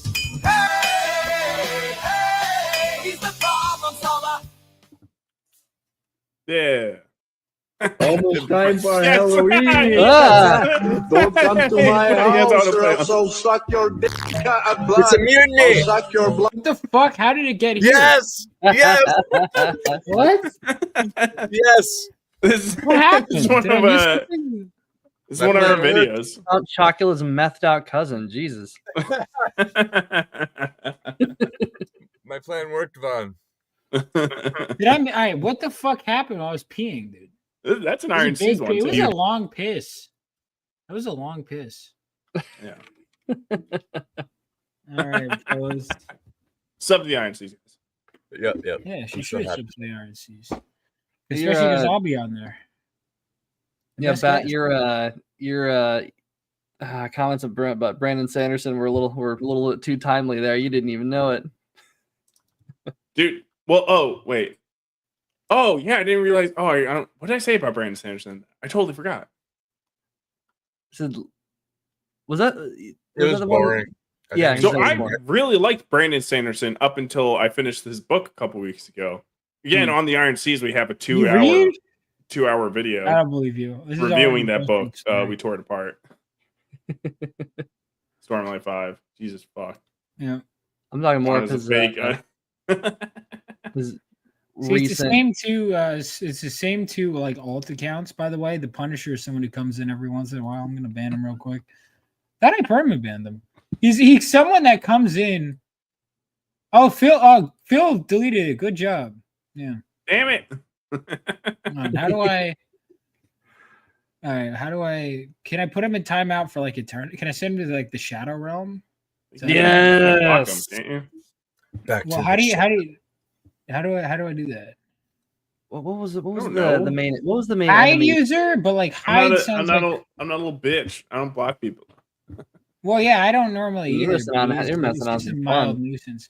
I think it is funny. Hang on 1 second. I want to send them to the Shadow Realm and then have him come up with his next account. So we have Batman, Junior McGregor, and then, dude, it's so funny. Like, Dude, when stop there were like making it so Ethan difficult. fans. There were Ethan fans that were like pissed at me, and they would like subscribe like fake emails and be like, "Vaughn sucks at what," and it's like, come on, like, what are you buying? Dude, you're making this really difficult for MSK. What did I walk into? What's up, Shine? How you doing? You're walking into what was supposed to be my my closeout stream, and then when I'm like, why the fuck did I say it's the polar opposite of that? My launch stream for Phenomenova issue 2, Lightning Strikes, or no, Lightning Strikes is issue 1, Down to the Core. So let me go ahead and pull that up. You can get it on my website, which is pinned in the chat. Well, either way, it's through Fund My Comic. You can get issues 1 and 2 right now. Well, they'll arrive in like a couple months, but or you could. That's the best way to get them is to order them now. Yeah. So yeah. Oh, Strider, that Fandom Pulse article talk about Brandon Sanderson. I just remember Yeah. commenting on it. Yeah, we were featured in that. Were you? Yeah. Incredible. Really? Yeah. And it's everyone who linked to our- backs our review. everyone That's who awesome. backs day one gets this exclusive free trading card with their physical order. So Make sure you guys do that. Here you are, going to make us feel good about our purchase, posting pictures of you as a kid. What? He's still a kid. What are you talking about? That's my sister. Okay. I can't tell. What do you mean can't tell? I hadn't seen the bottom. Sorry. So I know it's Gotta be January. funny, So that's but why I it's, said it for 60 days, is because I'm like, it's January, you know. But obviously, the faster it funds, the faster we can move to issue 2. And the faster we can move through this one, too. You know, if I have to wait on funds for the printer, if I don't think I'm going to get enough, or if I just barely scrape by, it means that, you know, I can't make purchases as quickly. So that's why it's best, obviously, to back early. Is it does lead to a faster turnaround time, but I incentivize that you guys get trading cards, you know. So that is the best way to go about things. Yeah, I think what people need to do right now, if they're still watching, you need to go to Twitter right now, share the video out, try to get him 4 more backers. Just Yeah, 4 more. Can we get 50 at the end of the more. night? I hope That's so. 50. Yeah. 50. Tree 50. That's the $5 a month. South Park episode where it's what is it? What is this? It's like chef's Not dad. this monster again. He said, "Well, give me $3.50." This is the dumbest joke. It literally, like, I don't get the joke, but it's I funny, don't but it either. makes me laugh. I think the joke is that it's monster fitted. I saw that monster. You get the like this monster that tree fitted. Get that tree fitted. I get it. I understand the joke, but it's because I'm from Minneapolis. So What's the joke? Oh. Explain it to me.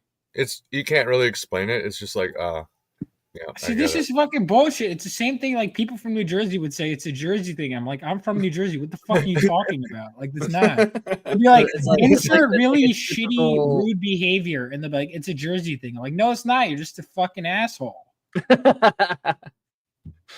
So I guess it's more like I guess it's supposed to be one of those crazy, ridiculous, unbelievable stories that you'd hear from your local neighbor, from the local black neighbor down the street. Maybe is that the joke? I don't fucking know. Kind of like that, yeah, or like homeless Tree person, fitty. something But like it's that. but it's the same Fitty. punchline. Fixated on one thing. And he's Yeah. Chef's dad is in one episode of South Park. He is in one episode. And Oh, he Chef's every dad? time it was Chef's dad. I forgot Because about Chef is marrying that whore bitch. And they're Cartman's trying mom? to no, No, the other whore. succubus. The literal succubus. The literal succubus. Oh man, And yeah. Chef was such a good character in South Park. I love Chef. Yeah, too bad for them Scientologists. They got rid of. Well, Isaac Hayes died. He died? Isaac Hayes? Probably right. Yeah, No, that was a long time ago. He died? I mean, we're talking about over 20 years ago. Yeah, that was and he was overweight. I don't know. Maybe I didn't know he died. It wasn't. I think it was a heart No, attack. he died right? is like a long time ago. What? Did Yeah, he? you didn't know that? I didn't know he died. Yeah, it was. Oh man. Well, It you was, know, they had like a huge falling out, so they stopped caring about him. Oh, they did. I forgot. Oh, Yeah, you guys don't know? it's all Don't know? back Yeah, there he's now. a science. He's in Escape from New York as well. That's He was a epic movie. big Scientologist. So when South Park did the Yeah. Scientologist episode, that I knew he's about. like, "You guys gone too far," and they were like, "Nah, we make like fun of he drew everyone." all the other jokes, Yeah. but it was like Scientologist was like that was where And he drew the line. I love under the entire thing that said, "This is what Scientologists actually believe." Yeah. So good. He's been in Flipper, dude. That movie is epic. Flipper? I haven't With seen it. Elijah Since I was- Wood? Yeah, dude. Really? I didn't know he was in. I forgot he was in Flipper. I didn't know he was in Flipper either. I don't remember Flipper much at all, but I know. I don't remember. I remember loving it. I remember loving it, but I could not tell you a single. If you hadn't mentioned that Elijah Wood was in the movie, I would not have been able to tell you that. I Yeah, don't remember that's nuts. anything about this movie. I remember Marvin. But I know I and like Snake dolphins. Who? Marvin. Or- Oh, you know what I remember? I remember there's a scene where there's a teenagers are smoking, and I was like, what? That I remember. I think so. Hang on. There's You ever like watch a scene Sandlot? where- Oh, Sandlot's I never fun. finished it. Oh, what? No, the scene What? where they put all that chewing What? tobacco in their mouth and they go on the Oh, circus ride and they and they fucking go- throw all over the place. You can't do that. This is such a gross scene. Yeah, gross. This movie though is perfection. But it's funny that movie doesn't really follow a through line. It's more individual vignettes all put together, a lot like A Christmas Story, because A Christmas Story doesn't have a through line either. It's just a bunch of little vignettes all put together. I can find that. I found that interesting. There was a time period, right? And a lot like that was better than some of the movies at that time. Like if you look at Dazed and Confused, Dazed and Confused has no fucking plot to it. It's just a party going That's why on. I There's just stopped things watching happening. That's the It was point. like an hour long. It was an hour long, and an hour into the movie, I was like, "This can we watch a different movie?" It was my friends and I, because like this movie, I didn't like it. I was like, "What's the fucking point? They're high, dude. Let's get high." I was like, "This is cringe." Can we Well, watch it's because this you're again? so young. You don't understand when it was like when pot was illegal. Like, I do. I think pot has no, always. you don't. I don't smoke pot. Never smoked pot.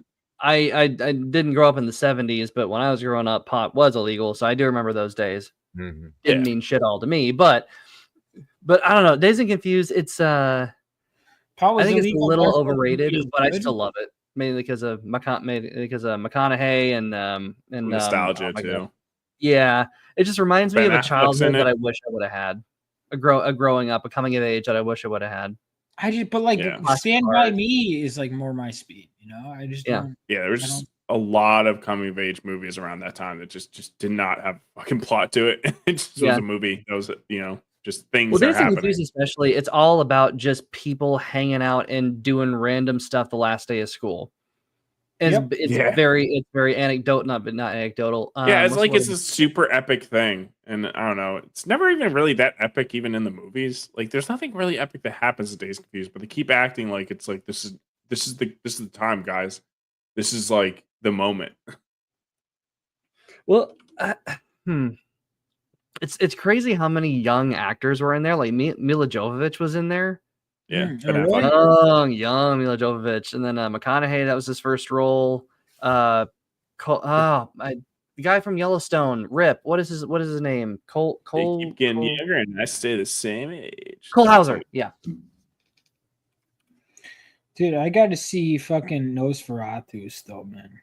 Oh man, I need to see it. I love Dracula, so that's seeing a legit adaptation of Dracula, even if it is a Nosferatu. I'm completely okay with it. It's weird though. The last legitimate adaptation of the Dracula story that embraced its gothic horror roots was the Francis Ford Coppola version. We've had little to nothing since, which is incredible to me. Yeah, Guys, if we could get 50 backers by the end of the night, that would be very epic. Super epic. So, Pineapple Express, best pop movie? I don't know about that. I don't know about that. Kid Cannabis, bro. Kid Cannabis, all day. Well, I can say that when Cheech and Chong exists. Oh damn! Forgot about that. Yeah, they literally It's sold. been a long time since I've seen it, but I remember laughing my ass off. Dude, yeah, it's good stuff. They're geniuses for real, for real. They are. Like Tommy Chong was one of the best parts of that '70s show, and he was hilarious. So I just got done rewatching that 70 show again. It took forever to get the last season. It holds up in a lot of aspects. It does. Tommy Chong, not really the best part.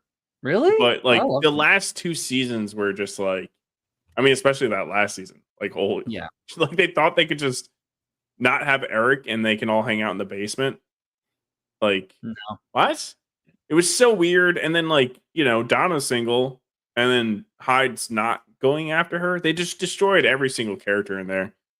And then bad. Jackie and Fez end up together. It's kind of okay. Yeah. Yeah, it's kind of but besides that, the first couple seasons are like pretty freaking good, man. Yeah. It managed to I mean, I didn't grow up in the 70s, but I grew up in enough houses that took place in the 70s that were 70s time capsules for sure. Yeah. And I appreciate the attention to detail with all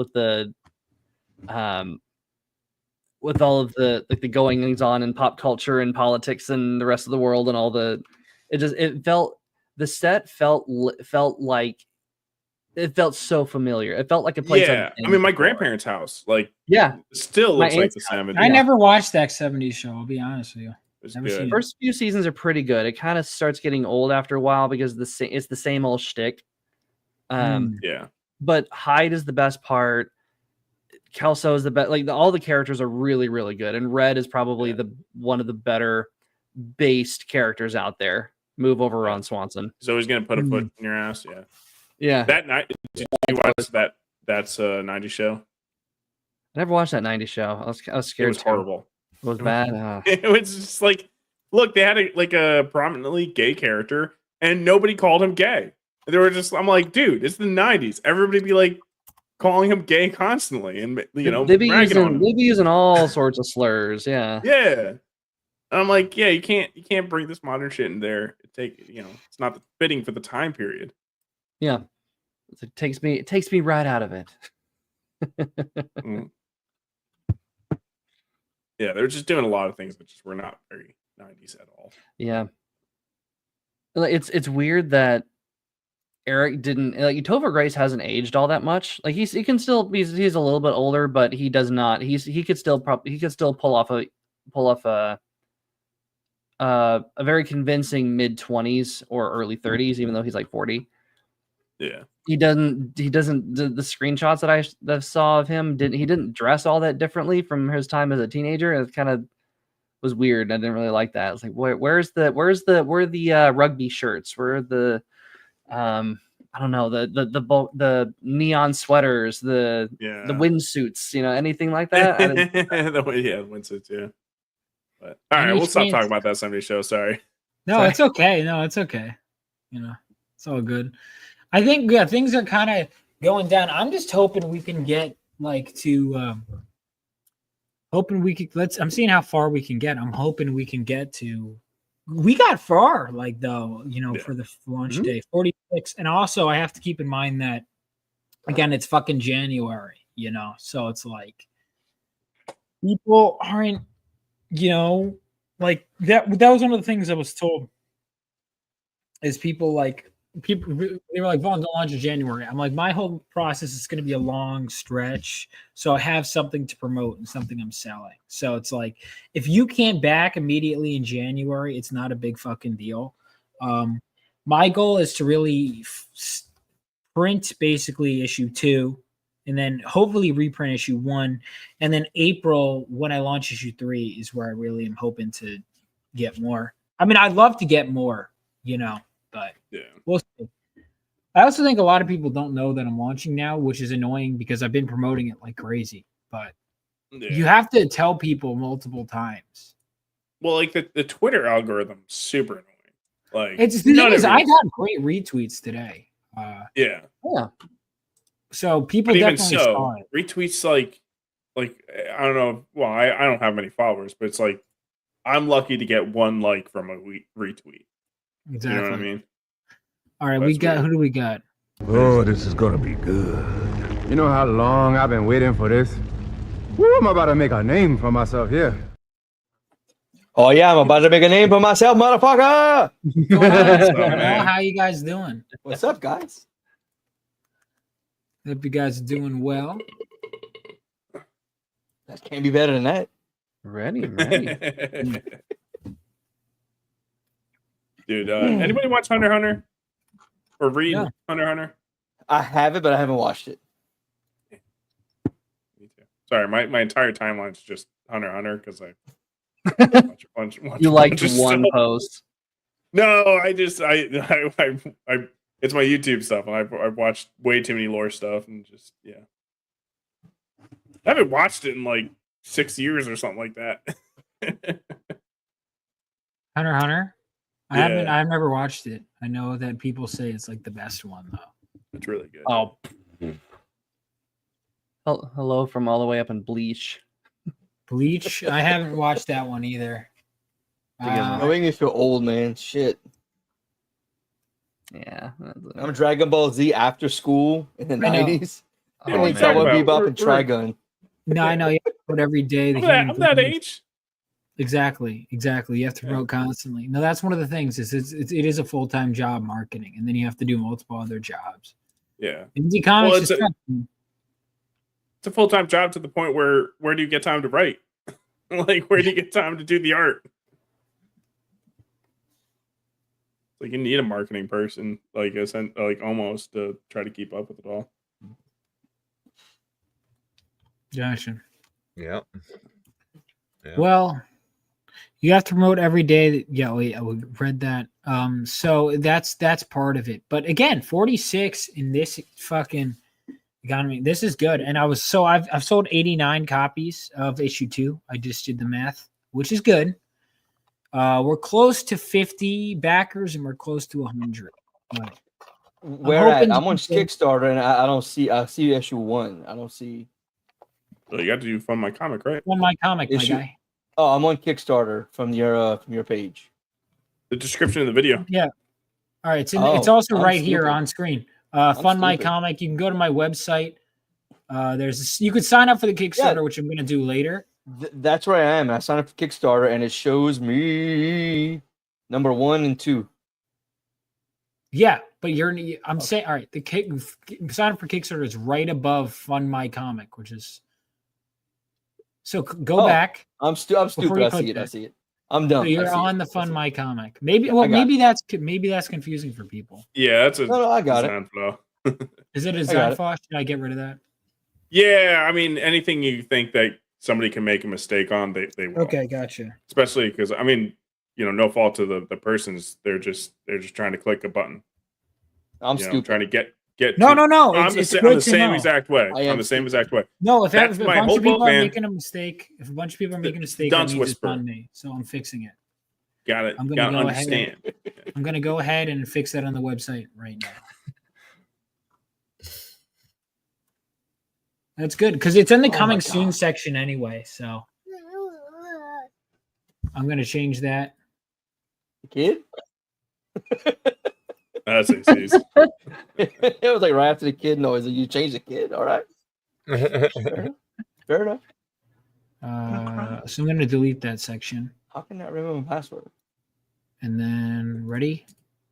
That section is gone now. Now it's available. You can still sign up for those things, but it's going to be through the coming soon section. Because ready? Ready? Easy fix. There we go. Yeah, there you go. Yeah, because like when people are like, "All right, I want to order a Phenomenova." I know I did good. Yeah, I know I did good. Yeah. Well, again, it's a 24-page book too. And apparently some people haven't read. The annoying thing, and this is the thing, not only am I learning crowdfunding, people who back me, a lot of them are learning crowdfunding for the first time. Because I have friends that were like, whatever. It's a lot. So crowdfunding is. Yeah. I mean, I've been hitting you up. It's something, it's something you have to learn. And when I say learn, I'm still not done learning. I raised a lot of money, but I'm still learning shit. Because it's a lot of it is also, you have to kind of experience it. It's part of it too. Yeah. But yeah, let's see if we could get to 50 backers. But we had by the end of my campaign, because I'm trying to think, my launch day, I think I had 80 last time. But again, that was in April, which is literally the best time to launch. And I gained new backers this time, which is good. I raised last campaign. I raised 10K in like 10 days or so. Jesus, damn. So that's why it was almost. I was almost like, oh god. So now I'm gonna feel spoiled. I'm gonna feel like a spoiled shit. Done. You backed? Yeah, I backed it. I was looking for it. Thank you. Good man. Ding, ding, ding, ding. Yeah, you do have to. This is a pay-to-play system to get on the Von Coleman channel, by the way. I did tell Blair, I was like, I gotta send you the link until you send me money, bitch. That's what I said to him. I sent him some half nudes to get the link like minutes early, so I could. I promise that part of the story is just fabricated. No. Send those to everybody. That part of the story did not happen. That did not occur. This is ridiculous. This is absolutely ridiculous. Insanity. This is awesome, man. So how long are you going for? I don't fucking know. today? And I don't know. I'm debating. Okay. It. We're gonna go live in about 40 minutes on insert title here, and then we're usually about an hour, hour and a half, maybe 2 hours. How many views does that get? Maybe I should transfer over to there. I don't know. We actually hit our peak with 21 last time. We've gone Should up. Should I come on tonight? He messaged me. If you want, I mean, I said to be a guest on next week. Yeah, we have you and Okay. Toasty next week. We're talking about the First Amendment tonight. Hey, just message him, man. I don't know, but yeah, we had about 21. It was kind of shocking. Every episode we're more and more. Nice. Yeah, it's good. Our quality is just getting worse and worse. I'm trying to get. We're trying to get those kind of viewers on the RNCs. It's to launch on my birthday, 7-Eleven. Now that's Rip a Day. That's Rip a Day. That's awesome. 7-Eleven. 7-Eleven is 7-Eleven. What the fuck? You can't take that. Is my next date 26? Patty, St. Patrick's Day? You mean Paddies? It should be Paddies. That's racist. Shut the fuck. I'm Irish. Fuck you. I have the M pass. I could say Mick. Well, it's like, what religion is that? Oh yeah, I'm Irish. These are Religion? I can make fun of Catholics and the Pope. Yeah, the Pope. The Pope. Hey, the Pope. You like the song? Hey, I'm Arshed. I'm Arshed too. That's good. I'm Bavarian. Movies and Brewskis. Do you have a channel? Wait, so do you have a He channel? does. On? Yeah. Yes. You want the link, man? Just DM me. I'll send He's you a cool guy. He's dope. Yeah, he watches my channel. That means he's inherently cool. I like his title, man. It's 3 of my favorite things. This has been good, man. This has been real good. I saw Metal Movies and Brewskis is designing a new logo or something. It looked pretty sweet. It was like you saw his logo popping up when the chat messages were popping up here. It looks similar, like the shape and everything, because obviously it's the same channel and everything.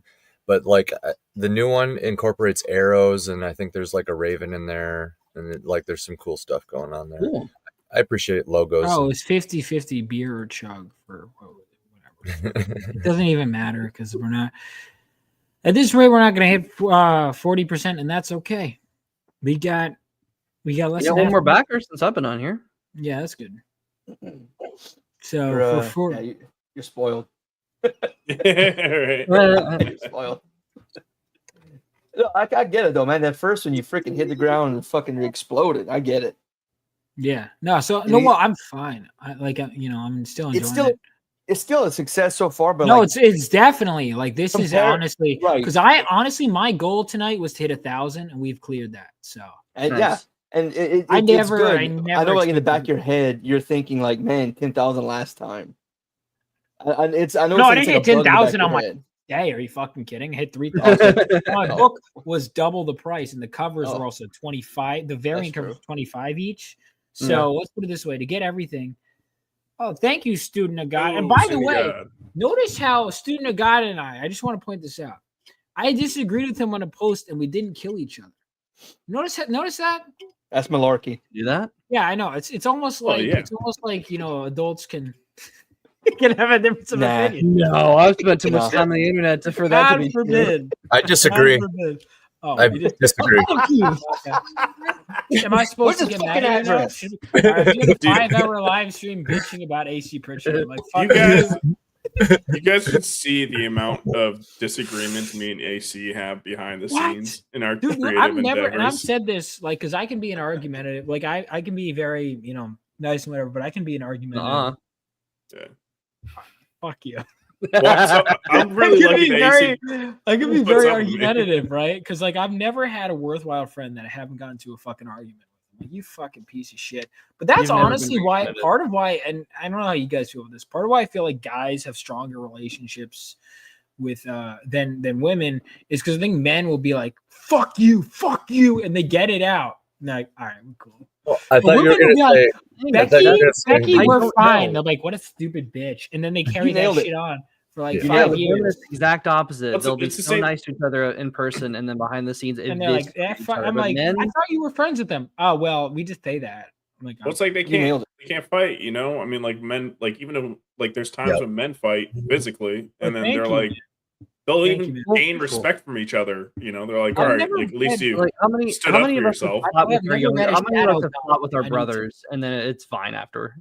Just you gotta get that aggression out somehow. Yeah, And once it's exactly. Not done, usually like, good with my brother. My wife doesn't get that. Me and my friends will rag on each other nonstop the entire time we're around each other. And then we leave each other's house. We're texting each other. You know how I know you're gay or some stupid shit like that. What is there to And it's disagree like, about? If I can wait how- and get how it do from you guys Chelsea, even I got talk? a campaign. I only spoke for some. No, that's perfectly fair. So my argument was this, and this is just my thought process because I get it. My thought process is because I'm figuring this shit out for myself. And here's the truth: nobody fully knows the crowdfunding model because it's still new. That's the truth. The crowdfunding to it's true.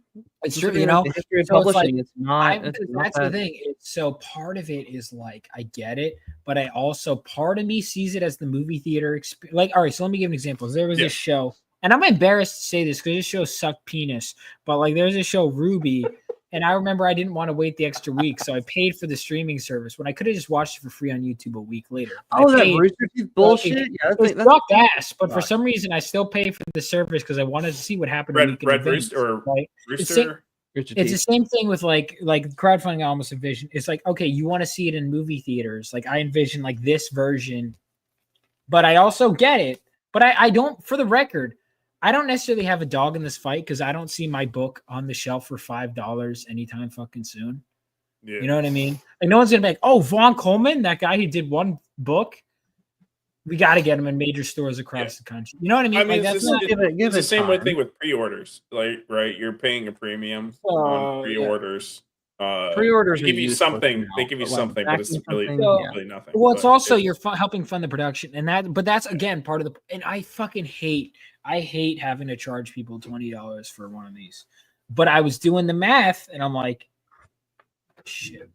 You know, because like, and printing costs fun. They went up 15% because I was like, oh, this is a floppy. It'll be a cheaper printing, and like, no, fuck you, damn, fuck you. That's the thing, it's $15, like, 50% more. I'm so you know, like you're- I'm actually pissed.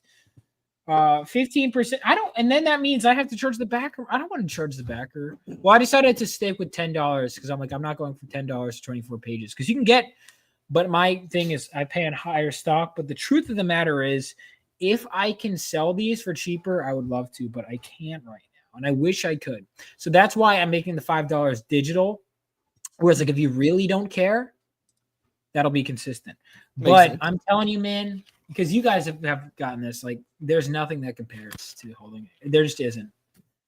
And I think a lot of people that back the digital will eventually want to get physical. Like, I read most of Claremont's X-Men run digital, right? And then eventually I end up going back and getting physical issues. Well, Vaughn, if you finish your entire arc, then you would put it in shop. Yeah, that's exactly. Yeah, exactly. I would. I have an 8-issue arc, so we are a long way from then. So if you give no fucks and you're like, I'll back Phenomenova in like however many fucking years when it's in a shop. I mean, go ahead, but you're going to be waiting for a while. And if you're not dying to read my story, that's okay. And that's assuming that I, end up finishing the arc, which I plan on doing. But yeah, we're 7 issues away from finishing the first arc. So we got time. We got time. Eventually, I would love to get it in stores, though, But yeah. But also, there's a lot of things I would love to do that I can't do. But yeah, no, I totally get it why people are like, I'd rather just wait in the stores. But for me personally, I don't know. I mean, I'm also biased because, Billy Tucci and I are close. So I'm like, fuck yeah, I'm going to back his campaigns. But, it's like I would have had to have wait. Like Haikyuu is just getting in stores now. I got to read that shit 2 years ago. So I'm fine paying more. You know what I mean? So like, that's where I come from personally. Yeah. But I get it. If people are like, I'd rather wait, that's fine. But like, for example, the Claremont, when Claremont comes out with a new, like he was doing those Wolverine series, I'm not waiting for a fucking trade. I want that shit right now.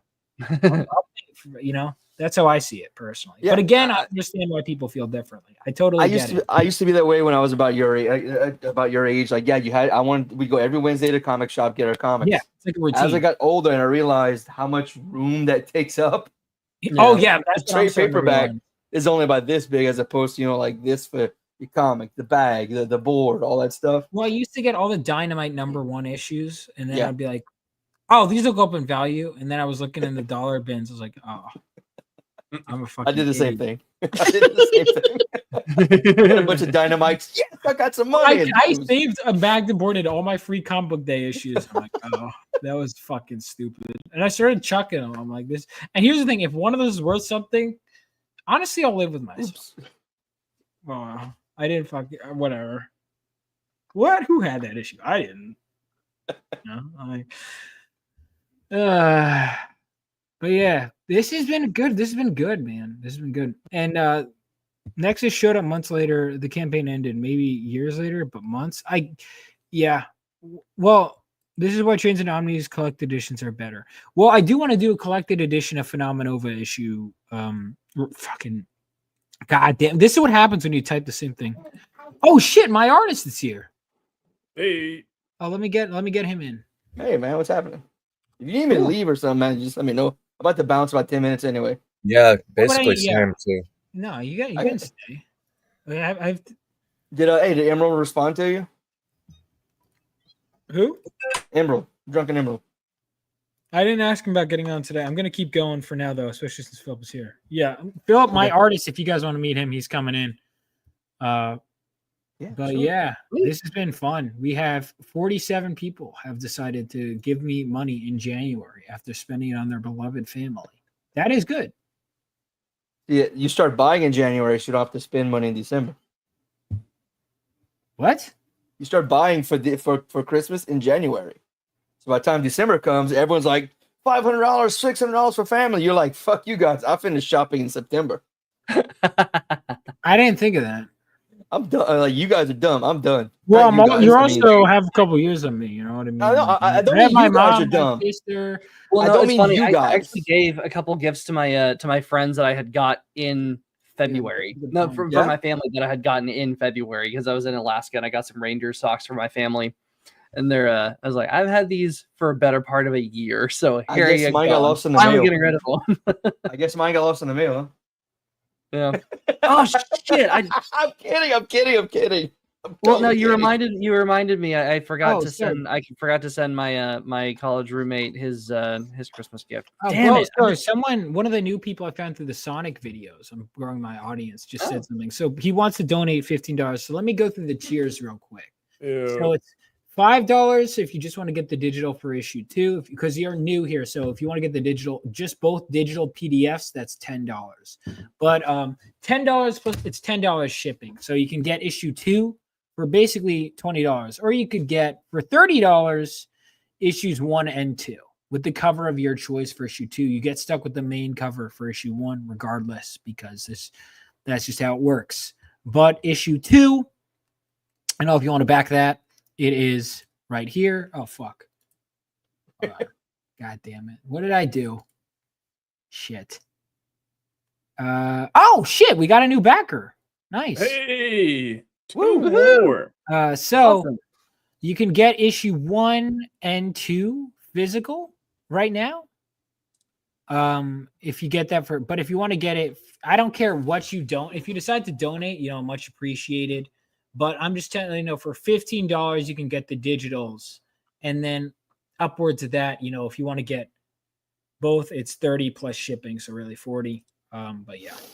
If you don't donate your piece. Yeah, whatever you decide to get, and message. If you have any questions, message me. I also have my socials in the description. So whatever is easiest for you. Thank you so much. And yeah, I really appreciate it. But yeah, if you want to get issue 1, you can get issue 1 on my website, which is right here.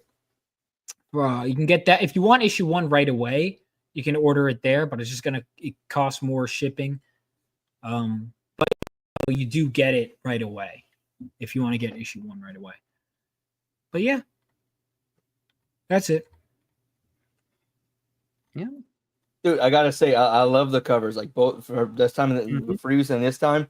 Like that, I love covers with a character like almost dead on the cover. I don't know why. It's always been a thing for me. That main cover, that's the one I just got, dude. I don't know why. See a cover with a character just like decimated, which was the opposite of what I had initially envisioned. Yeah.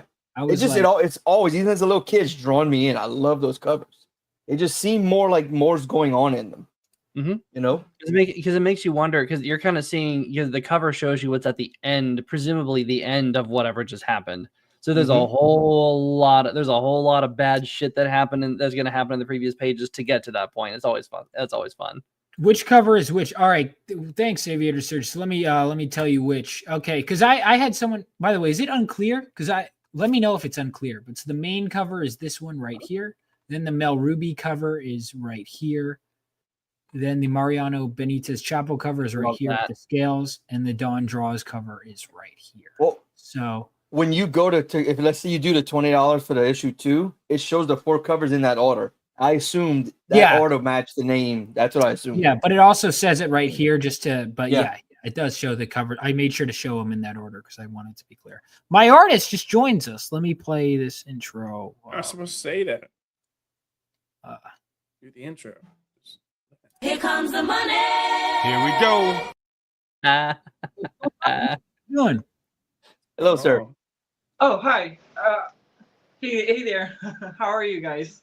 Doing well, dude. We're big for artwork. Everyone's talking about your covers. So, Philip, I had a list of ideas for covers, and then I'm like, "What do you envision?"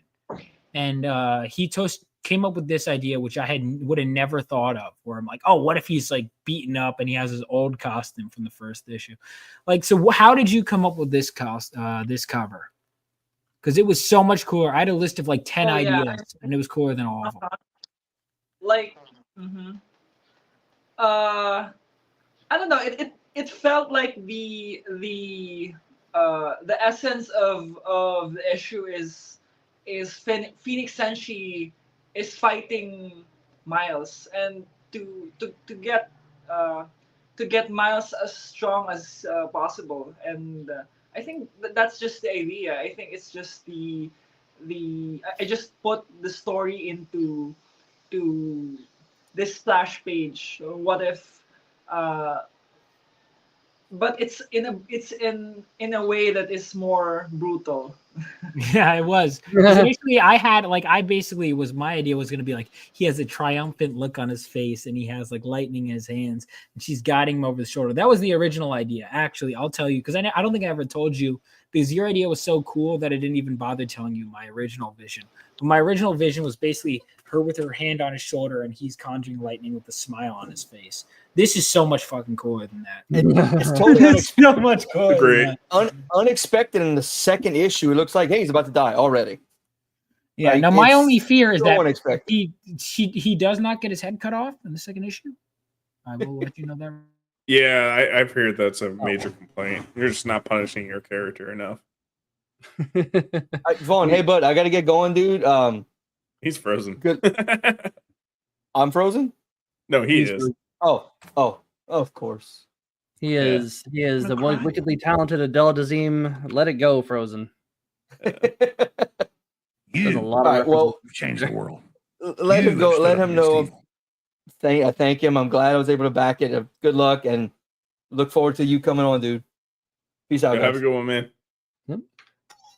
Because him and Phil are both like done. Interesting development. Yeah. Oh no. All right. Well, it looks like it's Iron Seas stream right now. Okay, so we are now another mutiny. Yeah, another mutiny. Hey, he dropped out. So this week on the Iron Seas, subs. 4 subs. Go to Iron Seas, like the ocean, and sub there. We need 4 subs. That's it, and we get 200. We're at 200. Then, sorry, 5. We need 5 subs. 5 subs, guys. Get it right, Bad Sauce. Get it right. Go watch our Sanderson. Come on, 8. I don't know. He's out, and the viewers went up. Hell yeah! Yeah. I mean, it's a better show with just us, anyways. Dude. Wait. I got this. 1 second. Welcome to the Iron Seas, everybody. Yes. We weren't talking about somebody doing a launch party for a comic. That's not what's going on anymore. This is now the Iron Seas podcast. Go to x.com/Seas Iron Podcast and vote for the best character in Two Towers if the poll's still up. Follow us on Twitter as well. Yeah, just look up Iron Seas. And so we're a channel that focuses on story writing. You're going to see right on our channel, we're talking about Brandon Sanderson's new stuff, trashing that. We talk about a bunch of different culture stuff. We promote indies. Get people to guest on our shows. We talk about story writing together. We just have a fucking fun time. And you're gonna want to see Vaughn when he appears on our show this month. When does he show up? When does Vaughn show Just up? like to see him here on his own show. It'd be nice too. Yeah. I mean, you actually see him on our show, on like his show.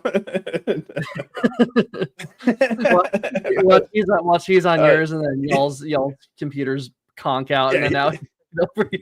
Oh my god. He'll be on the 21st, and I have a big surprise for this for him when he shows up. It's gonna be very entertaining. I can promise you that. So yeah. AC, what's going on, man? How you been? How you doing? I've been good. I just wanted to add, in case you didn't mention, we went over vampires and different types of magic systems. So vampires. Yeah, cool stuff over there. But yeah, not much over here. Just I made a comic today. That was cool. A little short comic for the Iron Sea. Oh yeah, we're trying to build our Substack and stuff like that. So we're doing flash fiction as like kind of like a weekly deal for our stuff. So Fucking just completely shit itself. Give me a second. Hey, get out of my show! You're ruining my show. You dummy. Looks like the Twitter feed is done. That's good. Great. Incredible. Man, that's weird. Oh, Hey, it's like that's what after I they need. Yeah, initially it's not put like I up need Twitter. a camera. It's like it's my lunch and I look dapper. I would like everyone. Bruh. All right, give me a sec. This is horrible. I'm so mad. I literally shut off my computer and turned it back on again. It worked. Oh god. All right. I'm alive. How you guys He's doing? back. He's back. I'm back. I'm back. You guys see that episode of South Park? That was a good one. Yes, of course. I was thinking Randy cousin. Quaid in Independence Day. Oh, Hello, boys. I'm back. That's a good impression of him too. Yeah, good one. He's We're the best. One character. backer away. We're one great. backer away from getting 1,500, which is good. Yeah. That is Can we good. get there? We're two backers away from 50 on launch night. Oh man. So I'm pretty sure, and you're about to have another one because I thought I'd backed it, but apparently I didn't, and I'm remedying that right now.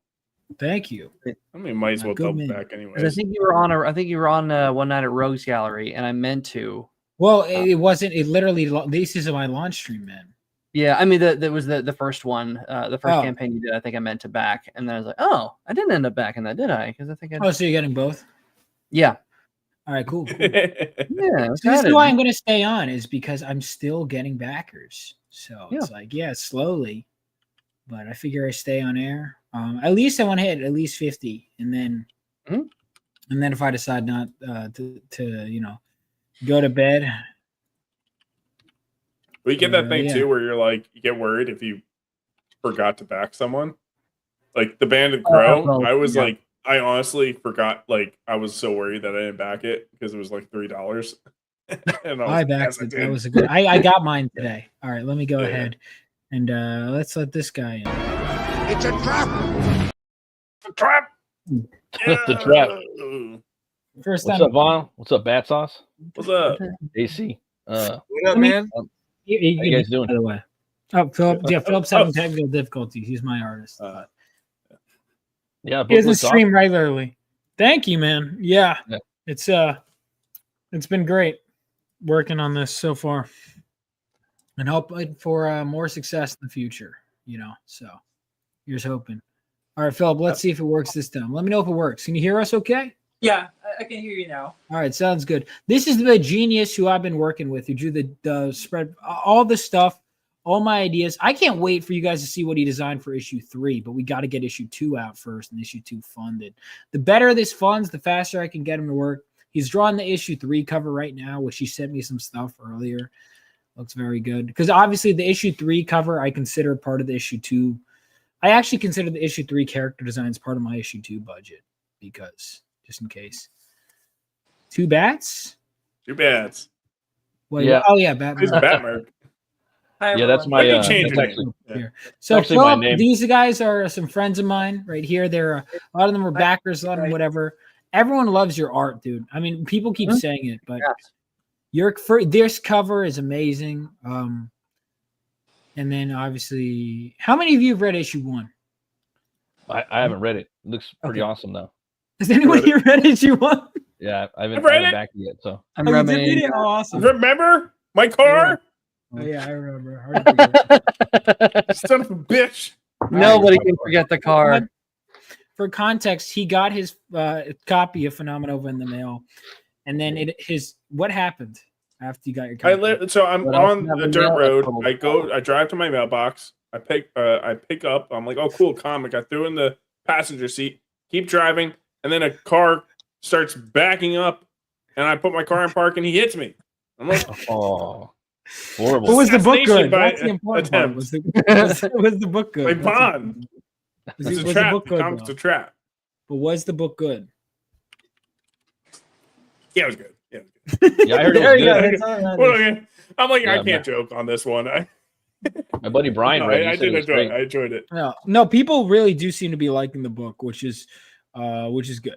You know, and I think we're only improving. I think the books are continuing to improve, but yeah, man, it's been great. This so far, the feedback, everything. Estrella, honestly, who's your favorite new character in this issue? You really have Estrella and Hotline. Who do you like more, Philip? Because you designed both of them. Oh, I'll probably go with Estrella. Estrella? I think she exudes this elegance in a way that not a lot of female superheroes like embody. Like she looks like a goddess. Yeah. And someone who is like the symbol of justice in a way. Yeah, your design was cooler than what I had in mind. It was one of those things like the thing on her shoulder, all the metal parts was so much cooler. And then he made her, I remember I initially envisioned her as short and you made her taller. And I liked your design was so much cooler than what I had in mind. I imagined like a grayer uniform, whatever. And you gave her the gold and the white. She's my favorite too of the two. I love a Hotline, don't get me wrong. But Estrella is, I love Estrella. By the way, I received my copies of Phenomenova. Oh, glad it finally came in, man. Yeah, it looks so good in person. Yeah, I know. This is the cover of Irene Strakowski. Yeah. It's so good. Yeah, they all came out. This is the cover of Sukesh. Sukesh. Oh, Yeah. She loves And your this design is Hotline. The regular covers. Did you get? Hang on. Did you get? All right. You should have. There should be two. Did you get the Buzz cover and the Final Fantasy VII cover yet? Oh, I got the Final Oh man, I Fantasy. missed out on that one. Yeah. Okay. This looks. I mean, when I first opened this in the mail, it's an awesome feeling. I couldn't I know. describe. I was just so happy to see our work finally in this physical form. Like, what did we just do this? I know. It's the most amazing feeling. The quality of the book is really good. I'm not saying this because we worked on this, but the quality is really good. You can brag on yourself. It's okay. Yeah. Yeah, it's really good, dude. And again, I couldn't have done it without you. And I'm glad that I decided to print it at a higher quality because I felt like it deserved it. It was really good. The quality of the book, like not the like the story aside, the art aside, the quality, the paper, yeah, the thickness of the cover, how it was bound together, like it's so quality. It's Yeah. nice. It's really good. I wanted it to be worth because I have to charge extra, so I want to be worth. No, I didn't pay him in copies. I paid him by the page. You fucking some guys trying to imply. No, I did. I paid. I also give comps. And one of the things I want to say, guys, if you're hiring talent, pay them comps. Like, I mean, Yep. pay them, but also give them comps. Like, don't Yep. fucking like. There was one point where I was almost cheaping out on someone who did character designs. Like, fuck that. I'm giving them a copy. Like, you want to give people copies of their work to give out, and because they deserve it, man. Like, you know, that's I gave extra, which means I spent more money, but that's okay. Like, I consider that part of production costs is giving people extra copies. And everyone should do that. You want to be the kind of employer that you would want to work for. Agreed. But Is that did you Berserk back get there? Oh yeah, that's Berserk. Oh yeah. I haven't read Berserk yet. I saw it in the store. I need to read it. You're too young for Berserk, Vaughn. I do have some Marvel stuff. Marvel Omnibus by Ed Brubaker. Yeah. Oh, we were just talking about that earlier. Is that Captain America? Captain America. That's one of my favorite ones. I do have some recent stuff, like the Absolute Batman, Absolute Wonder Woman. How are the Absolute books? Because I keep hearing mixed things. Do you like them? Oh, I love the Wonder Woman and Batman. I think it's different. It's a unique take on the characters. Gotcha. Yeah, I haven't read those the yet. printing on this one, this is top-notch quality in terms of like the printing, the quality itself. I couldn't. I don't know. It's amazing. I didn't expect the quality to be this good. The hard stock, the stock, what do you call this? The paper, the paper print, stuff. Yeah. Yeah. What is this? Like a matte? Was it called matte texture? So I did a few. So here's what because first of all, I had to. One of the things when I signed on to be a writer, I didn't expect to have to learn every little thing. I had to learn all the printing types. Like, I literally had them hand me they sent me a folder, and I would literally just feel the types of paper until I was like, I like this one. I'm not gonna lie. Yeah, that was nice about the. It's a weird thing to be like, oh, I like that about this comic, and yeah, it was like. But no, matte. everyone tells me matte is a that. look, but yeah. So I decided, because I wanted to have it, I didn't want it to be too glossy, but I wanted the colors to pop, right? Because that's the color. So I made sure that I wanted the covers to be thick, and I wanted to have like a glossy feel where it's not obnoxiously glossy, but it's like you can feel it and it feels nice. With the paper in the middle, so the standard comic is 60-pound paper. Mine is 70-pound paper. So I wanted it to be just above what you get in the shop, but then the cover, I was like, let's make the cover really nice. And I decided to do that. 68 pages. So yeah, I decided I wanted it to be, because I can't sell as many of them as the big two. So I was like, well, let me at least make it where if I have to charge more, it's worth the money. And that's good. It's always good to beef it up, I think. I'm sorry it took so long to arrive. There's only so much, because it was shipped out like a month ago. No, shipped out more than a month ago. Shipped out. Oh, maybe it takes longer overseas. For international. It does. Yeah, it does. So I tried to get it as fast to you as fast as I can, but overseas it takes forever. It really does. And I try to get it out faster, but there's only so much you could do. I'd love to one day have international printers, but there are digital copies. So Philip, like, if you had any friends that wanted to get it, they can now get it digitally too. Oh yeah, definitely. I'll post the link on my socials. And Awesome, cool. Yeah, I'll send it to you. now But that yeah, I have physical copies, I don't know. It's worth it for me. The waiting time. Yeah, it's worth it. I love how this looks. it feels so good. Dude. Yeah, it feels amazing. Like It's always cool when you get your first comic book that you made in your hands, you know? Yeah. It's otherworldly, you know? You're like, oh, this Yeah. is mine. I made this, you know? Something to be proud of. Yeah, dude. For When I got my first 10-pager, like initially I was so busy working, and I was like, hold on, let me take the time to appreciate this. And I just sat down, and I was like, oh my God. Yeah.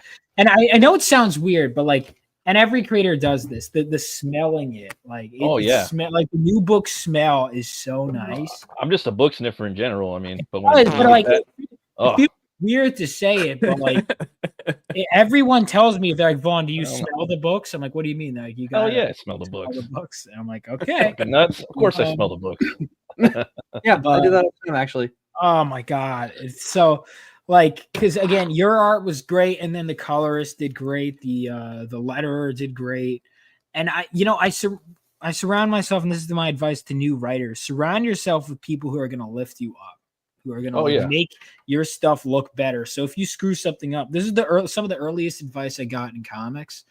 Get an artist who's like, if anything, more talented than you. So that way, anytime if you make a stupid story decision, they'll be like, "But that looks so cool." They'll Get refreshed. All right. Do I need a refresh? Do we got a new backer? That's kind of why when I presented my ideas to Luke, I gave him 3 choices, and Luke Stone was just like, he actually like thought they all sounded cool, but he chose the Flying Vikings. Let's go, 50 backers. All right, we got 1,000. You are welcome. Thank you. I guess we got a second one in. Thank you guys. You guys rock. All right, 50 backers on our first day. That's pretty solid, man. That is very solid.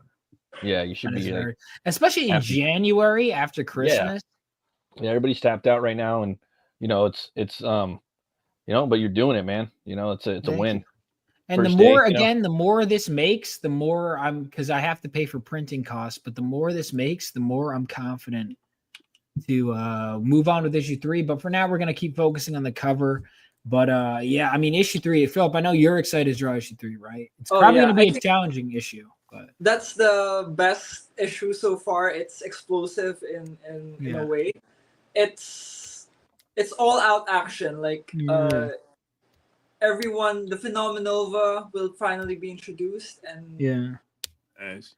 And there's a lot of like villains. Like if you guys like Dark Cloud from the main villain from issue 1, then you'll definitely love issue 3 because there are scary looking villains out there that looks like it's so different and it's can't wait. Well, to that's see thanks to you, with. dude. So I just wrote some villains. Some of them I was like, this is a big strong guy, and he has like 2 lines, and he would draw this fucking cool design. I was like, this guy like clones himself. I don't know. He could draw whatever. And he would come with some shit that was so much cooler than what I had in mind. So like he's done playing it, but like I had him design all the villains. There was a lot of villains I imagined in my head, just these goofy characters. And he come with these cool fucking designs. And I'd be like, oh shit, like that guy's in 2 seconds. And this guy is like so cool. So Dark Cloud will have a whole team of villains. You'll see that like they'll be alluded to in issue 2, but you won't see them. But there's like a whole team that Dark Cloud is working with. And then there's Phenomenova. You meet Estrella in issue 2, and then you're going to meet the other 3 members in issue 3. And then, with Miles joining the team, eventually you'll have 5. Fun fact, I still write Miles instead of Galvanite in the script because I don't think he's earned the right to be called Galvanite. I think he's someone who's pretending he's Galvanite. That name's pretty metal, dude. Galvanite? I know. Yeah. It took me... Dude, so many fucking lightning names were taken. So initially it was Lightning Lad, that was taken. Lightning was taken. Lord Lightning was taken. Lightning Lord was taken. Every lightning name, every time I come up with a name, they were taken. And finally I had Galvanite, and I was like, yeah, but he's not a knight. And so I put that aside, and I was like, okay, but like, is it cool? He's knightly. He's knightly, I guess. So I'm like, all right. You got to knight him, and then he could be worthy of the title. Yeah. As long as he's out there trying to protect people, that's like knightly. Yeah. Knightly. Yeah. That was my justification in issue 1. Is that because he's trying to be like Golden Gallon, who's like his I wanted the hero in this world to be a knight in shining armor. Oh, we just got another backer. Nice. That's good, man. Getting that flow in there, All right. We are so close to 40% funded. All right. Keep the flow going. 50. Yeah, it's cool. Like for as an artist standpoint, when a writer comes at you with like, I need a big buff guy with, then it's kind of cool because it's a playground, Like I don't know about Philip, but I know like for me, when I draw things, I love that. You know what I mean? But I've worked with AC, I've worked with Bat Sauce before. Yeah. And it's fun. I actually got to color one. Working on the comic book of that's his work. Yeah. Oh shit. Well, let me full screen you real quick. Heck yeah. Let's do that. Let's see it. Oh, yeah. Looks good, dude. Damn, I have to buy that. Dude, that looks good in the books. Looks Oh, good is in the that book. is that Sorry, from Froze? What's that? Oh Is yeah, that that's like Froze? yeah, Oh, it's a a novel. novel. Yeah. Okay, That's his okay. book. Yeah, I got a Vine over here saying he's like, oh yeah, send books to all your artists. I'm like, well, I got 5 artists, and I'm well over in the hole because I'm not making. So am I, like, dude. I'm not even close to making 1% of what I can spend. So I'm like, No, I'm gonna pick it up, dude. Thanks, man. I was already planning on Dude, picking you it up. didn't but, give your got me the Mel I know. Ruby cover. Thanks Bro, so it's much, like man. $40 more to do that. I'm Thanks so much, already Aviator far in the Surge. You're the hole. man. Hang on, Aviator Surge got the Mel Ruby, dude. Because Mel, that cover is special to me because again, my first work in comics was working on Hunter Ninja Bear. Oh, I which need to he get was the that too. artist on. Dude. Oh my god. And his, I remember I had never Start heard of fixing. Mel Ruby, and I was like, who the fuck is this guy? Like he's the nicest guy in the world. If anyone, by the way, if any of you are like, I want Mel Ruby art, contact me. I can get you in contact. Mel is one of those artists, like he should be more well known than he is. Oh yeah. There's so many artists like that where I'm like, why is this dude not more famous? Mel Ruby is one of those artists, like he should be up there with Jim Lee and all of them. Like he is so good. Jim Lee's I mean, I've been reading Jim Lee's like early X-Men stuff lately. Dude, because it's so fascinating because like you know, I'm watching like because he kind of I was talking to one of the editors who worked on because you know how like he kind of got famous. I mean, mostly off X-Men, but before that, what got him in the door with X-Men was Punisher War Journal. And I was talking to the editor who first hired him at a con, and he was telling me, he was like, yeah, I got this new. He was like, oh, I knew from the beginning, like Jim Lee was going to be a big. He was like, this guy was improving at such a fast rate. It was so cool hearing him talk about like first hiring Jim Lee. And like anyone who like helped Jim Lee out early on in his career, they'll talk about it, they'll gush over it. How like, well, I helped him get where he is. Because it's just his story is crazy too. Like how he came to be. He was supposed to be was a dentist or a doctor. Oh, is that right? Grinding. Yeah, I heard that. Right? Yeah. He's a med student. Grinding. Right? Yeah, just grinding and grinding, like just hitting it hard every day.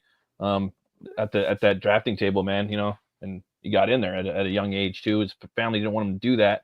But he's just stuck to it, and they couldn't say no. You know, it's like now your son's a superstar. You know, he's a phenomenon. He's getting paid $30,000 a commission now.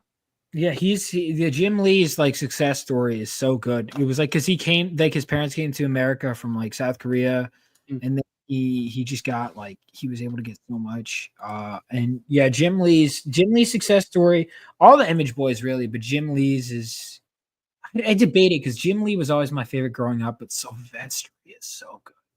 Yeah, Sylvester's awesome, man. For me, it was Sam Keith as a kid, Tom McFarlane, and a little bit of Del Keown. I mean, Del Keown's like the shit. No, but amazing. Sam Keith, the Max, dude, that was my jam. I mean, I haven't read the Max. It's cool. I mean, it's like a one and done series, like 20 something issues, but it's dope. And I don't know, man. That was awesome. The first few Spawn were cool. But it coincided with MTV had a cartoon called MTV Oddities, and they had the Max on there. It was like the first like kind of animated comic type thing, but it's dope. I recommend it. Jim Lee is, I mean, his I think because here's the thing: if you talk to any of the Image Boys, right? If you talk to any of the Image Boys, they're generally all of them agree. Even Jim Lee, they all agree that they think Silvestri is the best one. Whether you guys agree with it or not, like I think Jim so Lee now. thinks Silvestri is better than him. Like they all think Mark Silvestri is the best one.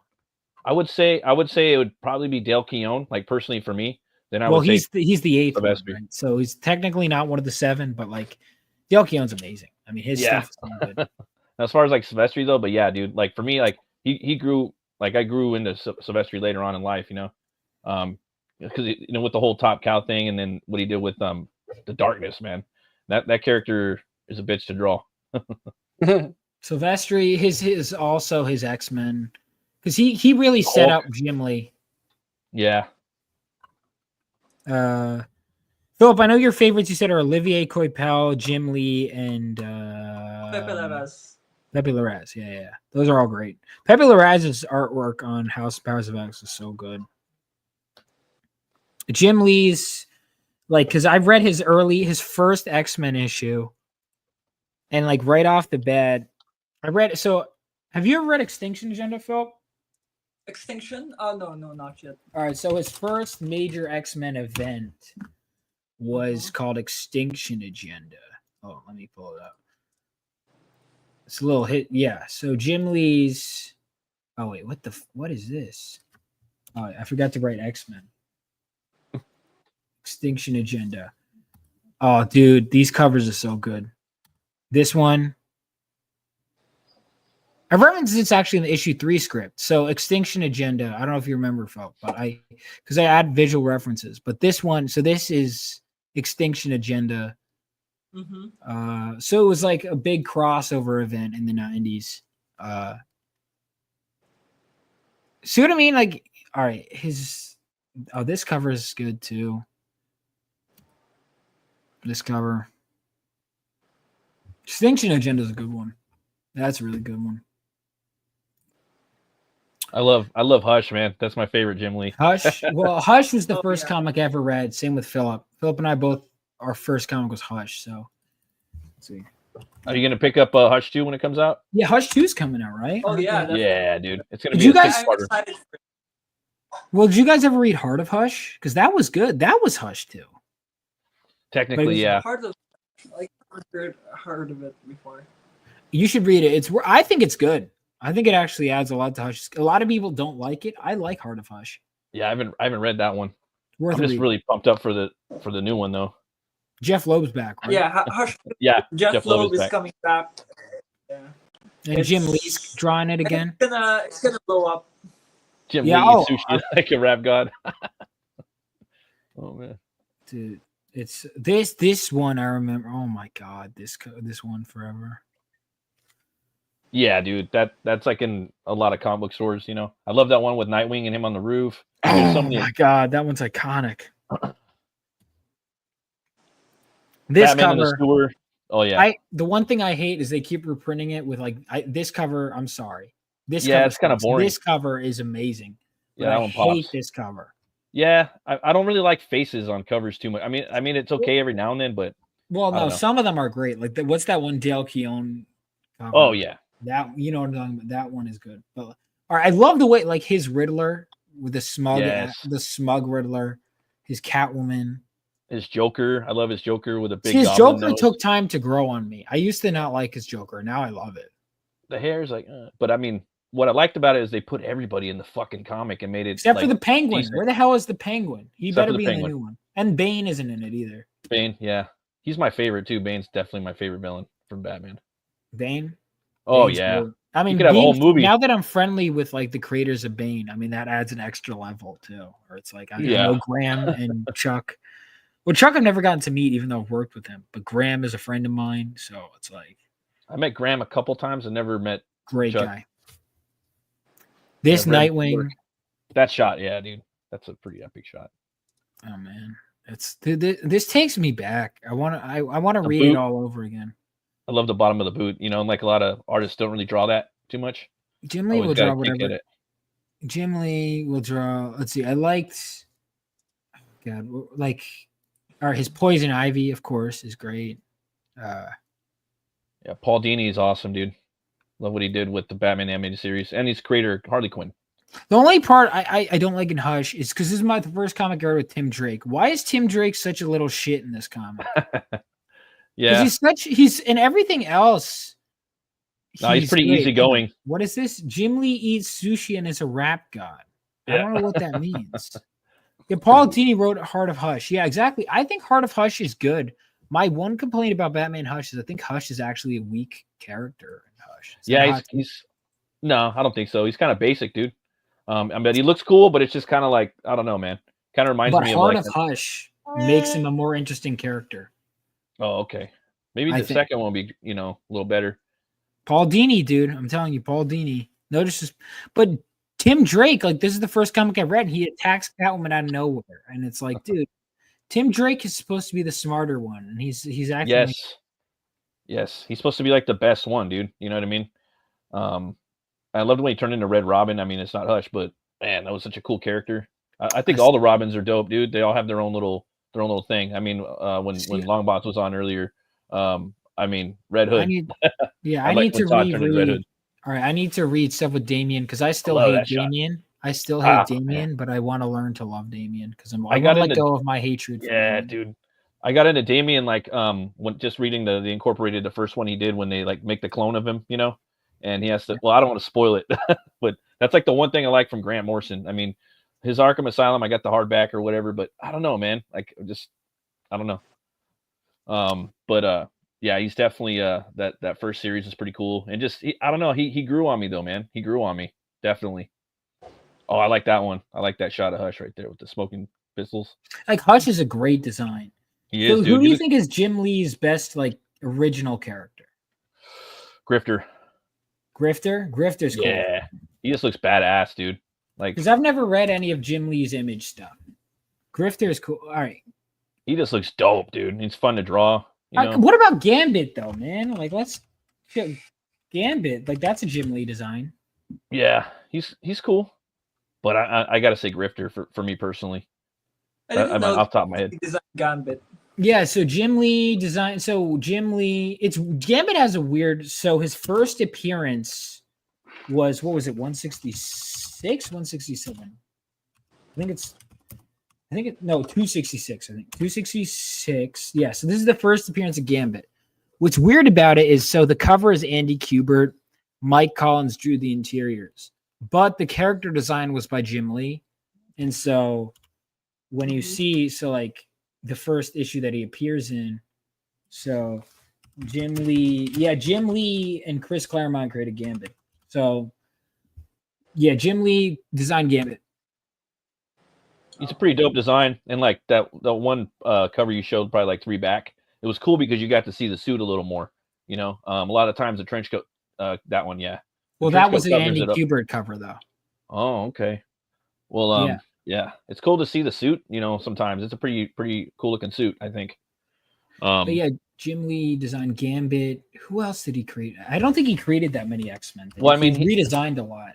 The Wildcats, those are pretty cool. Like, I think that, well, I don't know.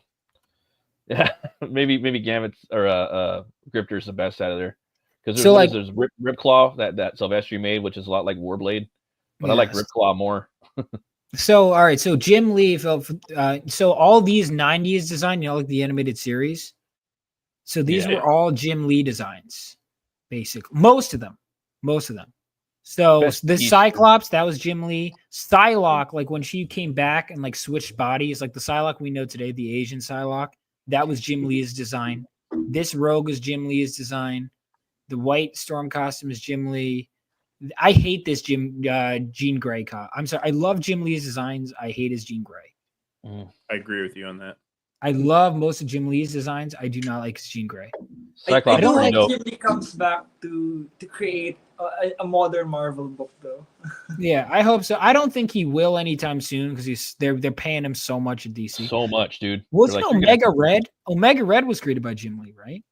I'm not sure, but if he did, I think that's a dope ass design. Like I think Omega Jim Lee, Red. Man, I'm 90% sure Jim Lee created Omega Red. Such a cool character. I wish that he would have been in the movies more. What is it? Rob Willis did a Omega Red a couple months back. Sick, man. On I haven't gotten to Omega Red in the comics yet. I think because that's after Claremont. That's like 2 issues after Claremont.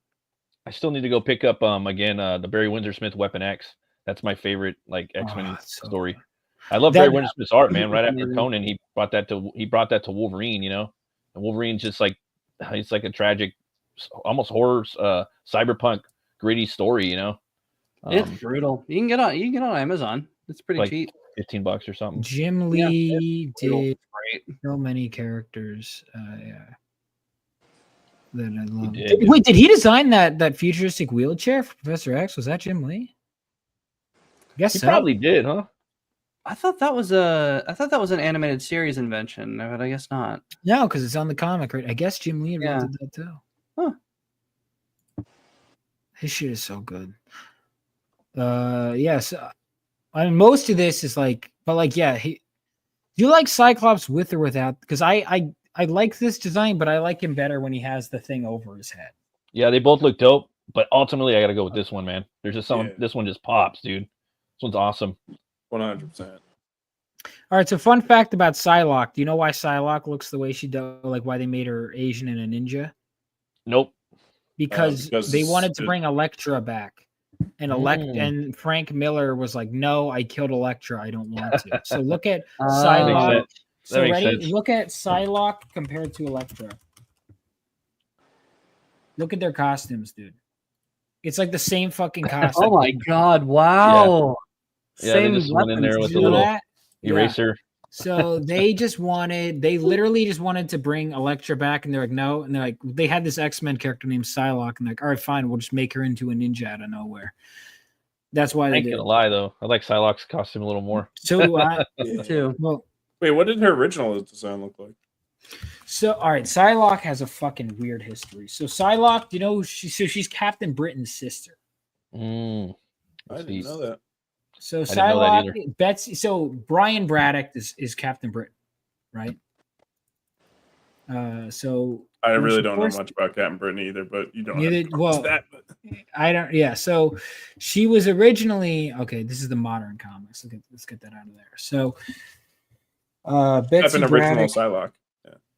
Betsy Braddock, original. God, yeah, this is tough because she's gone through so many different changes. She was originally, I can't find them. She was blonde and then she dyed her hair pink for whatever reason. So this is what she looked like when she first showed up in X-Men. See that with the pink, all that. That's what she first looked like. She was a white chick. She's from England, whatever. Yeah, and then she powers? she was a psychic. Yeah, she was a telepath. So then, hey, you got like all the designs down there. Where here? Down. These are for the Denver says Cerebro. Yeah. Yeah. Well, so these are hold on. Then Mark Silvestri redesigned her costume to look like. Oh wait, let me find it. So Silvestri redesigned her costume. This is what she looked like, and then Silvestri, where's the hood? He gave her the like armor and hood, right? Which was a fucking cool. Where the hell is the? I swear to God, this is a real costume. It was in the previous lineup of the it's right there. Yeah, they're here. This one with the hood. I like this costume. It's not bad, you know. But it's not. And then Jim Lee, when Jim Lee took over, he made her into this. So this was before. Then Silvestri drew her and then redesigned this, and then Jim Lee did this. So weird. Like, why the pink color scheme? I don't fucking know, dude. And the butterfly motif is pretty strong there too. Yeah, it was always. Well, I guess because I guess he's trying to make her look like a gypsy originally, kind of ish, right? I don't know what they were going for, but who fucking knows? Drugs. I don't know, but so yeah, Betsy Braddock she was originally supposed to be blonde, I think, and that was her natural because like Captain Britain was her brother. Yeah, so she originally looked like this, but then she dyed her hair pink and then wore pink for some fucking reason. So yeah, but then Jim what the fuck to do with their character. That's orange and gray. I wouldn't doubt that someone stole Frank Miller's IP, but X-Men is a different universe and films from Daredevil. Mm-hmm. That's true. Well, I had someone who worked in the 90s told me that that was the worked in the 90s. Yeah, worked in comics in the 90s. X-Men fought the UK superheroes in the Canadians. Matt, you worked in the 90s, didn't you? Yeah, you know what I mean in comics. Actually, no, I didn't. No, I was in school. Sorry, I aged you a little bit there. It's all good. All right, so we have 51 backers. So are we at? Did we cross 40% then? Oh, we're so close. Oh, we're so close. Well, it's okay. We made some good goals. It's up to you guys. We've been going for a while. We can keep going. It's up to you guys. What do you guys want to do? I was about to hop off. Yeah, I'm actually gotta get going here pretty soon. All right. Does everyone want to head out? Yeah. I think I will take my exit, but it was a pleasure being here. Thanks for having me. Just talking comics and stuff. Sorry I zoned out for a minute, but but happy to be here. Happy to back it. Looking forward to it. It's gonna be fun. Thank you. And Philip, thank you for stopping by, man. Thank Hope you, we man. didn't talk over you too much. Yeah. But, it was fun hanging out with you guys and meeting your friends. Yeah. You too, man. Nice meeting you. Here's man. more, and you've got a lot of fans in the U.S. now, And you guys are all Americans, right? Are any of you Canadians? Nah, No. Any of us will admit it. maybe one day, maybe pretty soon. You know, if he buys it up, then I'll be Canadian, Mexican, American. All right. Well, thank you guys so much for stopping by. Yeah, 51 backers on my first in January. I'm very happy with this. So awesome. Yeah. Thank you guys for the support. Thank you. Of course, yeah. Great art. Everyone loves your art, dude. Everyone loves your art. And if you guys back tonight, hopefully I'll wake up to some new backers. If not, I got more promoting to do tomorrow. But this has been a great start, and thank you guys so much. Have a great rest of your day. Peace out. I'm going to play the trailer for Phenomenova issue 2. Well, Philip, is there anything you want to say before we head out? If not, I don't want to put Thank you guys for all the people who backed issue 2. We promise you that issue 3 will be explosive. It's amazing. It's fun. It's the best thing for the story so far. So I'm excited for you guys to read it and have a look at the new characters we've come up with, the villains, everything. Yeah, we have to fund issue 2 so we can get to It's scary in a way. I think that's how I would describe it. Oh yeah. Issue 3 was some of my best writing because every time I was like, this one is the perfect draft, my editor would give me notes and go, that's a good point. And I kept revising it over and over again because I wanted it to be right. And I think it's some of the best stuff I've written. I think issue 5, when you get to that, Philip, that is some of the best stuff. Oh, bad sauce. All right. Thank you guys. Have a great rest of your day. And we're going to play the trailer for issue 2 as we head out. Peace out. I just want it to be like the Crusader Corps. Like my father. I thought with my new powers I could be. But I failed. I let everyone down. I got people hurt.